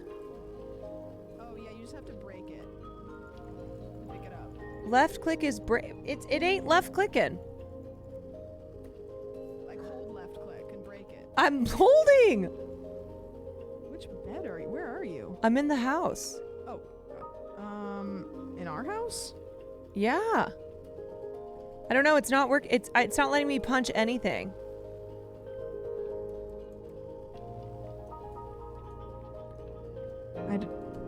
I think it's a you thing. Is it? I don't know. Is it a you thing? I don't know. It shouldn't be lag. Is she in adventure mode? You're not. I don't know. so. It's not. I swear I'm holding left click. And it's not. Do it. Come over here to this like block over here. Okay. Like when you hold left click, it's not breaking. Nope. Okay. Should I leave? Come back? I don't know. Is there Apex? Would there be like an Stop admin it. thing that changed from the Press V. chest thing? Okay, V worked. Yeah, I just want to make sure you're not in. If you hold F3 and then at the same time hit 4. Oh, okay. We can't even. Oh, we can't change game modes, so he wouldn't have been in that anyways. Oh no. On her end, it doesn't show her punching. Oh. Yeah, you're not even punching on my end. Like your arm isn't moving. Huh. So I don't know. Like you see how my arm moves? Yeah. Even if it wasn't able to break, I would still be able to do that. Okay. Check your key settings. Something might be your wrong. key bindings might be weird. How do I? Okay, hit escape. Go to options. Mm-hmm. Then go to controls. Mm-hmm. And then go to keybinds. And then under gameplay, it'll say attack destroy. What's that? Left button. Okay. And then it should say middle button and then right button. Uh-huh. Is left button red? Yeah. Oh.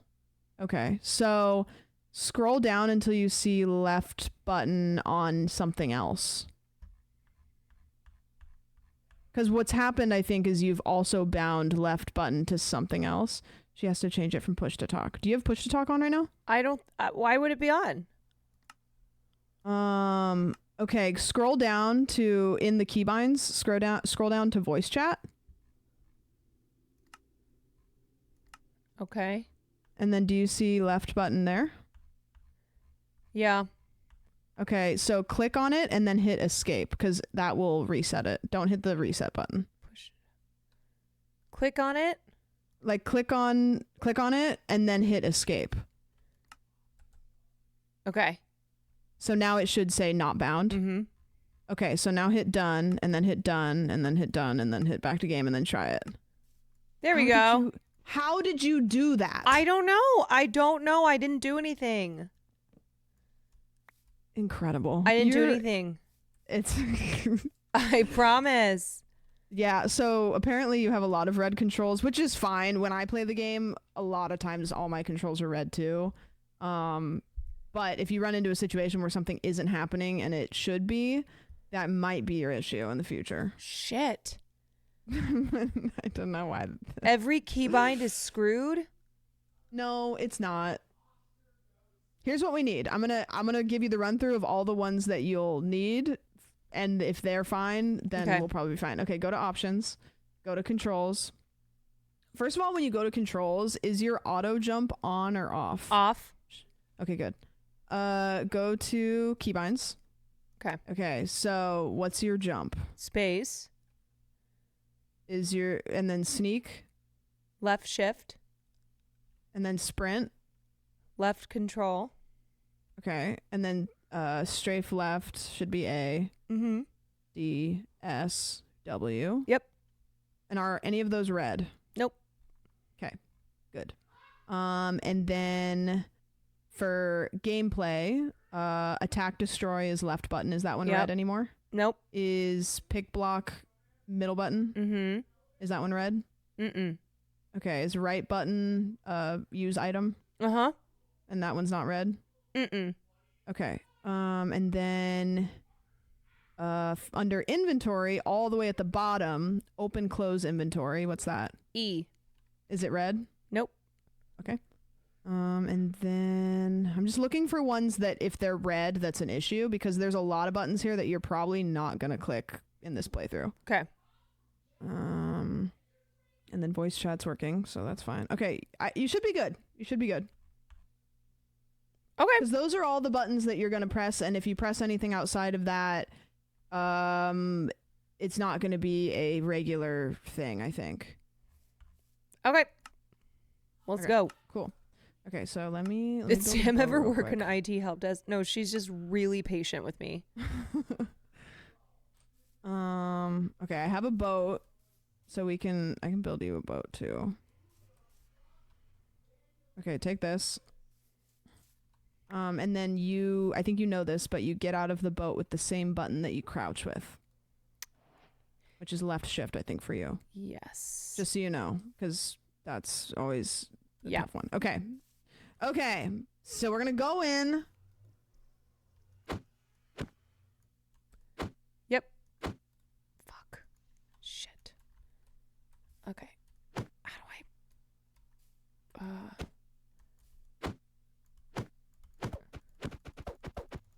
Okay. There we go. Okay.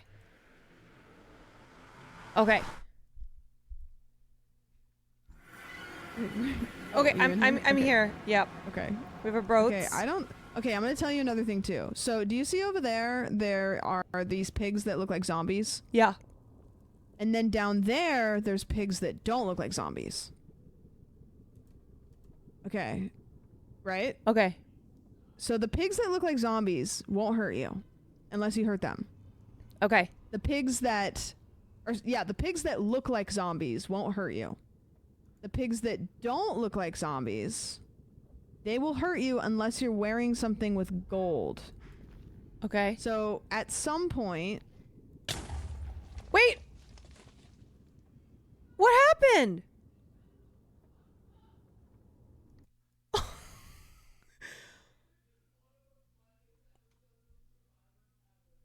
Why am I on a tree? Wait. Hello? Okay. Hello? Yeah. Hey! What happened? So, you took a bed into the nether. Yeah. Which you can't do. Well, why did you let me? Because I thought it would be funny, which it was.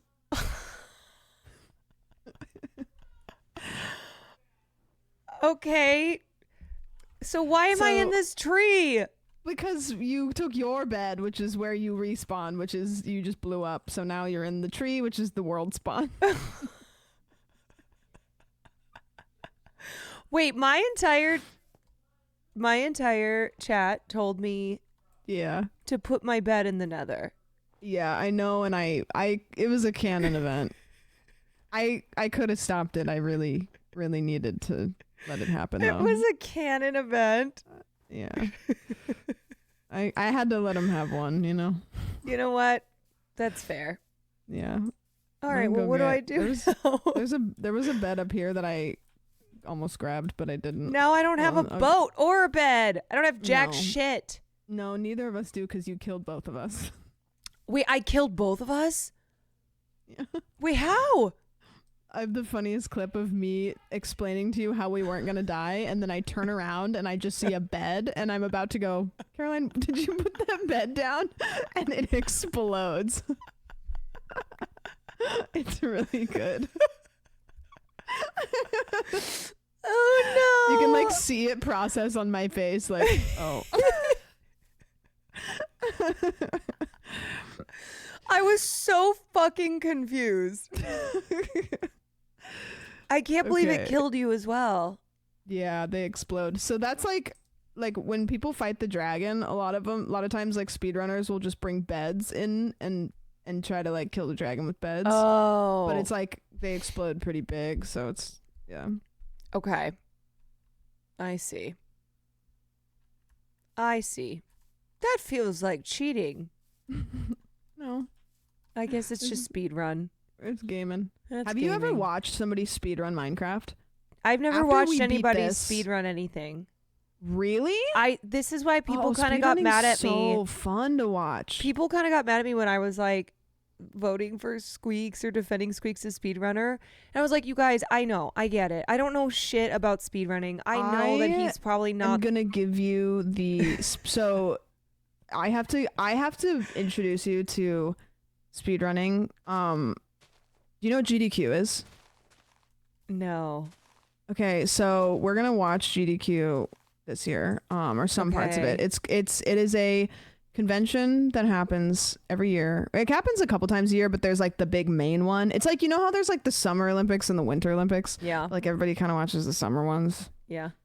It's like that. And it's called GDQ because it stands for Games Done Quick, and it's a speedrunning event. And watching speedrunning is so fun because you will watch people play games like they're not even meant to be played like that. Wow. And it's great. Do you just get to watch people take your favorite games and just... Do you usually need to watch a game that you have played? It makes it more fun because you can understand what they're doing. It's like you have to know the rules to break them kind of thing. Okay. Like I love watching people speedrun Spyro. And you my love friend Spyro. Deo Yep. is like the world record holder, and when I watch him play it, it's like I don't even know what you're doing, man. Yeah. But I used to speedrun Shadow of the Colossus, which has some of the funnest speedrun shortcut. Like they're called glitches, but Oh my god. Maybe next time we'll speedrun Minecraft. yeah, we could do that. Okay. Do you have any beds on you? Wait, no. Take that bed and put it back in our house. Wait, It's how on did the I ground. get some shit back? I have a bed and I threw it at you. Oh, you threw it at me. Okay. Yeah. I was like, wait, my stuff is back. Yeah, put that down and then right click on it. Okay. Okay, we can sleep. This is actually, this is so great because I am showing you parts of gaming world that are interesting, and then you are showing me Hollywood stuff. Yeah. I was explaining to people, I was like, pop culture is huge. Like there's so much in pop culture and nobody knows everything in pop culture. And like I have my blind spots and then I have the things that I know a lot about. And gaming has always been like a huge thing. Gaming and like anime.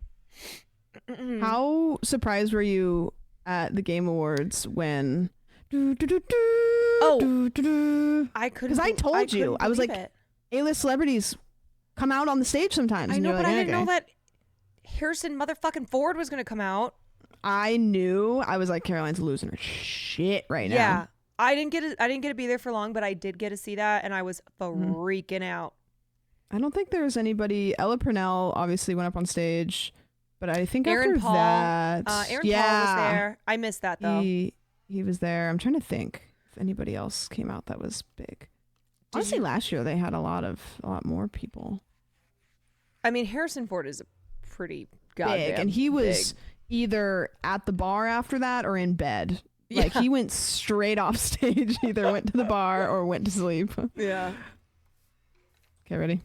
Yep.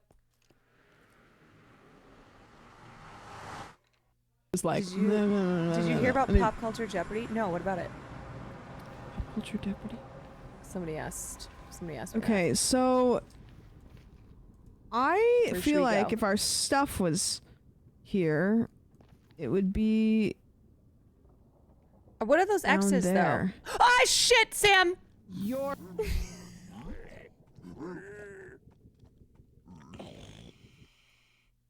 Okay, I'm so sorry. I gotta do that crouch thing. It's okay. It's okay. I'll just get in the boat with her. I don't need that boat. It's fine. Okay. Okay. Hi, I I'm made back. You another bed. Okay. Hi. No, Here's no, no. another bed. Or sorry, another boat. I can just. So we can you just share. do We can share. know that when you crouch, you can go to the edge. Yeah, and I you know. won't I fall. always forget, Okay. and I just think that I can Okay. like. Okay. Okay. Yeah. So I don't know. I feel like if our stuff was down there, was an X down there? Did you just fall on one of your X's? I was looking. Oh no! I stripped and fell on one of my X's. Yeah, there are X's down there. Okay, that's good. There's boats down there too. I'm gonna go down there. You have a boat, so you can. I'm gonna go down there and see, because we'll probably die. But I just want to see if our stuff's down there. Oh shit! Oh my god, she's gonna kill me. She is actually gonna kill me. She is gonna kill me. I cannot. I cannot. It's not nothing. Okay. Does she know that that happened or no? I do. Oh shit. Fuck. Okay, so I no longer have a boat. Oh my god. Did you get some stuff? I have some stuff. Okay, like, crouch. I have a sword and a shovel and bread, but I don't have all of it, so I feel like a lot of it probably fell in the lava, maybe? You think so? Yeah, maybe. All right, I am furiously holding shift. Yeah. I don't know. I feel like a lot of it Not probably fall. fell in the lava. Okay. I did get stuff and ran away with it too. Yeah. I just picked something else up. What should I do? I'm just running around to see if there's any more. Okay.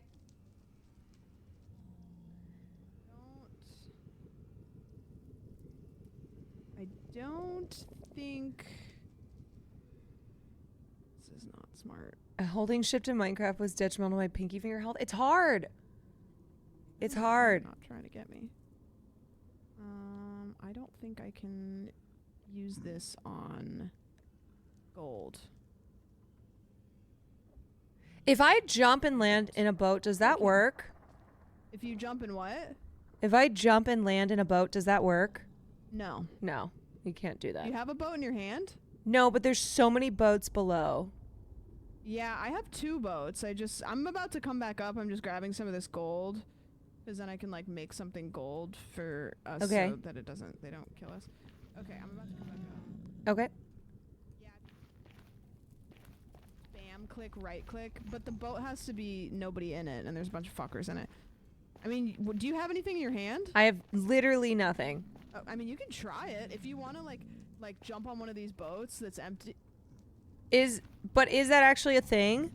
Yeah, because if you manage to right click right at the exact moment, Okay. You'll sit in it. It's just hard. Okay. Let me try. The fucker is wearing your armor. Oh, is he? Oh, that piece of shit. You have to I click can it. kill Okay. him. You have to spam right click. Okay. Here I go. Okay. I feel like I maybe should. You didn't do it. I didn't do it. No, I died too. Wait, so why are you dead? Well, he shot me. There's a guy in a boat and he shot me. Oh no. I'm gonna be so real with you. There is nothing down there that is worth getting. It is like okay, a stone sword. I don't even know if there's anything iron down there, and some bread. Like everything. Okay, we time gotta we just spend start getting over. that back. Yeah, which is Okay. fine. It's not a big deal. Okay. Okay, so we're just gonna start from square one. Wait, We so gotta what get- happened with that boat thing? Oh, they got in a second before you fell? Okay, so would yeah, I... so would if I the have made enemies walk close to the boats, they'll get in them.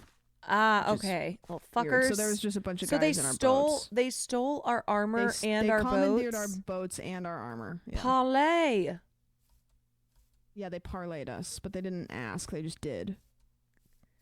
They... I can't believe people just steal your shit in this game. Yeah. It's... Who would do that? Fucking rude. I know. Okay.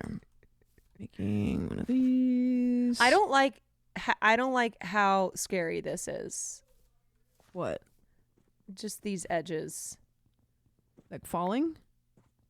I don't know. It's just so edgy. like walking on the edge of things? Yeah, like there's just... Okay. Yeah. Yeah, I think that's just like kind of a video game thing. You just kind of like... Okay. You know, you just kind of like walk I'm just saying. around and you fall out. Yeah, it's pretty edgy. Yeah. It is pretty edgy. I wonder how much of the island did we explore? There's still parts of the island we haven't explored. Okay. Sorry that you made so many boats. You know, it's okay. It didn't take too long. I can whip up another one.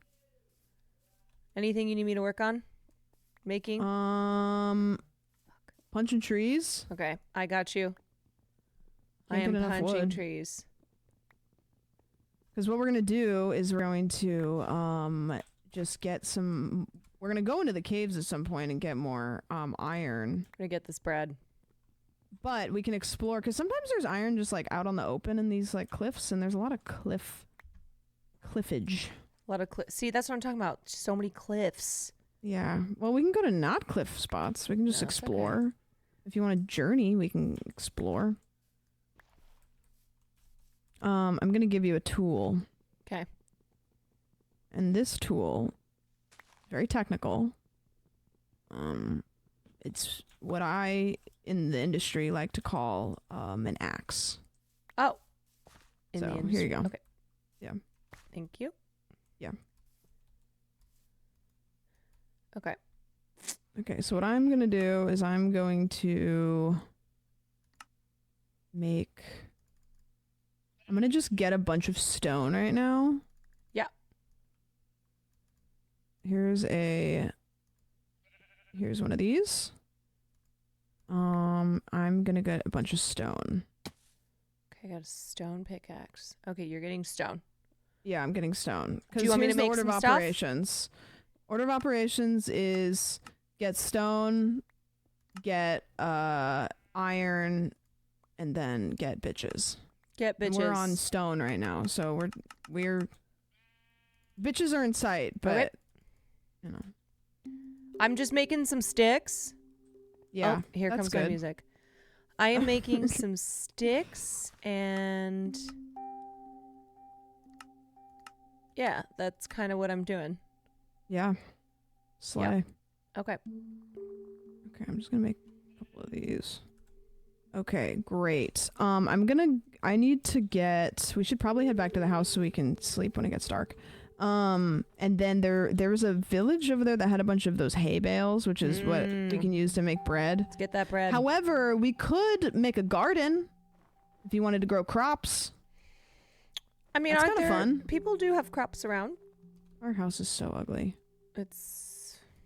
Like, this is... Like, what is this? Excuse me. Did you say excuse me to the snow? Yes, I did. Wait, that's snow? Oh. Yeah. I think it was I just thought it was like white. I don't know. Yeah. Sorry, I live in LA. Anything white to Just me mountains is of cocaine. Okay, let's sleep. That's my favorite type of skiing, if you know what I mean. Bubba dat. Boom, boom, boom. Okay. Do you think that Charlie XCX will ever collab with the Black Eyed Peas? When her career has ended. Yeah, okay. When she is hurting. All right. Will.i.am is too what busy. What would be the craziest collab? With Charlie? No, just in general. Like a collab that you'd be like, what happened? Bread. Potatoes. I think Drake and Celine Dion. Drake and Celine Dion. That would be crazy. That would be so weird. We're looking for hay bales. I know there is some. Thank you for the gifted sub. I appreciate it. I'm getting some pumpkins. We love a good pumpkin. Yeah, you guys, I don't know why those captions are on, but Kanye and Taylor Swift. Crazy. Yeah, that'd be crazy.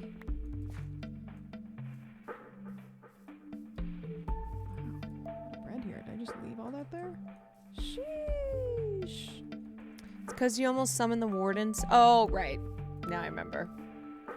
Now I do recall. Who is this? Can I eat this guy? Like, what happens if I do this? No. Oh, Jesus. Oh, shit. Okay. Okay, it's fine.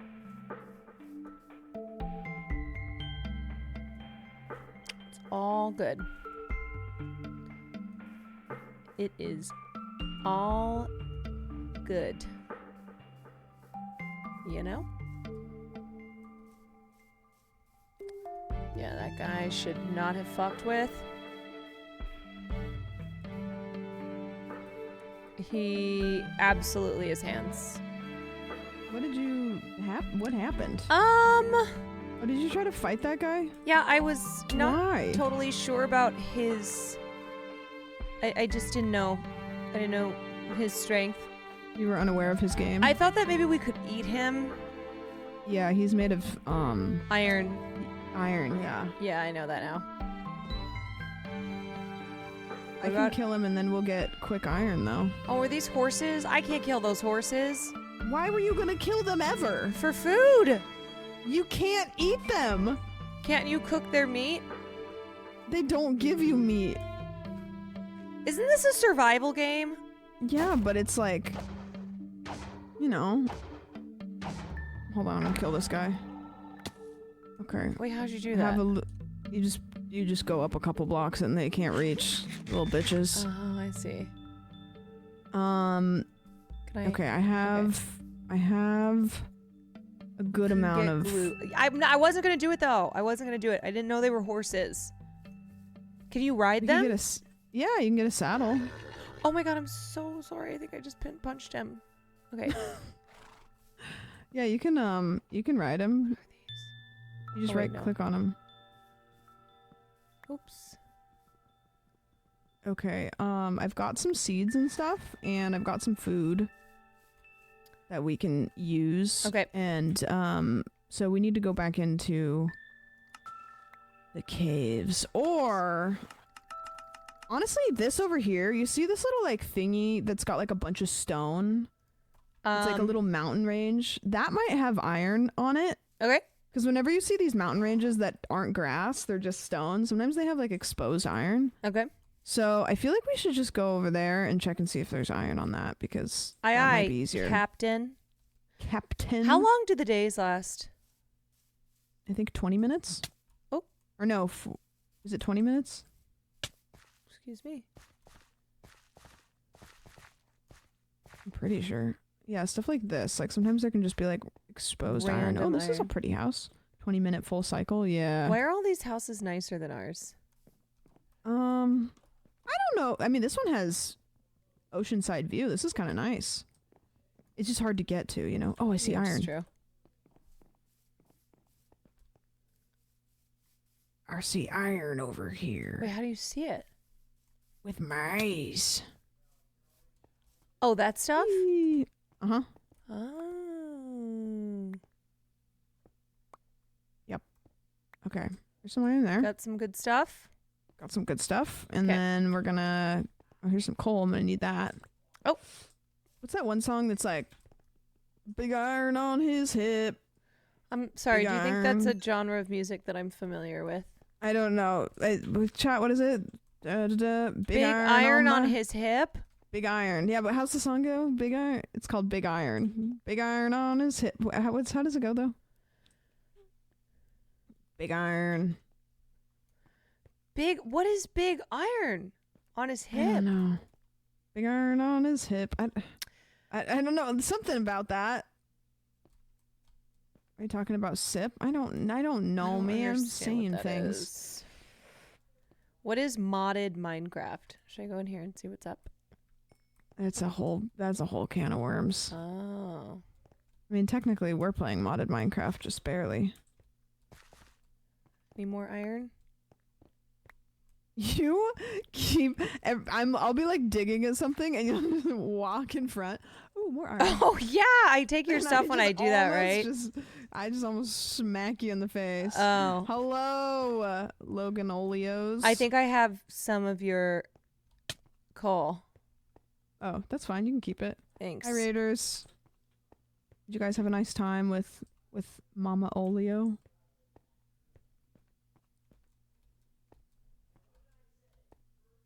Make some Do you wonder what's on the other side of that ocean? We should do a Christmas cooking stream. The Earth is flat. What? I don't know, what are some yummy Christmas things? What's from the Grinch? A roast beef? Yeah, I'm not doing that.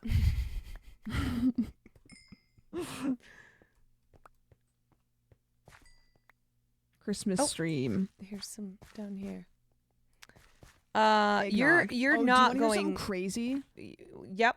I've never tasted eggnog before. What? I don't like it. I know. And there was I'm gonna be so real with you. For 29 years, I've told people I don't like it, and it's just because I didn't taste it and I didn't want to admit that I'd never had Really? it.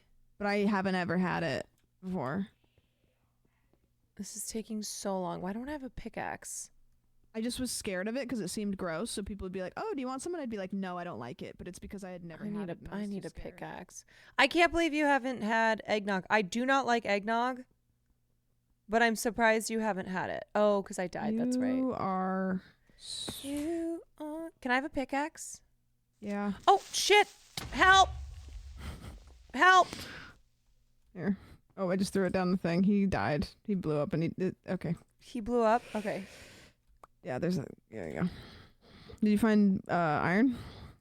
No. No. There's coal there though. Shit. Oh, I got I it. have some iron. I have 6 iron. I think this is what I was going after. The way she just started singing. Oh no.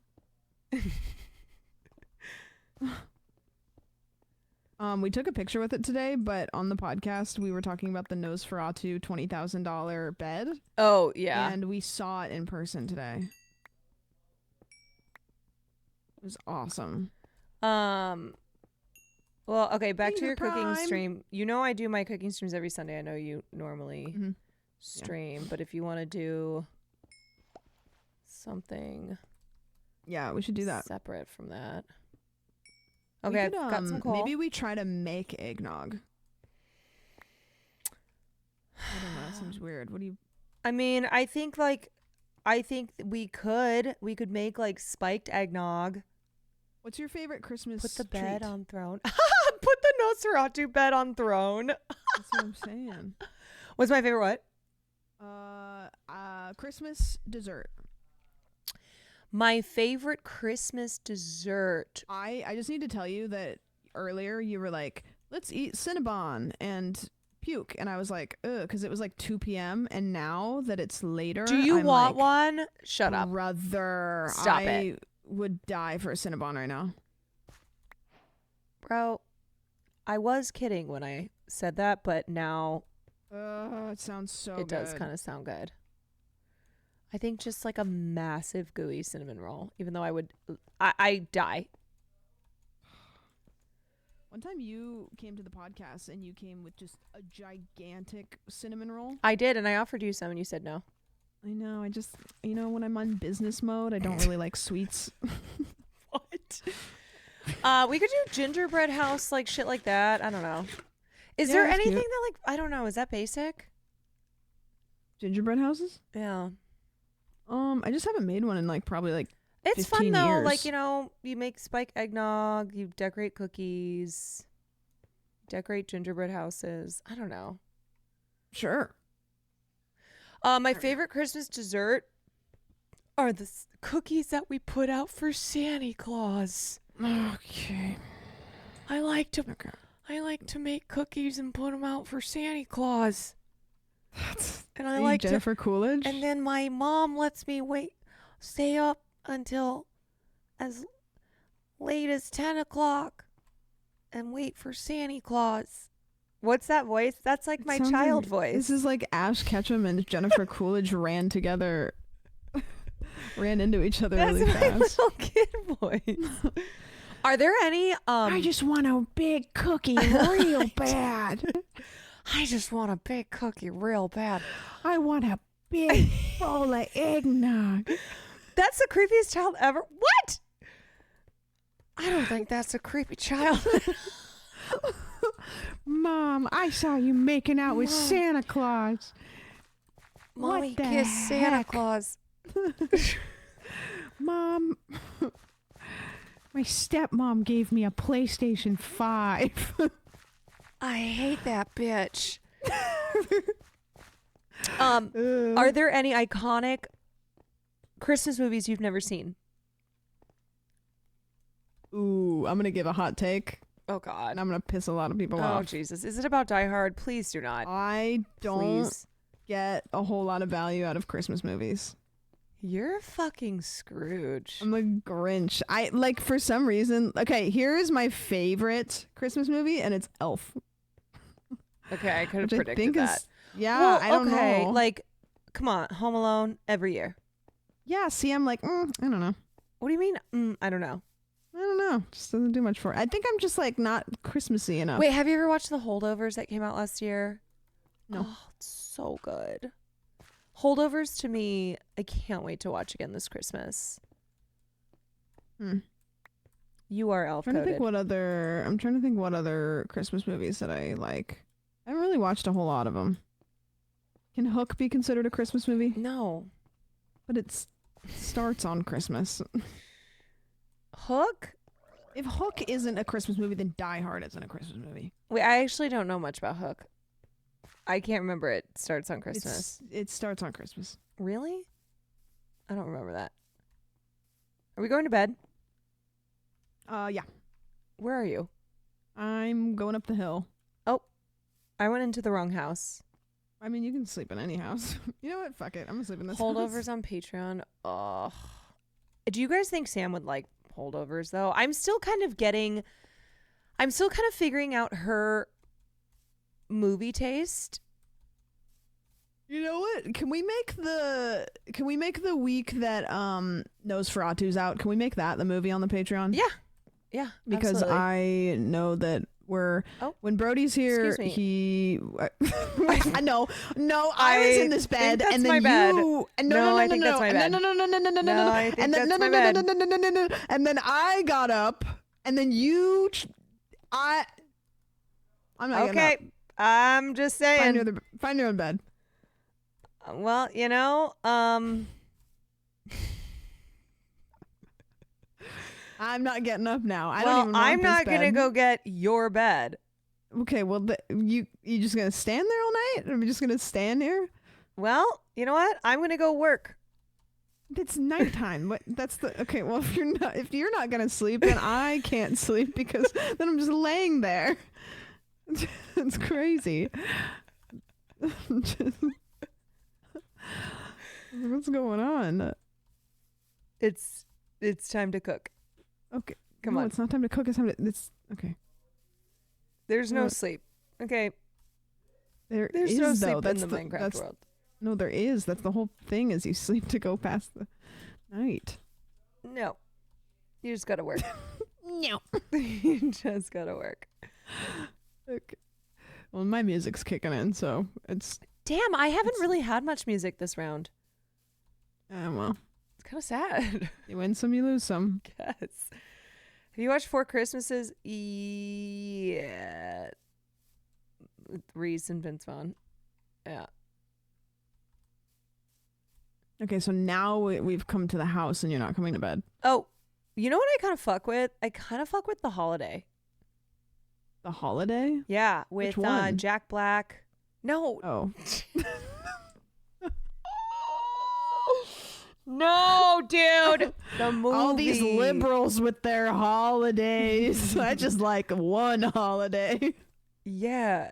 Remember how all the outrage over Happy Holidays and versus Merry Christmas? Yeah. Do you want to hear the holidays for today? I read them to my chat every day. Yeah, I do. Today we're celebrating Free Shipping Day, Gingerbread Decorating Day, International Shareware Day. Okay. Monkey Day. National Biscuits and Gravy Day. Oh, hell yeah. I fucking love biscuits and gravy. National I do not know how to pronounce this. Bouillabisse. Wait, I'm sorry. Bou. Bayabazi? Bouillabaisse? Wait. Sure. Bou. It looks like a soup that's got like shrimp in it. Bouillabaisse? It looks yummy as fuck, but I do not know. Bayabussy? Yeah. Looks delicious. I'd love to celebrate that. Okay. National Screwdriver Day, the drink. Oh. And Roast Chestnuts Day. Now, there is a On This Day in History tab that I usually look at, but it's usually bad, and it's extra bad this year. So wait, let me see. No. Wait, on this day in history? Yeah. Please. No, just No, you can't do that. Just get the coal. Get the coal. You can't do that. Get that coal. Do you want to do a garden? Sure. Okay, so I'm going to introduce you to a magical tool. And this tool Let's get this. is called a hoe. A hoe? I love Next one to know one. hoes. There you go. Okay, Love so me some now hoes. the way that you do gardening is you have to okay, we have to get water. I can make a water bucket. I just didn't want to make a bucket. Okay. And there's not really any water near us just naturally occurring, I don't think. I mean, there's like it is, but it's kind of far away. You want me to go get so anyways, some? if Thank you, Ty Guy. I have to make a bucket and we don't have that much iron, so I'm kind of like, oh. Turns out I left a bunch of iron cooking in the thingy, so we're Oh, good. hell yes. Okay, take this and go get Okay. water. Take that and go get water. Yeah. Okay. See, I said it a little bit demanding. I thought it would be a fun side quest for you. However, it does make it seem like I'm making you do chores.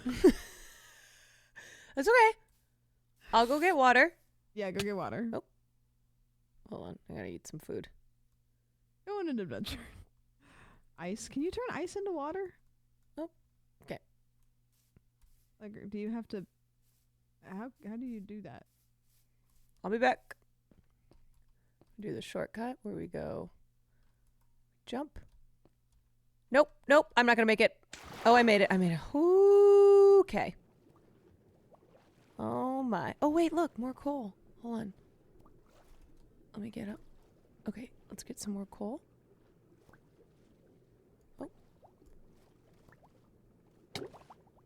Oh shit. Oh wait. Okay. Now, how do I... Oh, okay, we got water. While I'm down here, let's get some coal. This takes so fucking long. You break blocks slower underwater. Oh my god, I need some food. I am dying. Oh, okay.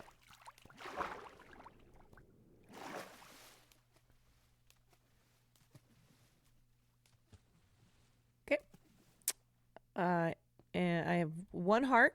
Okay. Cool. All right. I am gonna make my way up. How the fuck do I get back up? It's so hard. Okay. Oh. Fuck this. Bro. Okay. Okay. You know what? Oh my god. Okay. All right. Music! God, this is just really laborious. Oh god! Oh no! Fuck! Oh no! Ah! No!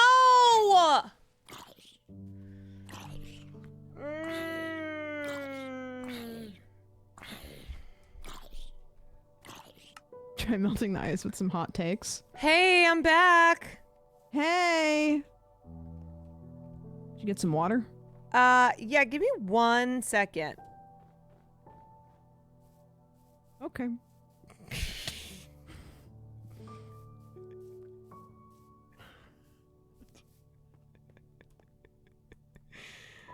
Okay.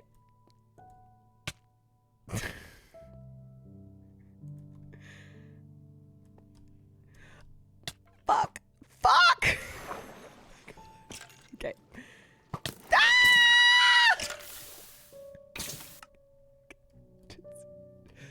I'm just gonna sprint.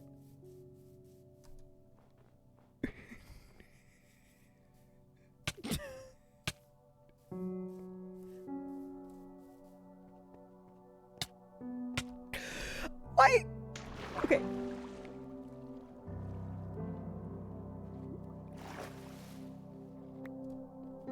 Let me go get my water. Oh my god, my shit is everywhere. Oh, I'm so annoyed. Where's the fucking bucket? Is it up there?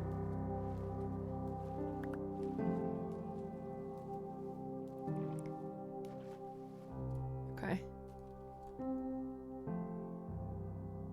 Oh, Jesus.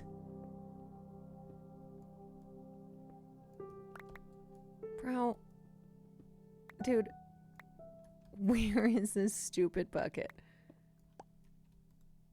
Okay. Ah! Shoot! So difficult, man. I think it's up there. Not even the soothing water can soothe me. Okay, here's my pickaxe. Now. Wait, I have the bucket? Oh, I have the bucket. Okay. Time to get back up.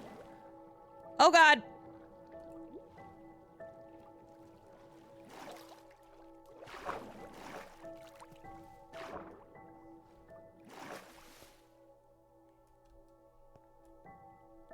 Okay, I have the bucket.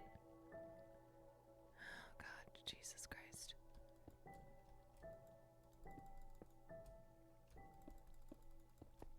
Okay. Oh my god, these fuckers. How do I, like... There's gotta be a faster way to get back up. Oh! Take a different path?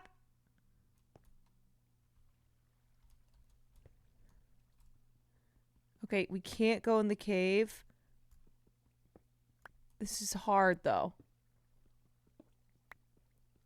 Wait, can I go use the waterfall? Okay. All right, here we go. Yep. Okay. Okay.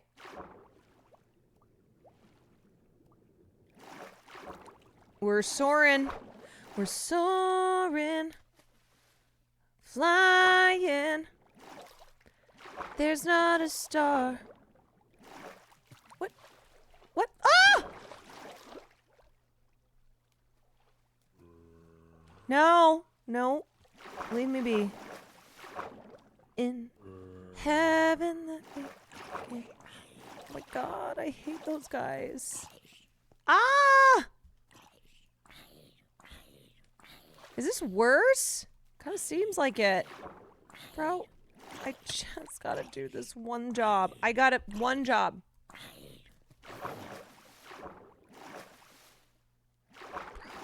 Bro, why can't I stay in this waterfall?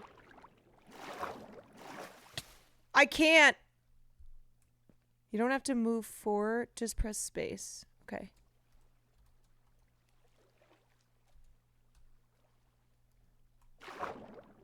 Oh, stop holding W. Oh. Okay, is this working or no?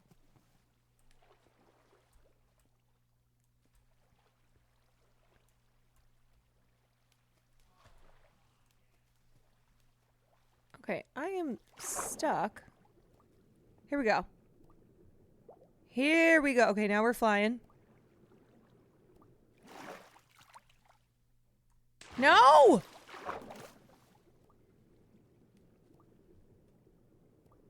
Go up till you stop. And follow the water. Oh, okay. We're back in it. Okay. We're in it. Oh my god. Why is it so hard? Ah! Oh no.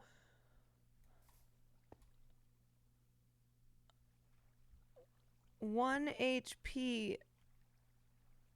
How do I get up?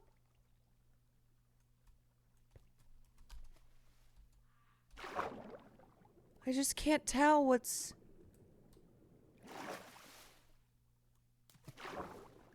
I can't tell what's waterfall and what's notterfall, you know? Ah! I can't do this! Oh my god!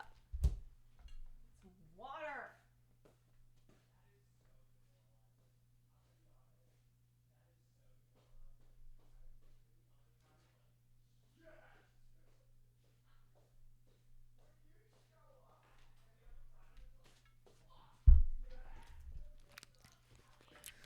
You guys,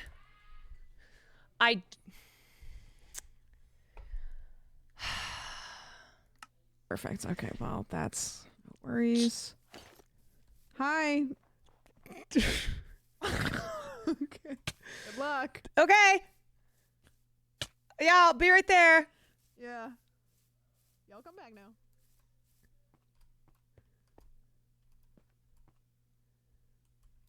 Now, where'd my shit go? Fuck this. Fuck this. Okay. All right, we're going to take the waterfall. We're going to go over here. Okay.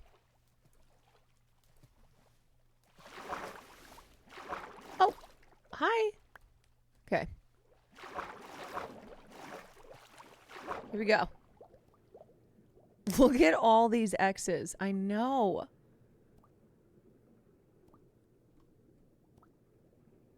All right, now.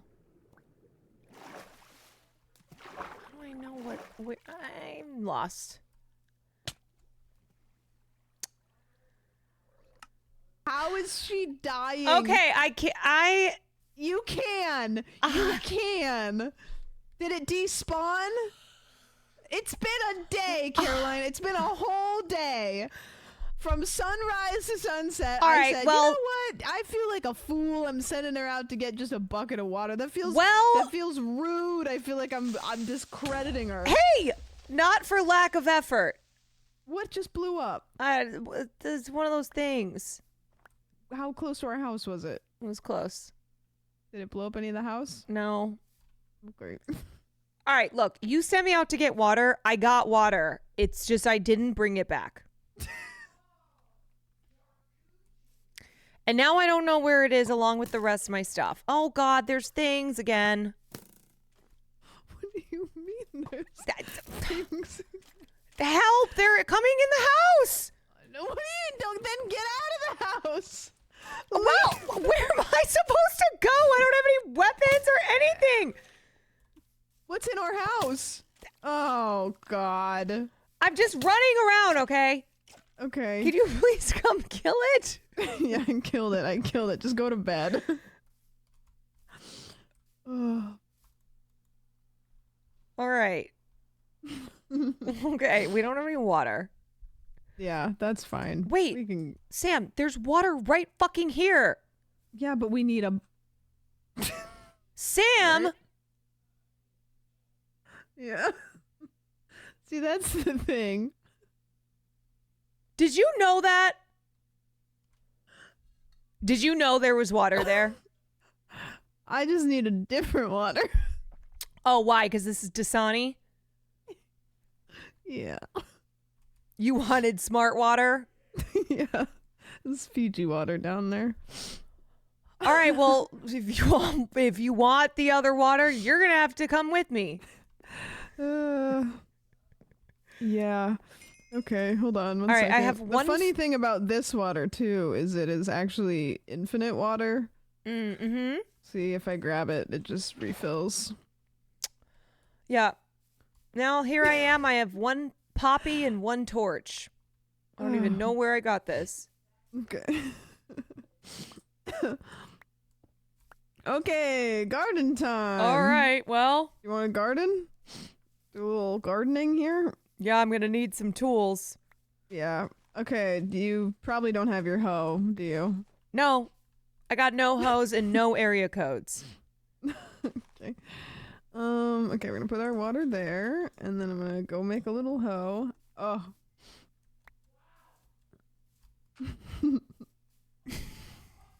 Okay, here's your hoe. It's over there. Okay. Yeah. Okay, so I want you to just like right click on the ground around the water, like I don't know, just start doing that. Yeah. Okay. And then I'm gonna give you these, and there's 41 of them, so I don't think you'll be able to plant 41 because I think you only get 4 away from the water, right? She should get 4 away from the water. Or is it 8? I can't remember.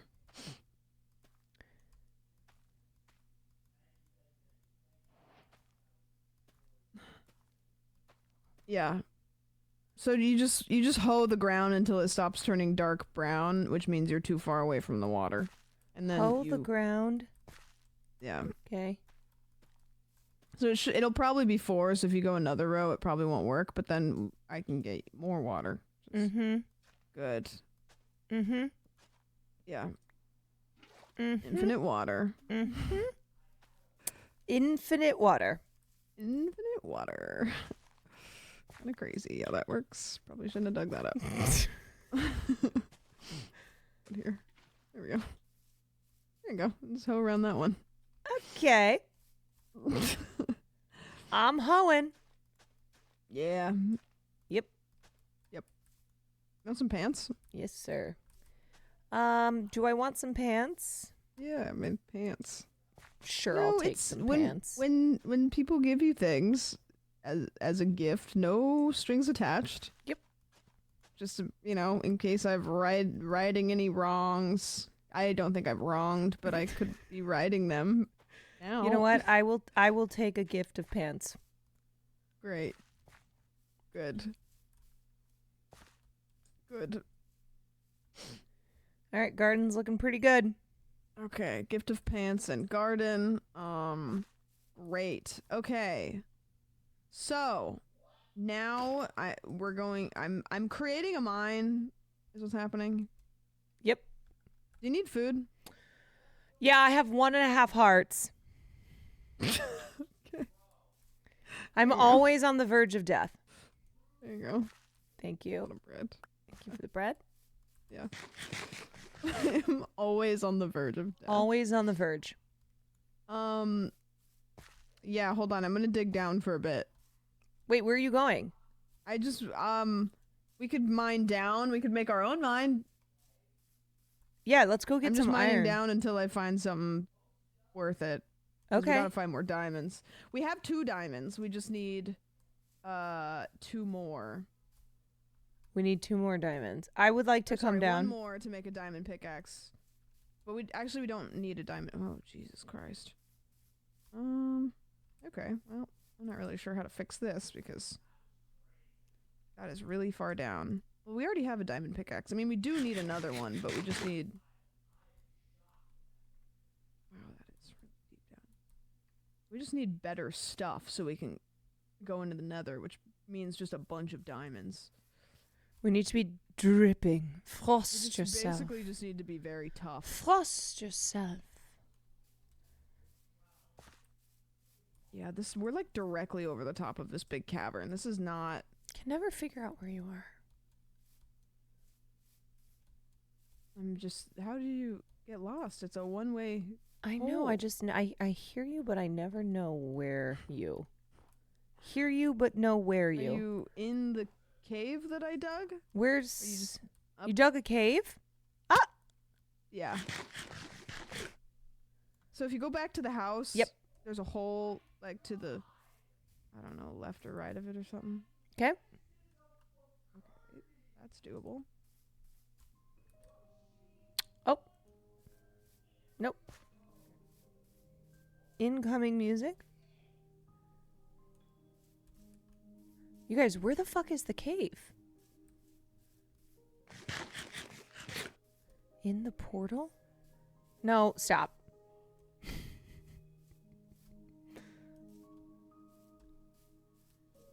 don't know where it is. She's gone. She's disappeared. She's disappeared. Is it here? I don't know. I never know where she is. You find me? Nope. Okay, are you going down a cavern? No, I don't see it. Where are you? Oh, I see it. Okay, there's a hole in the ground. Yeah. You get to the end of it. It and you have really full health blended right in. now? Yep. Okay, good, because if you don't, you won't survive the fall, which I probably shouldn't have done that, but I did anyways. I'm just trying to get iron, which is Okay. what we're doing right now. We're just iron hunting. Wow, you've really dug deep under here. Yeah. You've been just on a big iron hunt. You've been working. Oh, jeez. Oh. I've been working. You have been working. These fuckers. Like, I hate them so much. Big hole. Does she have no torches? Do you have torches? No. Oh, it's probably so dark for you. Yep. Okay, here. Here. Thanks. Do you have a pickaxe, right? Yep. Okay. Nope. I got just a hoe. Just a hoe. Okay, I can make you a pickaxe real quick. I'm just literally just collecting iron.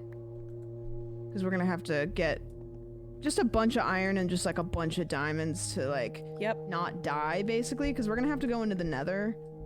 And that is dangerous. Yep. Yep. Are you mad at me about the water thing? I'm not mad at you about the water thing. I am bad. I couldn't even deliver the water. It's not you, it's me. Okay. Okay, got it. Understood. We're just gonna get you a bunch of iron and a bunch of things. And we're gonna get you all tough so you don't die. Unless you do things really stupid. You know, we're basically gonna bubble wrap you. What I have realized in this game is I simply cannot survive. No, don't say that. It's kind of a hard game. People call it a baby game. Yeah, they are calling it a baby game. Are you getting shot? I don't know. I just saw an arrow. I'm getting some iron.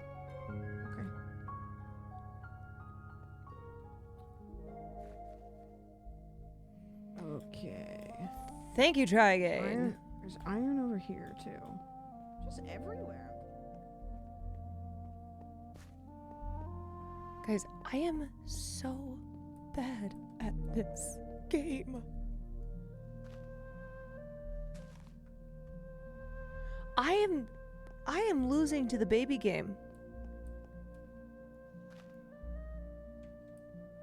I am losing to the baby game.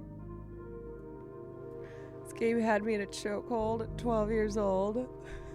I can't even go get water. Bison, thank you for the 3 months.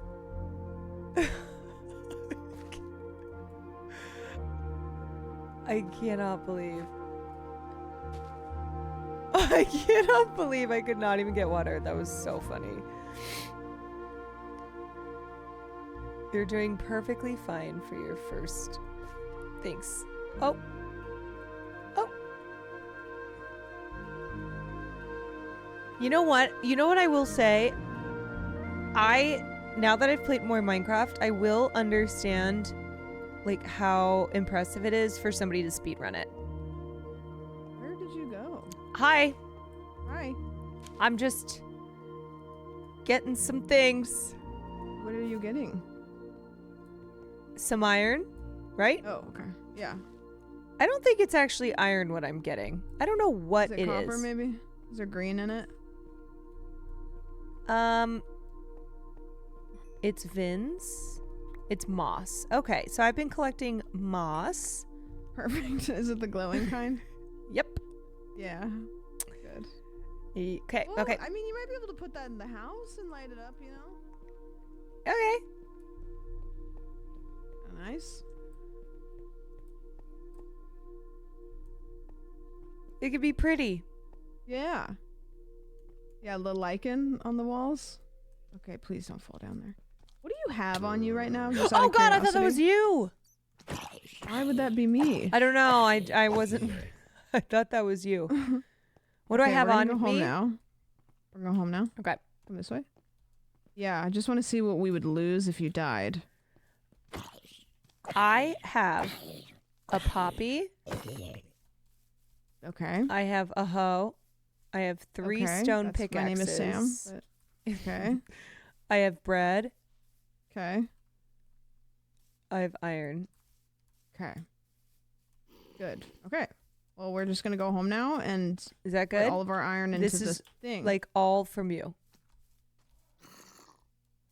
I look greener. Wait, what do you mean I Think look greener? native. Native 3. Wait, no, this is bad. Why is Wait, this what's happening? What's going on? Well, it's not that big of a deal. I'm just in the snow. What's happening? The snow. I fell in the snow. Oh, you fell in the snow? Yeah, because if you fall in, sometimes you just keep going down. Sometimes you're just in it. I don't know what happened. It happened again. It's continuing to happen. I got the poppy on my own. You're right. I don't even know where it came from. Okay, I don't want to fall into the snow. What? I'm continuing. I did get 4 to, iron. I'm continuing to pick snow that is. Do you want some help? Huh? No, I'm fine. I just got scared. Okay, we have 35 iron. That's enough, maybe, to make both of us full sets of armor and. That's tools. hella iron. Okay, I'm going to let's sleep real quick, and then Okay. I'm gonna make you some tools, and I'm gonna give them to you. Okay. God, I really want a snack right now. I know I'm hungry and I got pho, but that's like such an ordeal. It's Oh, like not yummy. easy. But it's like one of those where I'll just eat it after stream. Yeah. What did I have for dinner? I had a quesadilla. Dees. Dees. Okay, I'm gonna I put. know I am I'm hungry gonna though, make, but I want something easy. I want ramen really bad. I've been craving ramen. Do you have a good pho place that you like? Because I had pho when I moved to LA and I really liked it, but there was a bunch of hair in it, so I didn't eat. Oh, Sam! It was on stream, dude. I found it was the craziest thing. Like I Oh went my out, I God. IRL streamed, and I found a bunch of hair in No, it. And then dude. I went up to the counter and was like, "Hey, here's literally a plate of multiple different hairs." Oh my God. And they were like, and I was like, the food is really yummy. I just don't want to eat it because of how much hair is in it. And they were like, oh, it's probably the animal hair. And I was like, that No, that's is nightmare. maybe worse. No, that's nightmare. And they didn't want to give me my money back. And I was like, please. And they finally settled with giving me the employee discount. No. Yeah. And I was like there's a clip of me pulling multiple hairs out of my food and putting it like on a plate. Like I God. collected a plate of hair. And so like the worst part is it was so tasty that I was in this like bind of like, this is really yummy and I want to eat it again, but I am kind of traumatized now. So now I'm like, I want to eat it again. But Isn't I'm it at an crazy impasse. how hair and nails, when it's like those are things we spend a lot of money on, and when they're attached to us, you like get compliments and stuff. The second it's no longer on our body, it's disgusting. Yeah, I always It's think about that vile. when I was cutting hair. Like the hair on the ground looked so gross, and when I was just touching it like a few seconds prior. Dude, I can't believe they hit you with the discount. They were like so rude to me, and I was streaming, and so I took the camera and I left it outside to go inside to talk to them because I didn't want to do it on camera. Right. Because I was like, I'm not trying to make this content. It seems rude. And they were being dicks, and I was like, I don't need you to like, I don't need anything. I just want my money back because I can't eat this. And they were like acting like I was. Oh my God. Crazy. Okay, there's that. That is so awful. It's so awful.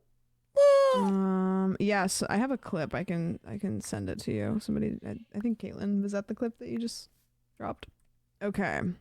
I'm making you iron everything. If you die, I'm not gonna be mad. I'm just gonna be disappointed. Okay, I'll try not to. Okay, you have an iron sword. Okay. You have an iron helmet, body suit, and shoes. Okay. I'm gonna make it this time. Okay. Okay. So do you have food? Yep. Do you have pickaxe? I have. You have a stone pickaxe? Yep. Okay. Because I can get you an iron pickaxe, but I think you'll be fine with stone for a bit.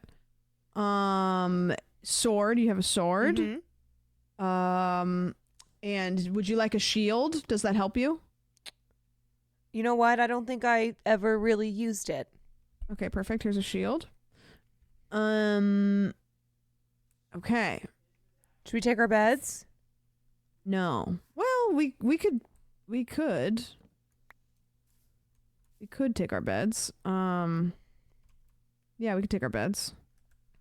Because we're basically just gonna be, we're on diamond. We're on diamond duty. Yeah, we're finding diamonds. We just need a bunch of diamonds. We need an enchanting table, and we need diamonds to make the best gear. Okay. Okay, and we have 2 diamonds, but we need more than that. We need more obsidian too, which I don't think we have more of because I think we were holding it when we. Because they carry a lot of pathogens. Revulsion response is a thing we evolved to survive. Yeah, it is fucking vile. What? Just hair and nails. Dude, every night when I worked in nightclubs and I would have to clean the tables after, I would always find nails, like, like glue on nails? Yeah. Or, just like full on nails and like clumps of hair, like extensions. Oh, extensions are gross when they're off on somebody. So gross. Yeah, all of the body stuff is just not good. Dude, people would come in these clubs and then just, I don't know, leave it all out there. Yeah. That's disgusting. Just leave it all out there. Okay, there we go. Okay, I'm just making like a couple things for myself. Okay, what armor do I have on? I need shoes. And I need a helmet.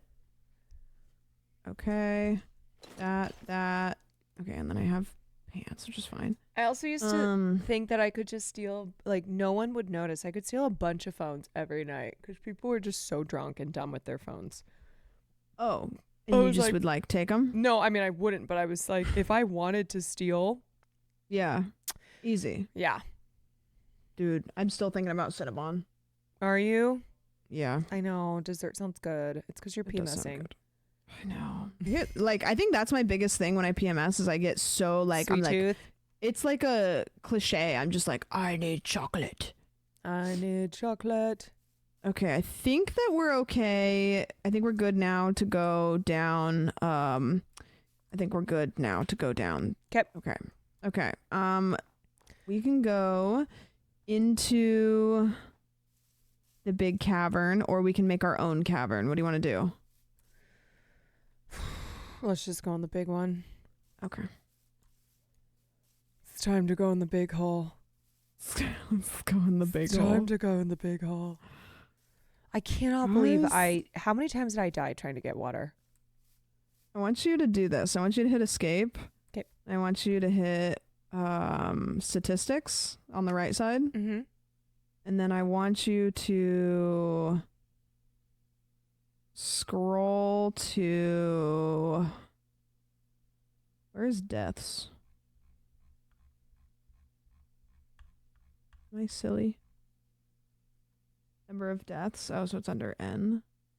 Okay, yeah. So under N, there's number of deaths. What is it? 27. Okay. Is that a lot? I mean, it's actually like less than I thought, which I don't know if that's good or bad. Okay. Okay, what we're not gonna do, I don't think, is I don't think we're gonna. What?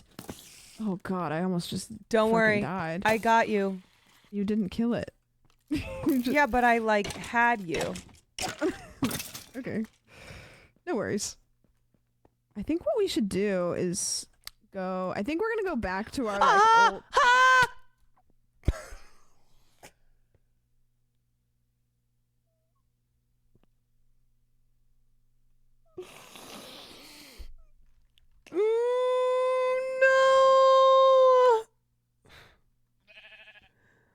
No. Fuck. Oh, God almighty. Well, 28. Shit.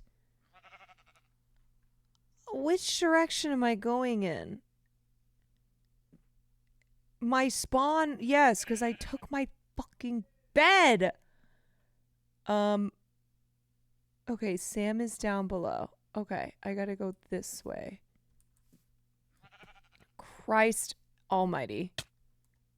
All my armor. All my fucking armor. I need to go get it. I need to go get it. She just made it for me. Just follow the death X's. There's so many of them. That's the thing. I need her to stop moving.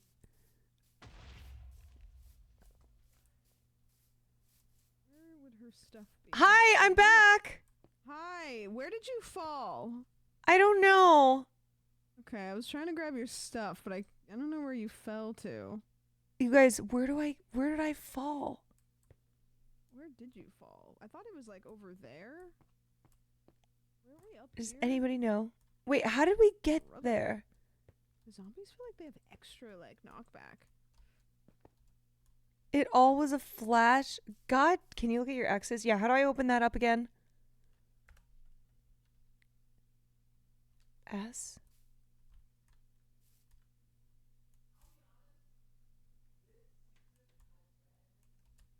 There's so many X's. Okay. Now, let's go to the last one.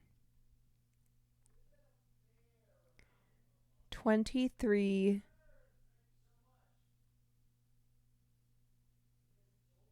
25. Is it this? So many, dude. Dude, there's so many.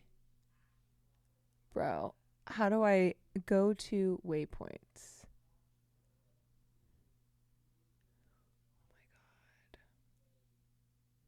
Click on the diamond. Oh, right. The diamond. Okay. Okay, so this one. Share. Or no. Oh, scroll to the bottom. Okay. This is the last one. Wait. Unknown or incomplete command. Wait, why can't I teleport? I'm trying to figure out Fine. I know. Wait, where is it? Okay, let's do this. Let's do this. Ready? Delete. Delete. Delete. There's so many. I have to go through them all like this.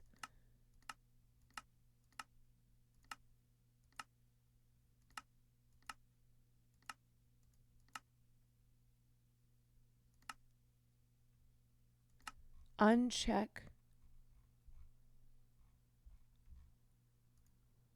Wait, what? Uncheck delete. Untick the delete confirmation? Untick. I just need to get to this one. So I go here.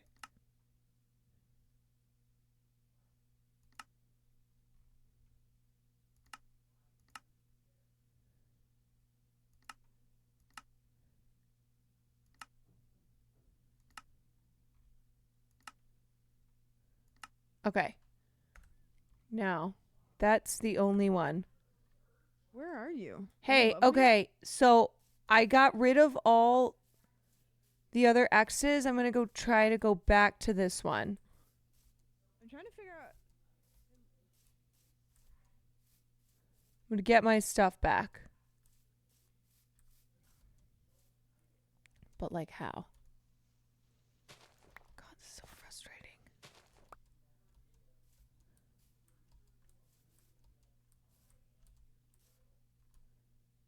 Wasn't that the first one? No, look. I have my X right here.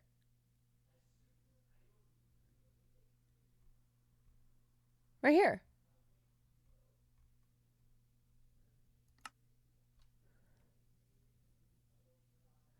I thought that was the most recent death.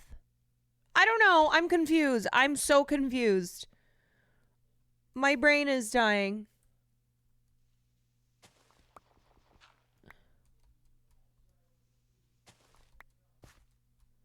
Okay, it looks like it's... You're good. You're good. Okay, yeah. Okay. Now, how do I get to it?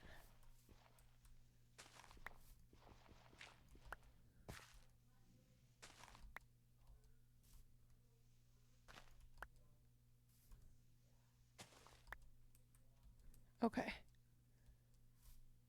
It should be like right here. But how? But how?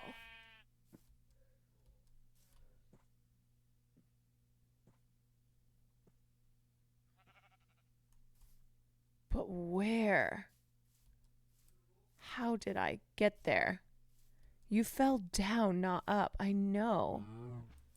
I do not understand. It was in the cave. How do I get into the cave? Oh my god, I'm gonna die. Okay, maybe it's this way. Maybe. Okay. We're in the cave. Quarter Jade! Thank you so much for the raid. Hi, guys. I hope you're all having a great night. I am constantly dying in Minecraft, and right now I am trying to get my shit back. Let's see, 38 meters away, because I'm so tired of having stuff and then dying. See, okay. Do I have a mod in here to shout out? Hold on. Let me do it. Shout out.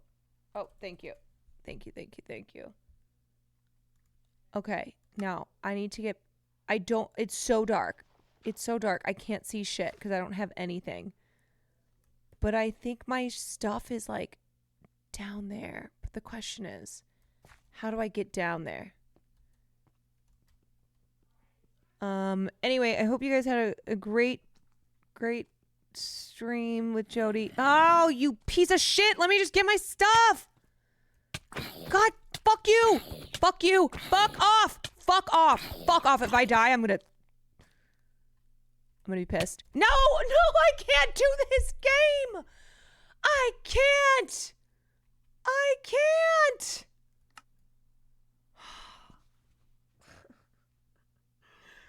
I am spending this entire time.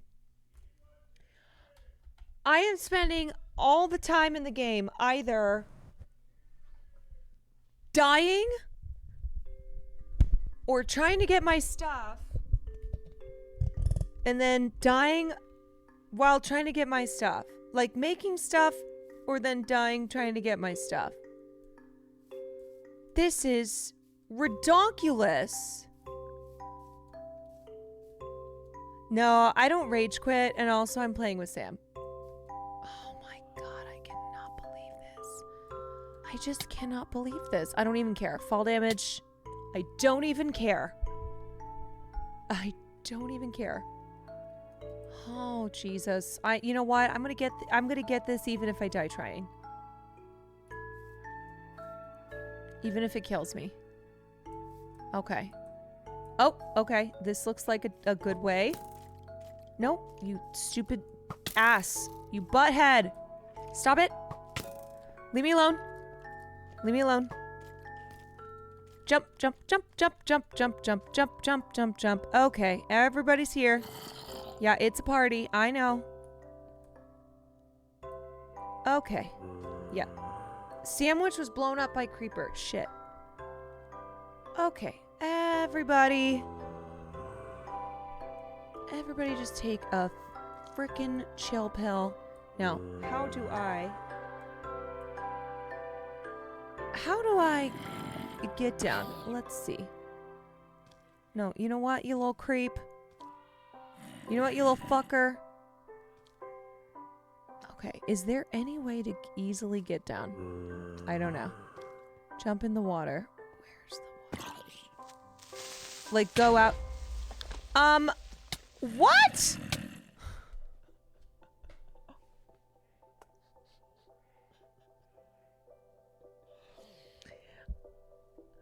I can't. You guys. Oh my god. Oh my dear Lord. Sweet Jesus. Sweet Jesus. Sam, can you hear me? Maybe if you got new stuff, the problem is that we get stuff and then I immediately die and then I cannot get my stuff back. Sam? Don't. Sam? Where are you? I'm cooking. You're cooking? Yeah. Should I keep trying to get my stuff? Yeah. I think you're losing more stuff. I do not have any stuff to lose. Truly. Okay. All right, let's see what this... Okay, this is no good. Now, I think my shit is down there. So. Because I died there twice. I think it's down there. I think. Now, let's try to go to the water. Okay. Let's do the water. The water. Oh, the boat strat? I don't have a boat, though. It would if it would increase your enjoyment, there's a command that will let you keep your inventory on death. No, Sam decided that we're doing it this way. She decided that this is how it's going to be done. Thank you for the bits. Okay, I am going to...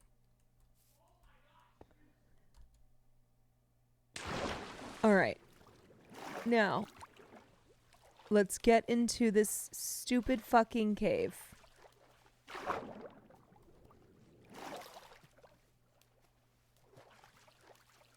Let me get into this cave, and I'm going to get my stuff if it's the last ding-dang thing that I do. You don't think my stuff is still there? Wait, it doesn't stay? I thought it stayed the whole time. Oh, Jesus Christ. Oh, come on. No? If it's been more than... Oh. No! It's gone.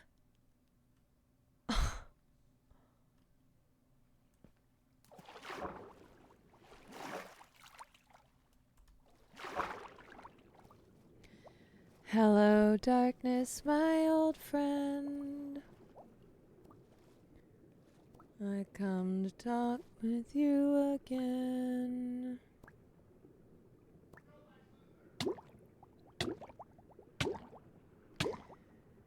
Where are we? What the hell is going on? All right, Sam found diamonds. Where is she? Sam? Sam, wherefore art thou? Please. You guys could add a date graveyard mod and make sure your stuff doesn't despawn. I'm going to ask her about that. Sometimes trying to get your stuff back. I know. The thing is, though, is that, okay. I get stuff. All right. Sam gives me stuff, and then I immediately die. And then I try to get the stuff back, and I can't get it back. So then we have to get new stuff. And then I immediately die. And it's torturous. I did not know how much torture this game throws at you. Oh my God. This is my exact experience first time playing. It is so brutal. Where the fuck is she? You're living on the most dangerous biome in the game. Look, I don't know what that means. Take it up with Sam. Move to a flatter area on the map. Why? Oh my God. I'm trying to find her now. Hey. Wow. Hi. Hello. Hi. Where are you? I'm near you. Yep. I think I'm below you. Oh. What's going on? I'm in battle. You're in battle? Yeah, I got some diamonds though. I went on a hunt and I got more things to make you things. Okay. But what happens if I die again? You know, we will. I think we're going to try strip mining. Okay. Which is a little safer. Yeah, we're going to try that. I think we're going to try that one.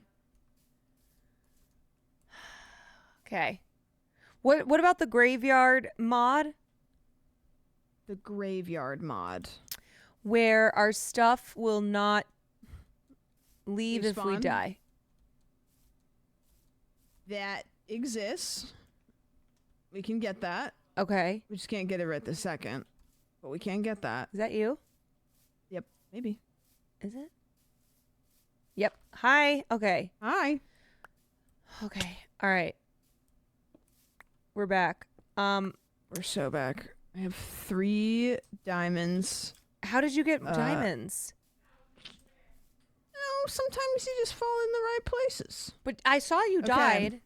There is an option that we can do. Okay. And the option is to make it so there's a thing called keep inventory, which makes it so that when you die, you don't lose your stuff. Well, I'm okay not doing that, but if I want to go back and get my stuff, how do we keep it there? You either have to get a mod that makes it so it doesn't despawn, or that's it. But you lose achievements. Do you want achievements? No, I'm just reading chat. I think don't keep think you care about inventory is a little achievements. cheating. Okay. But like, how do I stop dying? Well, I think what we should do is try strip mining, because right now we're in areas where there's a lot of big falls. Okay. I will tell you that falling and dying is a thing that happens a lot until you learn how to not fall and die. So right now you're going through like the normal stuff. But what we can do is we can do strip mining, which is just going down and not going on caves. We're just digging our own holes. Okay. To find diamonds. It's just and that will be fine. We could do that. You want to do that? Okay. And I have plenty of iron, so I can make you more stuff. Okay. The thing about strip mining is you are just mining straight into the earth, so you don't have like this space around you for enemies and like falling, you know? Okay. So we can just do that. Okay, let me go back up because I have to cook this shit. We yearn for the mines. People are saying, is our base in a dangerous location? Is our base? Yes. Being on a mountain? I mean, you're not falling off of the mountain. Well, sometimes you're I falling am. when we're in the... Did they want us to build our base? You know what? Let's keep the base. Okay. I like our little base. It's cute. Oh, you lost your bed, huh? I did lose Right my click, bed, right click didn't on my bed, because I think we can both have. What does it say if you right click on you my can bed? sleep only at night or during thunderstorms. I'm just making sure that you can set. That we Oh can yeah, set the respawn same- point set. It did? Okay, cool. I just didn't know if we could both have it at the same. Oh my god, now I really want a Cinnabon. I know. Man. Man. Wonder if they'll DoorDash. Oh my god, I think I just need a food. I should just grab some of my pho, even though it's difficult to eat. Okay, so what I'm gonna do is I'm gonna make you pickaxes. Relocate our base to Richmond, Virginia. Are there caves? She's in fact falling off the mountain, but it's hilarious. She'll be fine. Listen, Minecraft's hard sometimes. But then you get a big win, and it's awesome. Okay, I'm not gonna make... I could make myself a diamond pickaxe, but I don't want to do that yet. I want to make sure that I'm also not gonna die.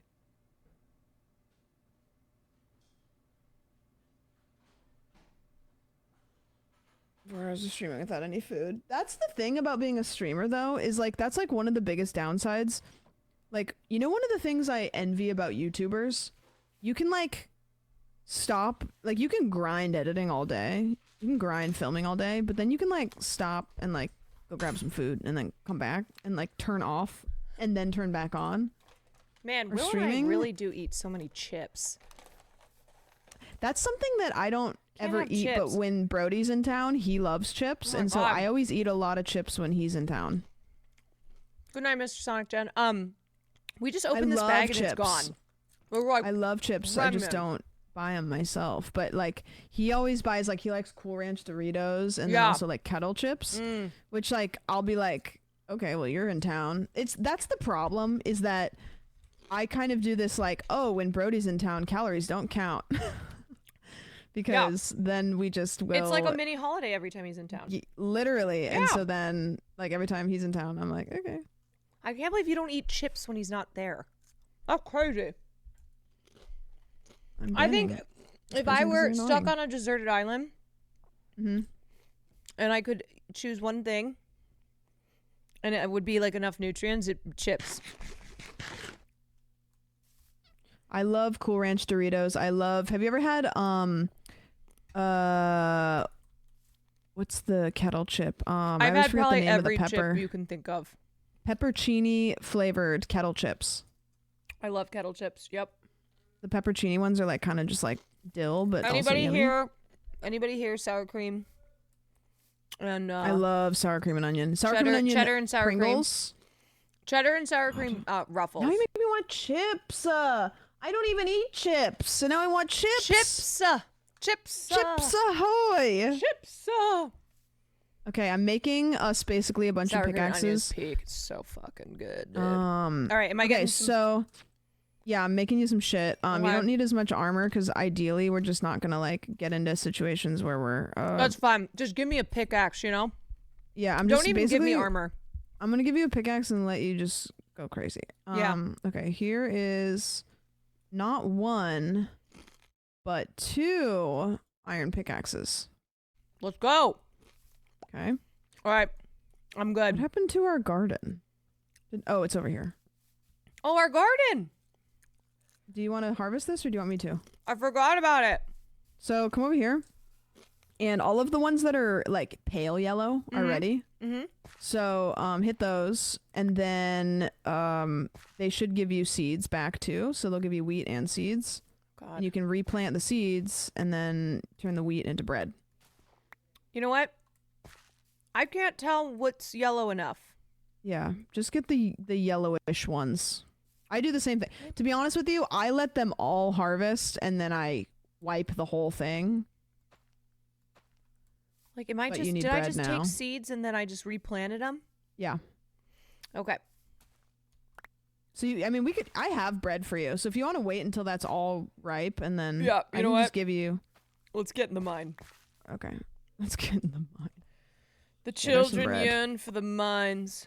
They do. Okay, we're gonna we can just keep going down the one that I was digging, except we can just not fall down in the hole. Okay. I'm gonna get you shoes at some point that have feather falling. Mm. And Can that you means fly that in this? Yeah, so when you beat the game, don't run in front of me real quick. There we go. When you beat the game, you get something, well, you will get something called elytra, which is wings. Do you think I could get a torch maybe? Yeah. Maybe. Maybe not. Hold on one sec, I'll be right back. All right, I'll be here. You I'll can be keep there. mining straight forward if you want. Just Oh. be careful, don't What? fall. Like you can keep the path going just straight. What? Keep the path Probably going. I'm gonna get some water. Keep the faith going, y'all. I'm gonna find some diamonds. Can't see shit.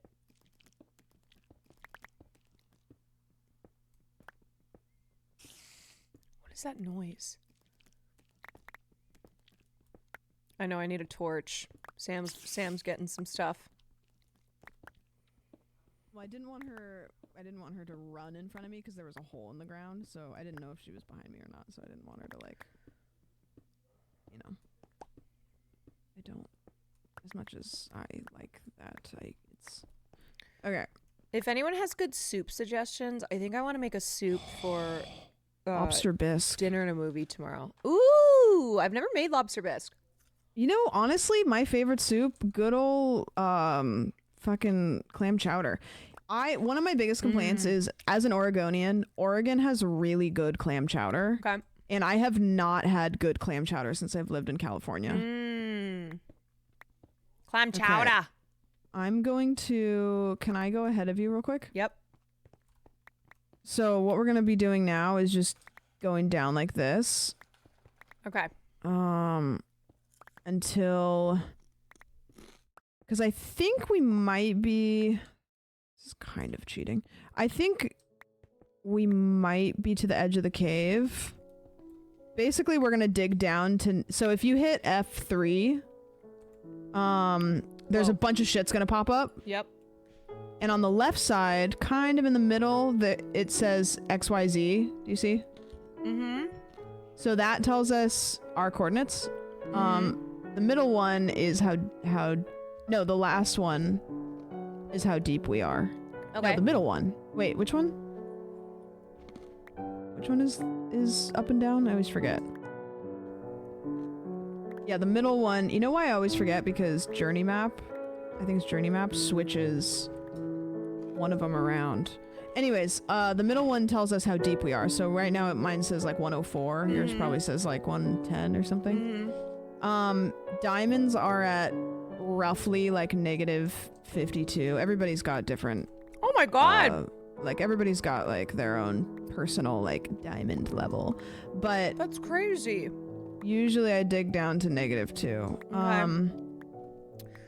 I already did tomato soup and grilled cheese. Usually I like to make stuff that I haven't made before. Lobster bisque could be fire. Lobster bisque is good. There used to be a soup restaurant in my hometown that made really good lobster bisque, and I liked it a lot, and then I had lobster bisque after that, and I was always kind of mid on it. I feel like if I tried to make clam chowder, I would maybe kill Will. Why? I don't trust myself with that. Do you like clams? No, but I like clam chowder. This is why strip mining is fun with somebody, because then you can just talk, because it's kind of mindless. Yeah. So I don't mind it. Should I be building out or no? No, because we're just gonna, right now, we're just literally digging down to as far down as we can go, almost. And then we're gonna start strip mining out, which this is the newest update, and I know that strip mining doesn't work as well as it used to, but it is safer. So that's what we're gonna do. Okay. So I'm just going down, which I might. I did might broccoli run into cheddar.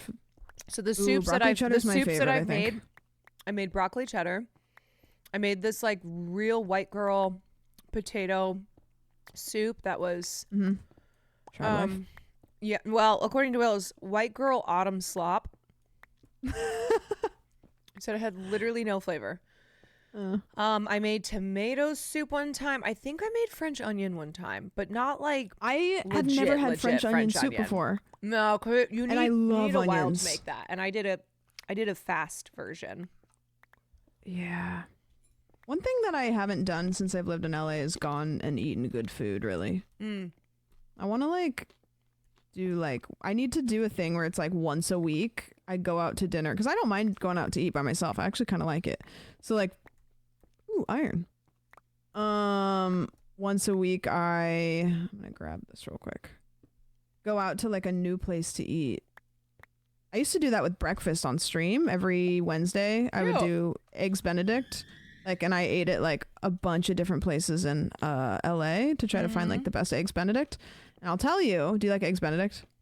The best one that we found so far was at a restaurant called, chat, what was the name of the breakfast place? Okay, see, there's a hole in the ground right here, so we're gonna patch that up and we're gonna go this way.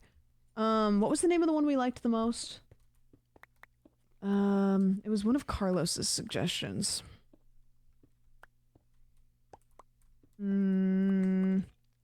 I have stews if you're open to soup adjacent. The only thing is sometimes when I look up stew recipes, they just take so long. No, not Waffle House. I don't know. There's a breakfast place that it's one of those diners. Yeah, the one next to the card shop. It's one of those diners that you go in and it's so bland and it just looks like a classic diner, but not cute. Just it looks like nothing has been. It looks like if you took the pictures off the wall, they'd be faded. And the eggs Benedict was so good. Oh, that sounds really good right now. And it was in a weird little strip mall. Just nothing about it seemed good. You like Wicked? Yeah, Wicked was good. It's time to try. You want to know don't think it was best one picture, of the most but... badass moments in Wicked? Yeah. When what's her name, Mrs. Morrible, Madame Morrible. Madame Morrible. When spoilers, when all of the monkeys get their wings. And she turns around and there's that slow-mo cam where she's walking away from all of the monkeys flying behind her. Remember that part? I was like, whoa. I also said I think my favorite part of Wicked was the costume design. Oh. Especially her costumes. Also, Elphaba looked amazing. Yeah. You expect Glinda to look really good, you know? Yeah. But the costume designer... Okay, don't jump it down here. Don't really jump this way. put a lot of love into really Elphaba's dangerous. looks. Yeah, they all looked good, but Madame Morrible, when every time she came on the screen, I was like, whoa. I have to take you to see the show now. Yeah, it's in LA. I know. Oh, I did make zuppa toscana. I made the soup from Olive Garden. It was actually so good. I haven't really had that many different kinds of soups. I love soup. I love soup. I love stew. Yeah, stew I'm kind of on because a lot of times stew is just big hunks of things, which I don't like. But I love a good bread. And a beef a big stew. hunk of bread.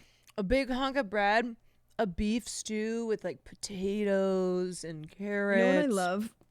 I love a stew made with dark beer.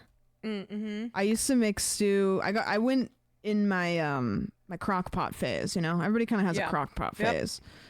And I went through a crock pot phase, and I learned that I could make a really good stew by just cutting up hunks of meat and then putting like veggies, broth, dark beer, you could put ketchup, a little bit of ketchup, and some red wine and spices and stuff, and it makes the craziest stew. It's so good. Yeah, that shit is for ya. I just don't like big hunks of meat And soup and crusty bread is an unbeatable combo. It really is. Ugh. And your house smells so good. House smells so good. It's just such cozy vibes. Yeah. That's the thing is my house is not really very cozy, and so if I make something in the crock pot, like it's just like a lot. Mm-hmm. I am gonna paint my wall though. I love when like I have a clean apartment. Mm-hmm. A stew. Yeah. You know, like Candles? something that's just so aromatic, and then like big fluffy cozy blankets. Mm-hmm. And you have your Yeah. stew, and then Everything's you put on, inherently like, a less cozy movie. in my house. You've cozied it up a fix little it. bit. And it's really like messy lately because the thing is the wall behind me I've been planning to paint for like over a month. Yeah. So all my house is just in disarray because I know I'm gonna tear everything off the wall. So I need to paint it so that way I can just put my house back together. Does chili count? Oh, chili is big Chili's cozy vibes. good. Do you want to know what fucking sucks? What? My ex had one of the best chili recipes ever, Oh, and no. I don't like that is the only grief that I have is Oh no, the fucking chili recipe, man. he kept the chili recipe.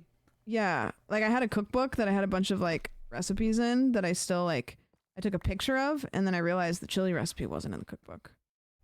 Sad. And I debated. I was like, is it weird for me years later to be like, hey man, Can I get the chili recipe? I hope everything's going well. Can I get that chili recipe? Do you think that you could do that and he wouldn't try to talk? Oh, he wouldn't try to talk. Okay. Neither one of us would be interested in talking, but I'm just trying to figure out if the water is like I mean, cool how good enough was the to- recipe?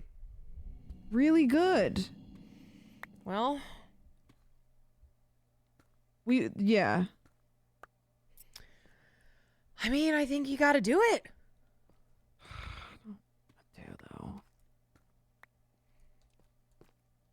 I don't know what he's putting in there. Maybe it was like crack. Maybe it was like arsenic or something.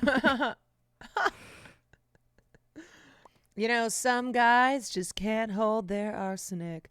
He had it coming. He We're had at it coming. negative 42. He only had himself to blame.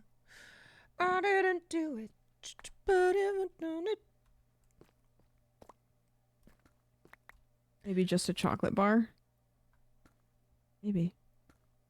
A little mole sauce. I am contacting you after so long. Well, it was the best I ever had. Pause. The chili. The chili. The dirty bum bum bum bum bum. Okay. Ooh. We are deep. Oh, wait. Hold on. Got something? Okay. Look, no, but this is fun. Oh, it's so pretty. Wait, does this do anything? See, that's the thing is, no, we can make you a spyglass with it, but like these are so fun, but like they kind of are pointless. But it's like it's gorgy. That's It's the thing is like gorgina. for how pretty these are, like I wish there was more just shit don't you do could shit. do.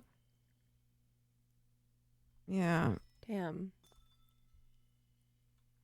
Fell asleep in Moana 2. Cleanup crew woke me up mortified. Oh no. Oh. You should have just like told them you were waiting for the next movie. Oh my god. Good night, Maniqua.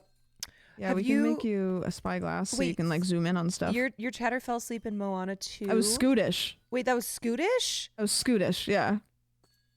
Oh my god. Did you go by yourself? Which is fine. Going to see movies by yourself is awesome, but I just like to imagine that you didn't go by yourself and then everybody was like, yeah, just let him let him sleep. Okay, this is actually good though, because this gives us like you have a bunch of torches, right? Mm-hmm. Will you light this up a bit? Because since this is an open space, I don't want anything. So basically, like, if a chunk is loaded, which means we're near it, and it's dark, monsters will spawn. Okay.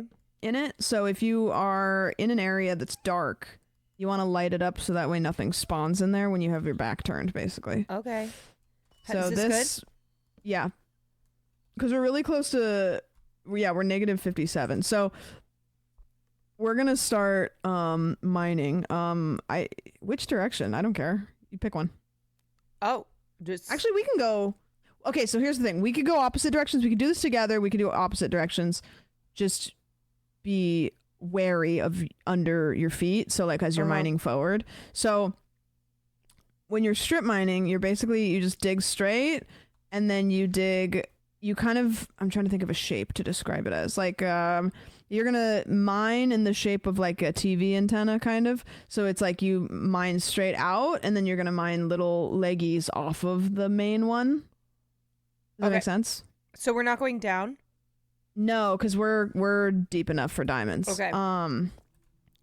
Let's go. Do two parallel. Yeah, let's do parallel. So let's do, let's go like you go in here. Okay. And then I'll go 1, 2, 3, 4, like over here. I think because she needs. Let's see. We're mining. Yeah, like I'll go 2 over, right?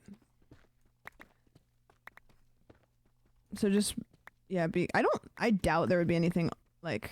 Just be careful you don't like mine over the top of a hole and then fall into it. Okay. You're never gonna believe what I just found. No, did you find them already? Yeah. No way. Okay, wait, do you have you're using an iron pickaxe, right? Yeah. Okay, because you can get those. You can't get iron with stone. Okay. So you can get those. Grab them. Oh my God. Dig in and then dig like all the way around that, because you might not be able to see them, but there might be more. Okay. Loving the pod. Okay, Thanks. And I am going to make kind of like a temporary like. This just reminds me of holes. Yeah. Dig it up, dig it. I'm just putting all this shit in here because God, that was one of my more. Wow. Wee. Ah! How many did you find? I got 3. Yeah, so this is basically strip mining. So you just dig down really deep, and then you just dig out. And Woo-woo! Sometimes you find them immediately, and sometimes it takes forever. But it is much safer. Do you want to hear something fucked up? Yeah. Somebody came into my chat earlier, and they were like, "Hey, can you please teach Caroline? This isn't fun to watch." And I was like, I mouthed off to him and then immediately died. I was like, I don't like your attitude, and then died immediately. It was so, I've never been one guyed unintentionally like that. Wait, also, guys, please, if you're not having fun, don't watch. Because it ain't gonna change. It was like, I went cunt mode and then ate my words. You know what? I don't regret it, but if I was that chatter, I'd be like, yeah, fuck you, bitch. And I'd be like, you know what? Fair. I can't believe you immediately died. And then I told my mods to ban him because I was mad. So I don't know if that ever happened, but I did have a reaction. I can't believe that what are you doing? Okay, you're on. Okay, so here's what we do. So you found the diamonds. Yeah. Okay, so come back. Okay. So now you just keep digging in a straight line. Oh, you dig in a straight line. Okay. Yeah, because once you found them all, what? Yeah. Okay. Well, there you go. Okay. Yep. I'm just gonna keep digging in a straight line. Wait, on once the you side. find them all? Yeah, because like basically like you can find them in. Oh my God! There's more over here. What? What is happening? Where are you? In here. Come here. Is this good? Is this good? Yeah, it's just like a lot of diamonds all in one spot. Yeah. So basically what you do is if you find diamonds, you like kind of dig in like a big block all the way around to like make sure that there's none hidden. Like I just kind of like will randomly, my chat always yells at me because I forget to do it because I get excited, but so you just kind of like poke around and then you're like, okay, there's none hidden. And then once you kind of like make sure that there aren't any, then you just, you keep going straight. Okay, I'll go back to the other side. I hear lava. So you see on your bottom right how it says lava popping? Do you see that or hear it? Yeah, I do. So be really careful. Actually, here's what we're gonna do. Come here. Come back here. Okay. Yeah, I'm getting dopamine hits from the diamonds. Yeah. Okay, put your diamonds in that chest. Okay. Because if lava kills you and if lava kills you, it will burn everything in your pockets, and that'll be gone. Oh shit. So we're just gonna put everything in there that we think is valuable and we don't want to lose. Make sure to drop some more torches when you get deeper. Okay. Thank you, Bubblegum. Oh my god, this music is like popping off right now. Mine is too, but it's like kind of evil sounding. Yeah, mine is too. Okay, I found the lava. There might be lava like ahead, so let's just be. Oh wait, what is? careful. I got some gold. Oh, cool. Wait, Gold what is- is? What's the Gold gold? is good. It's not. Gold is good. Yeah, see, there's lava. You're stun locked. Back up. Back up. Back up. Back up. Back up. Back Oh up. god. Oh god. you just froze. You just absolutely froze. Okay, so it looks like there's lava that way. So we're just gonna come back here, and then we're just gonna go this way now. Oh my god. That's like deer in the headlights. She just froze. I know. I did. You didn't even say anything. You weren't like, ah. You were like, yes, I was- consume me. So why don't you go, like, here's yours, and then just keep digging into that hole. Okay. Anyway, what I was gonna say is, it's really funny when people will get mad that I'm not like good in the way they want me to be, because it's like, Right. you must be new here. Right. You must be new. And the other It thing is too happens. is that I have It- so many games I need to play because I have to catch up. That like I'm probably not gonna spend all the time to like get really good at the. Minecraft is hard because I think Minecraft is a really easy game to forget how hard it is when you first start. Because I'm kind of the same where like I've played it for a bit now, and obviously I'm not like the greatest, but you kind of did you find more? I found red. Oh, that's redstone? Is that good? You use redstone to like power more. mechanical stuff. More? More. What the This really fuck is feels like going holes. on? This really feels like in holes. How many more? Can you please tell Caroline this is fuck you, anonymous. I just Jeez. found okay, go put those a in couple the, more. Yeah, dig all the way around where you found them just to make sure that Okay. you didn't leave any, and then go put them in the chest. Oh my yeah, god, this I is love not finding. normal. I love finding these though. Yeah, this is So pretty fun. uncommon. Yeah, gold. So the thing about gold is you can make everything that you can make. You can make everything out of gold that you can make it out of iron. So you can make a pickaxe. You can make whatever. Okay. I think I'm not really sure what the benefits of. I think there's something about enchanting gold that's special. I don't know. Can you teach Sam? Yeah, I can teach her. But if you wear gold or if you have gold on you in the Nether, the piglins won't attack you unless you attack them. It's more enchantable. When you say it's more enchantable, is it cheaper to enchant, or is it like better enchantments, or like what's the deal with that? Okay, so It's really fragile though, so like if you use a golden pickaxe, it'll break like so easily. Okay. Oh, but redstone, so you can do a lot of mechanical stuff in Minecraft. Like you can make things, there's pistons and there's like automated stuff, and redstone is what powers it. Should I dig more where those diamonds were? No, it's kind of just like luck. So if you find diamonds, it's not really like you're gonna find more where you found some. Does that make sense? Should I just go in a different direction? Yeah, so I'm just like digging straight, and then I'm gonna like dig out. I'm just kind of staying by you, so like the Dig it voice, up, whatever. Oh, dig it. It's kind of like if you win in a gambling game, you're not less likely to win after that, but it feels like it. So it's like it's easy to the get chance turned that we around just and found as lost. many diamonds as we did is like just kind of Like, crazy. is that kind of cray? Yeah.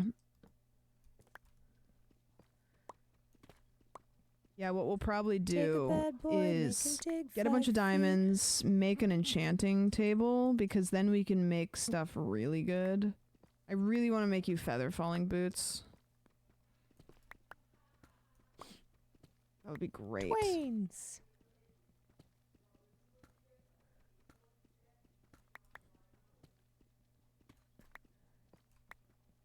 I'm deep. Yep. Deep. I always end up strip mining and then just like. I always miss the music lost. when it's gone. Yeah. 100% of miners stop before. I can't Yeah? say that. Like, why did they call it that when it's Minecraft? I don't know. Isn't feather falling the rarest enchantment? Yeah, but we'll figure it out. Check out the name's Caveman. See, now this is what happens, right? Uh-huh. You get really lucky at the start. And then you can't find shit. Now we're gonna... How many are we looking for? Oh, wait, I found more! How? Oh my god, I got more. Oh my god, hella diamonds. What the fuck is going on? Oh my god. Oh my god. I don't understand. Oh, that's bedrock. So that stuff on the bottom there, you can't dig through it. Are like diamonds rare? I mean, they're pretty rare. You know, like yeah. It's not like they're stupid rare because you have to get them, but they're like uncommon. I would say they're uncommon, but the amount that we found just now is kind of nuts. Okay. Like right as you were saying that. I was about to be like, oh, we're gonna find them up front, and then not anymore. Right as you were saying that, I found them. Yeah, I'm gonna go back to the chest because also my pockets are full of. I'm gonna go drop the diamonds off in case I die. Where was that lava? I should find the lava so I can burn all this shit in my pockets. Okay, so we have 17 motherfucking diamonds. Yeah, so holy moly. So in order to make an enchanting table, we need obsidian and then we need diamonds. We have plenty of diamonds. And then we will... I like finding them, though. The It's biggest fun. thing, though, is that we need experience to enchant, which is the stuff that we lose when we die, the green stuff. So there's this stuff in the nether called quartz, and it gives us a bunch of experience if we dig it up. And then also coal. When you dig coal, it gives you experience. The things that give you experience are killing things, cooking things, digging up certain things. So if we gather enough, then we can start enchanting stuff. Okay. Yeah. God, it's so exciting finding them. I know, it's kind of addicting, huh? Thank you, AKWJCXLSQNTF. Yeah, it's really addicting. I'm addicted. I'm addicted to finding these diamonds. Yeah. I'm She's gonna become a Minecrafter, but not playing the game, just only digging for diamonds. I just want to find the diamonds. I just gotta have more diamonds. Another one. All mine, no crap. Oh, I found more! No! There's just one. Are you kidding? No, I did. I really found one. There's just one? Uh-huh. Did you dig like around it? I am digging, but that's crazy. Cop She yearns. KNAMJRNCF. Thank you. Oh. She yearns for the mines. Oh, that's you. Hi. Yeah, that's me. Dude, I can't believe I found Go them. make more. I just need to find one more. I just gotta find one more. So lucky. No, I'm not getting mad. I mean, we all win for diamonds. We all. Someone say, "You mad, bro?" I don't want to lose her. You mad, bro? You mad, bro? Where'd you go? Okay, it is so easy to get lost down here. I know. That's why I like using torches is good, because it's like you light the way. Kind of know where I need.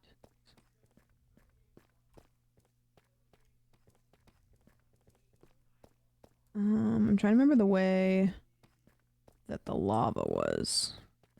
Is it here? Oh, I know where it is. Okay. I think. I don't know. You know, to be honest with you, a lot of people are really meticulous about how they do their they're strip mining. Yeah, they'd probably I be just end freaking up out the way I'm doing it. randomly going out directions and getting lost, but yeah, it's fun. I don't know. I feel like here's why I feel that way. If you strip mine, you're following like a meticulous path, right? Yeah. So it's like you go out by two by two. You're just like covering all your bases. That's great. I kind of go with my heart. So I'm like, I'm feeling the winds of diamonds are pulling me this direction.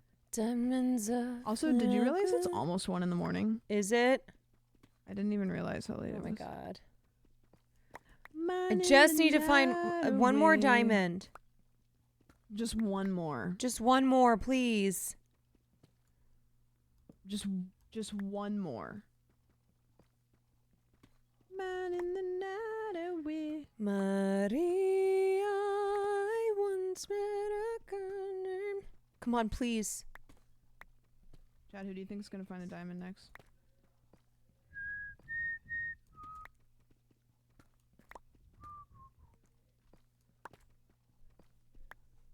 One more. Thank you for the gifted. I feel like I'm not... I feel like I need to choose a new path. You feel like you're what? I feel like I need to choose a new path. Did you put your diamonds in the box? I put my other ones in the box, I think. Okay. I'm just worried about you dying from gravel. Wait, what do you mean? Like sometimes when you dig, I don't think it would happen because if you're just digging straight forward. I'm so mad about it. I'm so mad. Found gold. Gold is so pretty. There's so many things in this game that are so pretty and just like not as valuable. Yeah. I know, it's sorry pretty. Sorry pretty. Sorry pretty. Lapis lazuli. Lapis lazuli. Wait, did I mine my way back to the start? Oh, shit. Maybe. It's funny. Oh my god. There's a Minecraft mod that I play sometimes. It's called Better Minecraft, and it just like adds a bunch of stuff. Uh-huh. Oh. I lost her. I lost her. I have to go back. Hold on.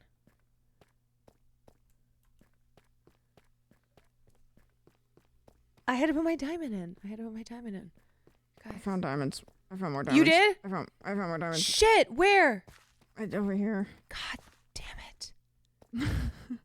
I just need to find my pickaxe is about to break. Do you have another one? Yeah, I'm finding diamonds. Are you Minecrafting diamonds? Yeah. So many diamonds. I just need to find one more. Fuck, I need another pick. I can make you another one if that one breaks. Or I have another one actually. Oh, I think I mined into your here. Where are you? Where am I? I don't know. Here, I just need to find one more. Here's another pickaxe. Oh, good timing. There you go. Hi. How did you find me? I just went to your name. My precious. God damn it. How am I not finding them?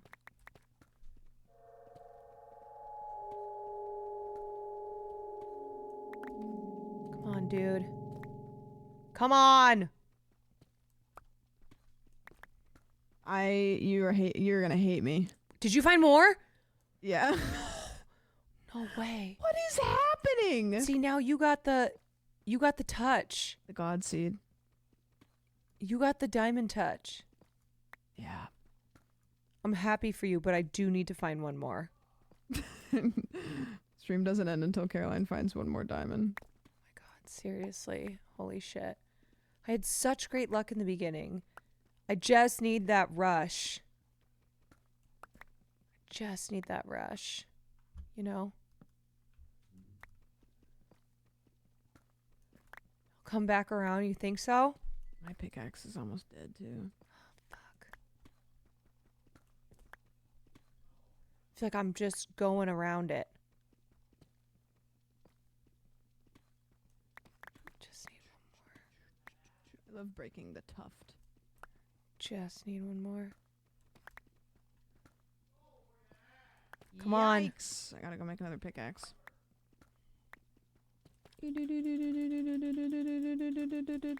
I know it's here.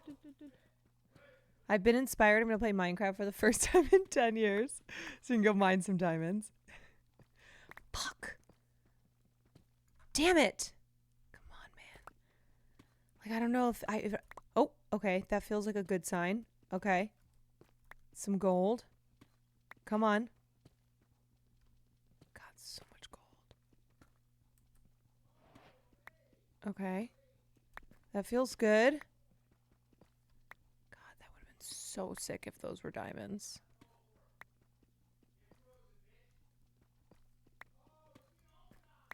This would have been so sick. Cause I ain't saying she a gold digger. Come on, I just need them. I need them to pop up. I just need one fix. Well, I know they're there. Oops. I know they're there. I know they're there. I know. I just need one more hit. Why don't you drop the sister card, mister? Okay, I'm just gonna start. I don't know. This is kind of insanity. I'm making a straight up maze. Your diamond radar says go left. You think so? Not even following. Not even following. I don't even know. I don't even care. I am so deep.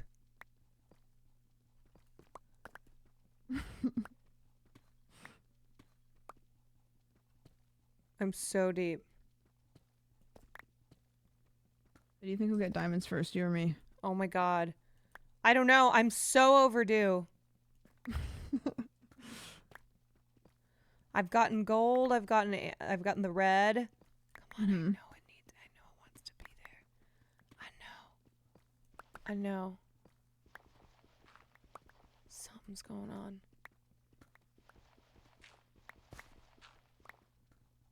Thank you for the gift. Something is going on. To that guy. Left is seeming good. Okay, we're gonna go back here. We're gonna go here. Oh my god. Did you find him? No way. No way. No way. You'll get it. You'll get one. No way. Where are they? Where are they? Keep going. I've been going.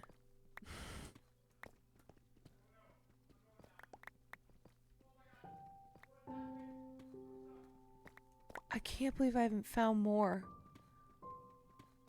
I am mining my fucking face. I'm almost through another pickaxe. That's how hard I've been mining. Really? Yes.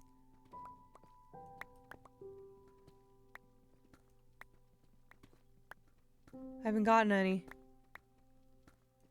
I had beginner's luck.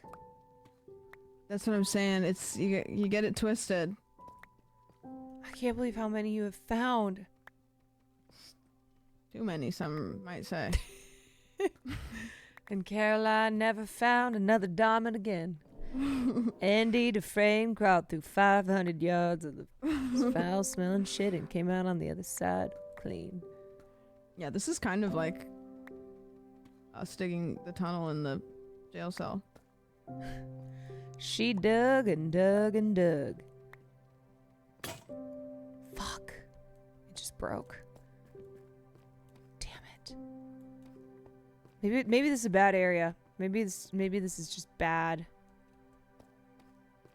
She'd never find no diamonds again. Oh my god, and the music is hitting. Oh my god, how... I do. But like, how perfect would it be if I could find the fucking diamonds right now? Cinematic. My chat's running a gamba to see who would find diamonds first. I need help. I'm out of a pickaxe and I can't go anywhere. You lost your pickaxe? I did. Okay, hold on. Let me go make another one. I'm here. I can find my way back. Yeah, I don't know how the hell I'm good. I think this is a bad area. I think I picked a bad area.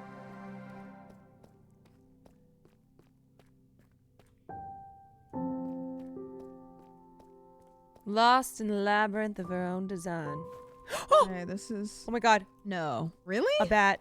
No. Oh. Fuck. Here. Okay, that's the last one I can make because I'm out of sticks. Shit, okay. Unless you find some wood down Bro. here. Which you won't. I gotta go by you. Okay. I feel like you've had so much luck this way. So much. Go 2 over. Yeah, so that's fine. Come on.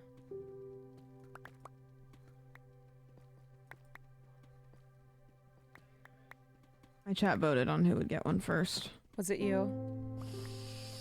Well, they have voted now, so it's whoever gets one next now. And chat, I hope that you looked at the fact that my pickaxe is at about 30% and I don't have any more sticks. So, if you voted on me... How could it be that I could go through 2 pickaxes and not get one last diamond?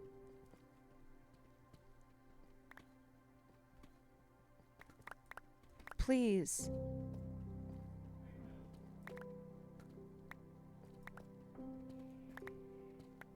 You know what I should be doing? Like a goofy gal is use this stone one. Goofy gal. And then...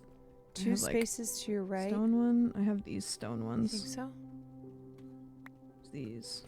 Fucking hell. I just feel like I shouldn't have to be this deep to find them.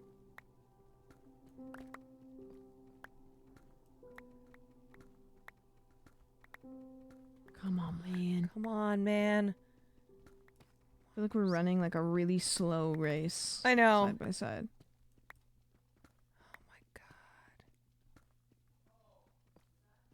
And I just never know, too, if I switch directions, if, like, the next one. Mm-hmm. You have stone axes or stone pickaxes on you? No, I don't have shit. Because I have an extra stone pickaxe that you can use to dig, so you don't... Because you can't get diamonds with stone pickaxes, but you can get them with iron pickaxes. Mm. So you can dig with the stone ones, and then if you find a diamond, you know what I mean? Mm-hmm. But I don't know where you now are. 40 are left.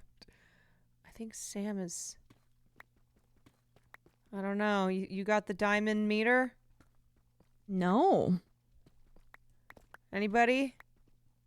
Here. Oh. Take this.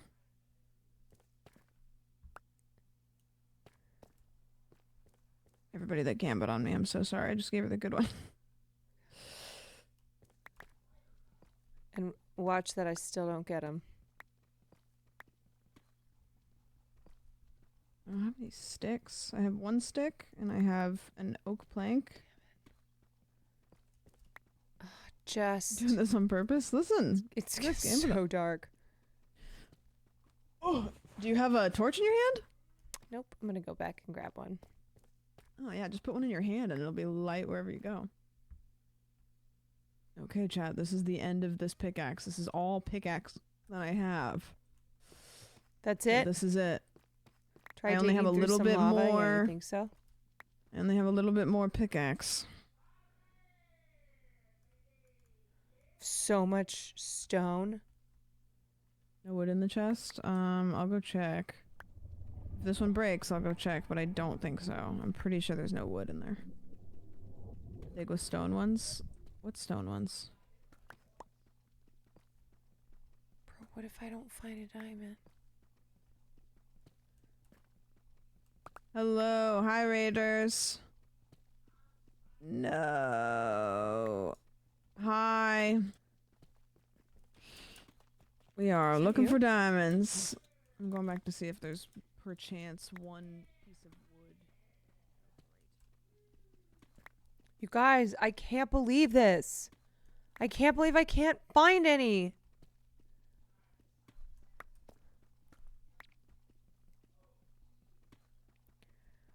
I'm giving up hope. I'm giving up hope.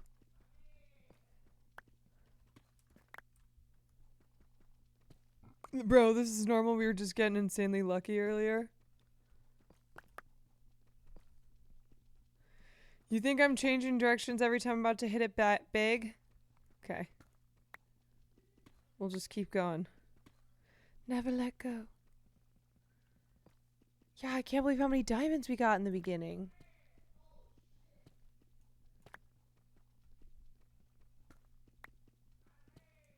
Okay, there is something very soothing about this. Imagine they're right above you. I know.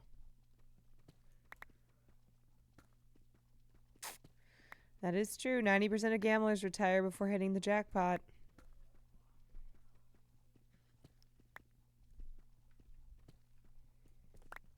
That is true.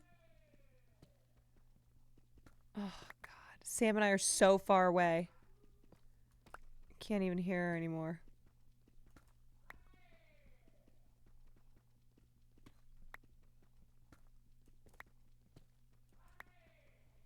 Come on, man.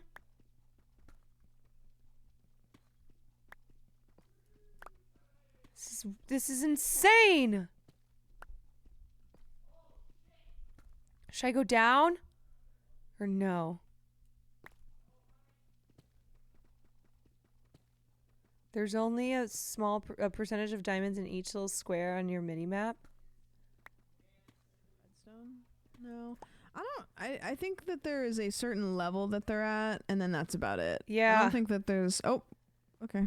No. Did Did I you don't have find? a pickaxe. No. Oh. I ran Bro, out of pickaxe. it's been a while since we found them or lava. I think we got them all. Yeah, they're all gone in the whole world. They're all gone.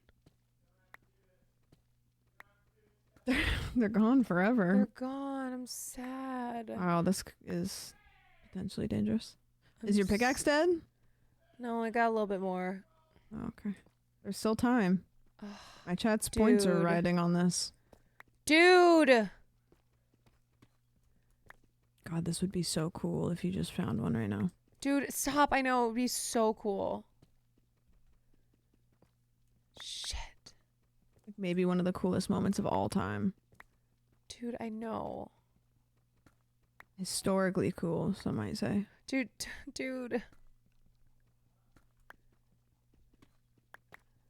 I just, oh, well, there's some fucking gold. Where's the diamonds, though? Like, is this it? Is this the spot, though? You know? Let me see. Yeah, could be. Like, there's so many. It's a lot of gold. I know. Your pickaxe is gonna die. I know. You don't have wood in your pockets, do you? No, I'm just happy to see you. Or sticks? Okay.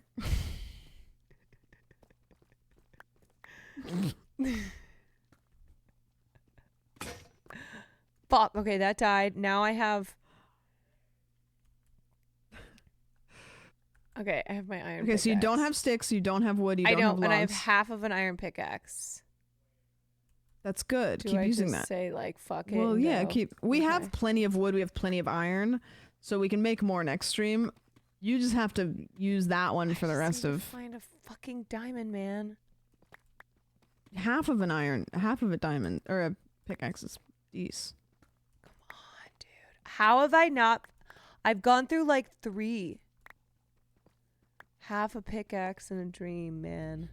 Half of a pickaxe and a Hey, dream. man. And no Cinnabon. I know, dude. Every time you dig straight up, I'm like, this is it. This is how she dies. Just one more. You're close. I can sense it. I don't know. I don't know. Everyone's going to be so disappointed in me if I don't find it. I don't think that it's just, you know, we found so many diamonds. Okay, you're going to find a diamond in 7 blocks. Ready? 1, 2, 3, 4, 5, 6, 7. Damn it. Damn it, that would have been so cool. I do that every time I'm looking for diamonds, and I have like 6 clips of me calling it because I constantly do it. Wait, really? Yeah, I'll just be like, yeah, I'm gonna. Okay, so that's gravel. So Okay. it falls. So if you are like digging up and that falls on you, you die. Oh. So I would just start digging like maybe this way or something, because there's probably more of that way. That's why I'm saying like when you dig straight up, it scares me because I'm afraid that's gonna fall on you. That would have been Okay, ready? 5 so blocks. sick. Ready? Yeah. 1, 2, 3, 4, 5. Damn it. Shit. Do you think they're all gone? No. So sad. I mean, we can go dig closer to the amethyst, maybe. I don't know. Like, I think we're just digging in random shit. I think we mined them all. Yeah. Oh, We probably got all of them. my pickaxe is gonna break. Yeah, Carlos, what's the name of that place that I went to and I got the good eggs Benedict? There's like 2 of them or 3 of them. The amethyst was a sweet spot. Is it just Gnats. random or was it like actually a thing? It was very lucky. Okay. We got like 2 hits left. Shit. Damn. Hello, darkness, my old friend. Well, We found really like fell off. so many diamonds though. I know, dude, but it would have been such a cool story if we Just one more. if we had found one more. Come on. What just if they're one right more. behind that block? Imagine. That's the thing. That's how it gets ya. Imagine if they're right behind it. No. I know. Just imagine. Imagine all the diamonds right behind the block. You may say I'm a dreamer, but I'm not the... Where the fuck are we? I don't know. I'm following you. Okay. But I'm not the only one. I hope someday you will join us. Better than Gal Gadot. Thank you. Thank you. And the world will live as one. I We're haven't not seen, lost. I We're just haven't seen, misplaced. Haven't seen it. Oh Sorry. shit! It was a bat. It's sorry. It's okay. In the world God, we really dug a is lot, one. huh? Yeah, we did. You We may did. say that I'm a dreamer. Okay, so I think that's where you ended. Here's what we're gonna do. Okay, we're gonna block this off. Come this way. Or block that off. We just have to make it home safe to our house, and then it's a win. Then it's a win. That's the thing, is we have to take all those diamonds in that chest, Okay. and we have to take them up to our house, which is gonna be the final frontier. Won't be that hard because we just have literally like one staircase to go, but I think this is I think it. this feels right. Yeah. That This torch. feels right. God, we dug a lot, huh? Uh-huh. Okie dokie. Okay, I've got the diamonds. Woo, we're back.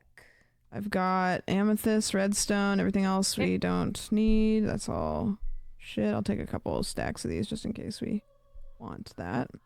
Okay, and then we can leave this all down here because we can always come back down here and mine. Okay. And then how did we get in here? I think I kind of remember. Hold on. Was it like up in the corner? Because I just remember I got excited and was like, oh, look. And then... Yeah. It was like... I'm really bad at trying to get up. Hold on. We didn't fill... Oh, here it is. It's over here. Here. Come over here. There we go. This way. Ow, ow. Wow.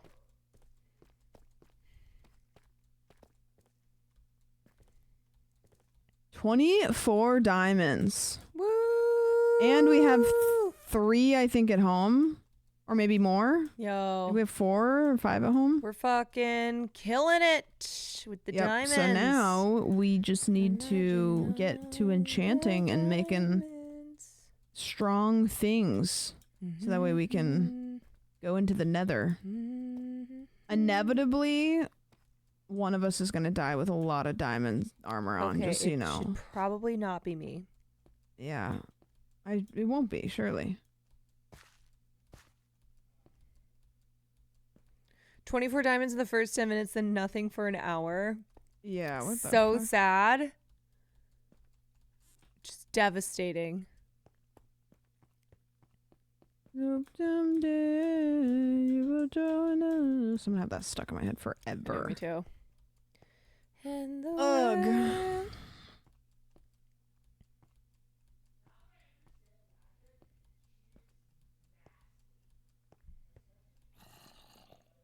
Imagine if we just died like randomly, like the cave there was just a creeper and it just blew us up.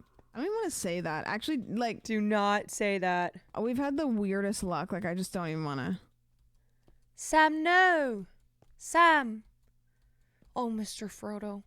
Mr. Frodo. I hear a cow or something above us.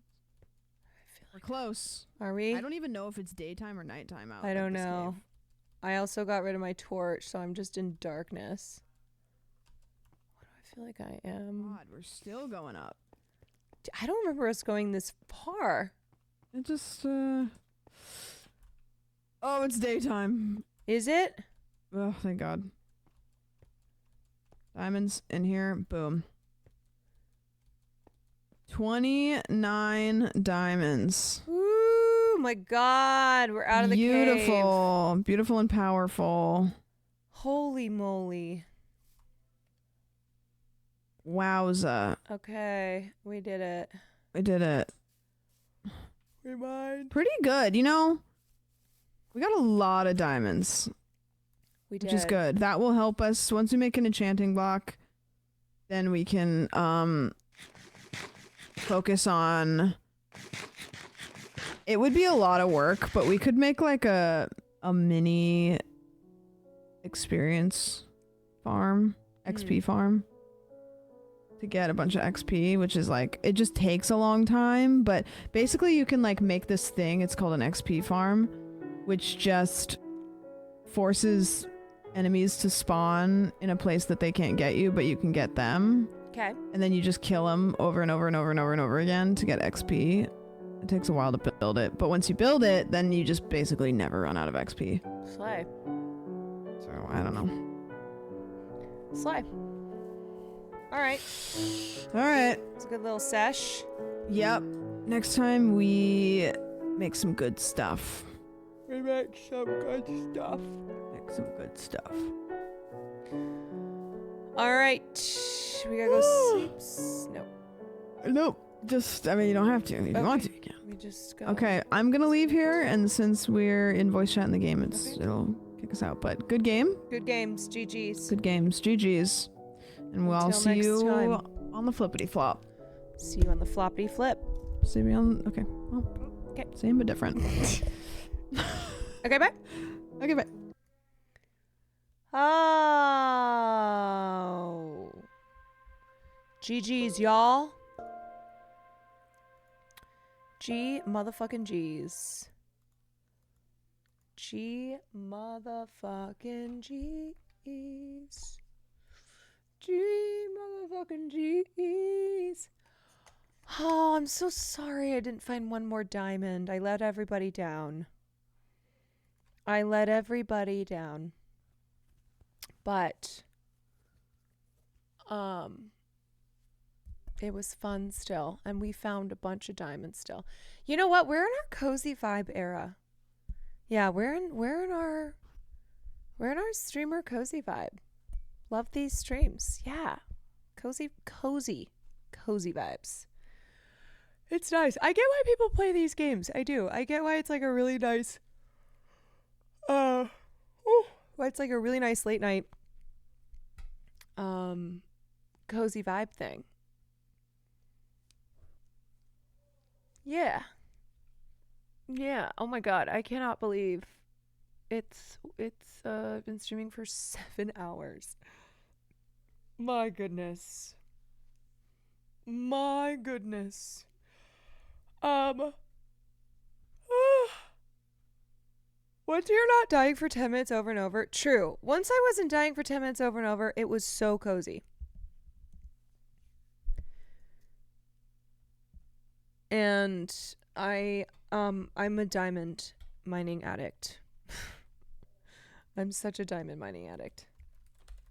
I just gotta have more diamond. I gotta have more cowbell. What do you mean that was cozy? Oh, me dying over and over again was cozy? All right, jokers. I'll be back tomorrow for Sunday dinner and film class. Dinner and a movie. I'm gonna keep going with the cozy vibes. So I'm gonna make some type of soup or stew. Something yummy. Something tasty. Any early movie hints? If you think that I have picked the movie out, not at all. I gotta see what's available. Did you decide on a soup? Nope, not yet. We have a Discord channel with that's for recipe suggestions. Throw them in there. Throw suggestions in there. Por favor. But I'm thinking something either lobster bisque. If we can do a stew that's under 2 hours, that would be great. Anyway. I got soup suggestions for days. Love it. It's soup season, y'all.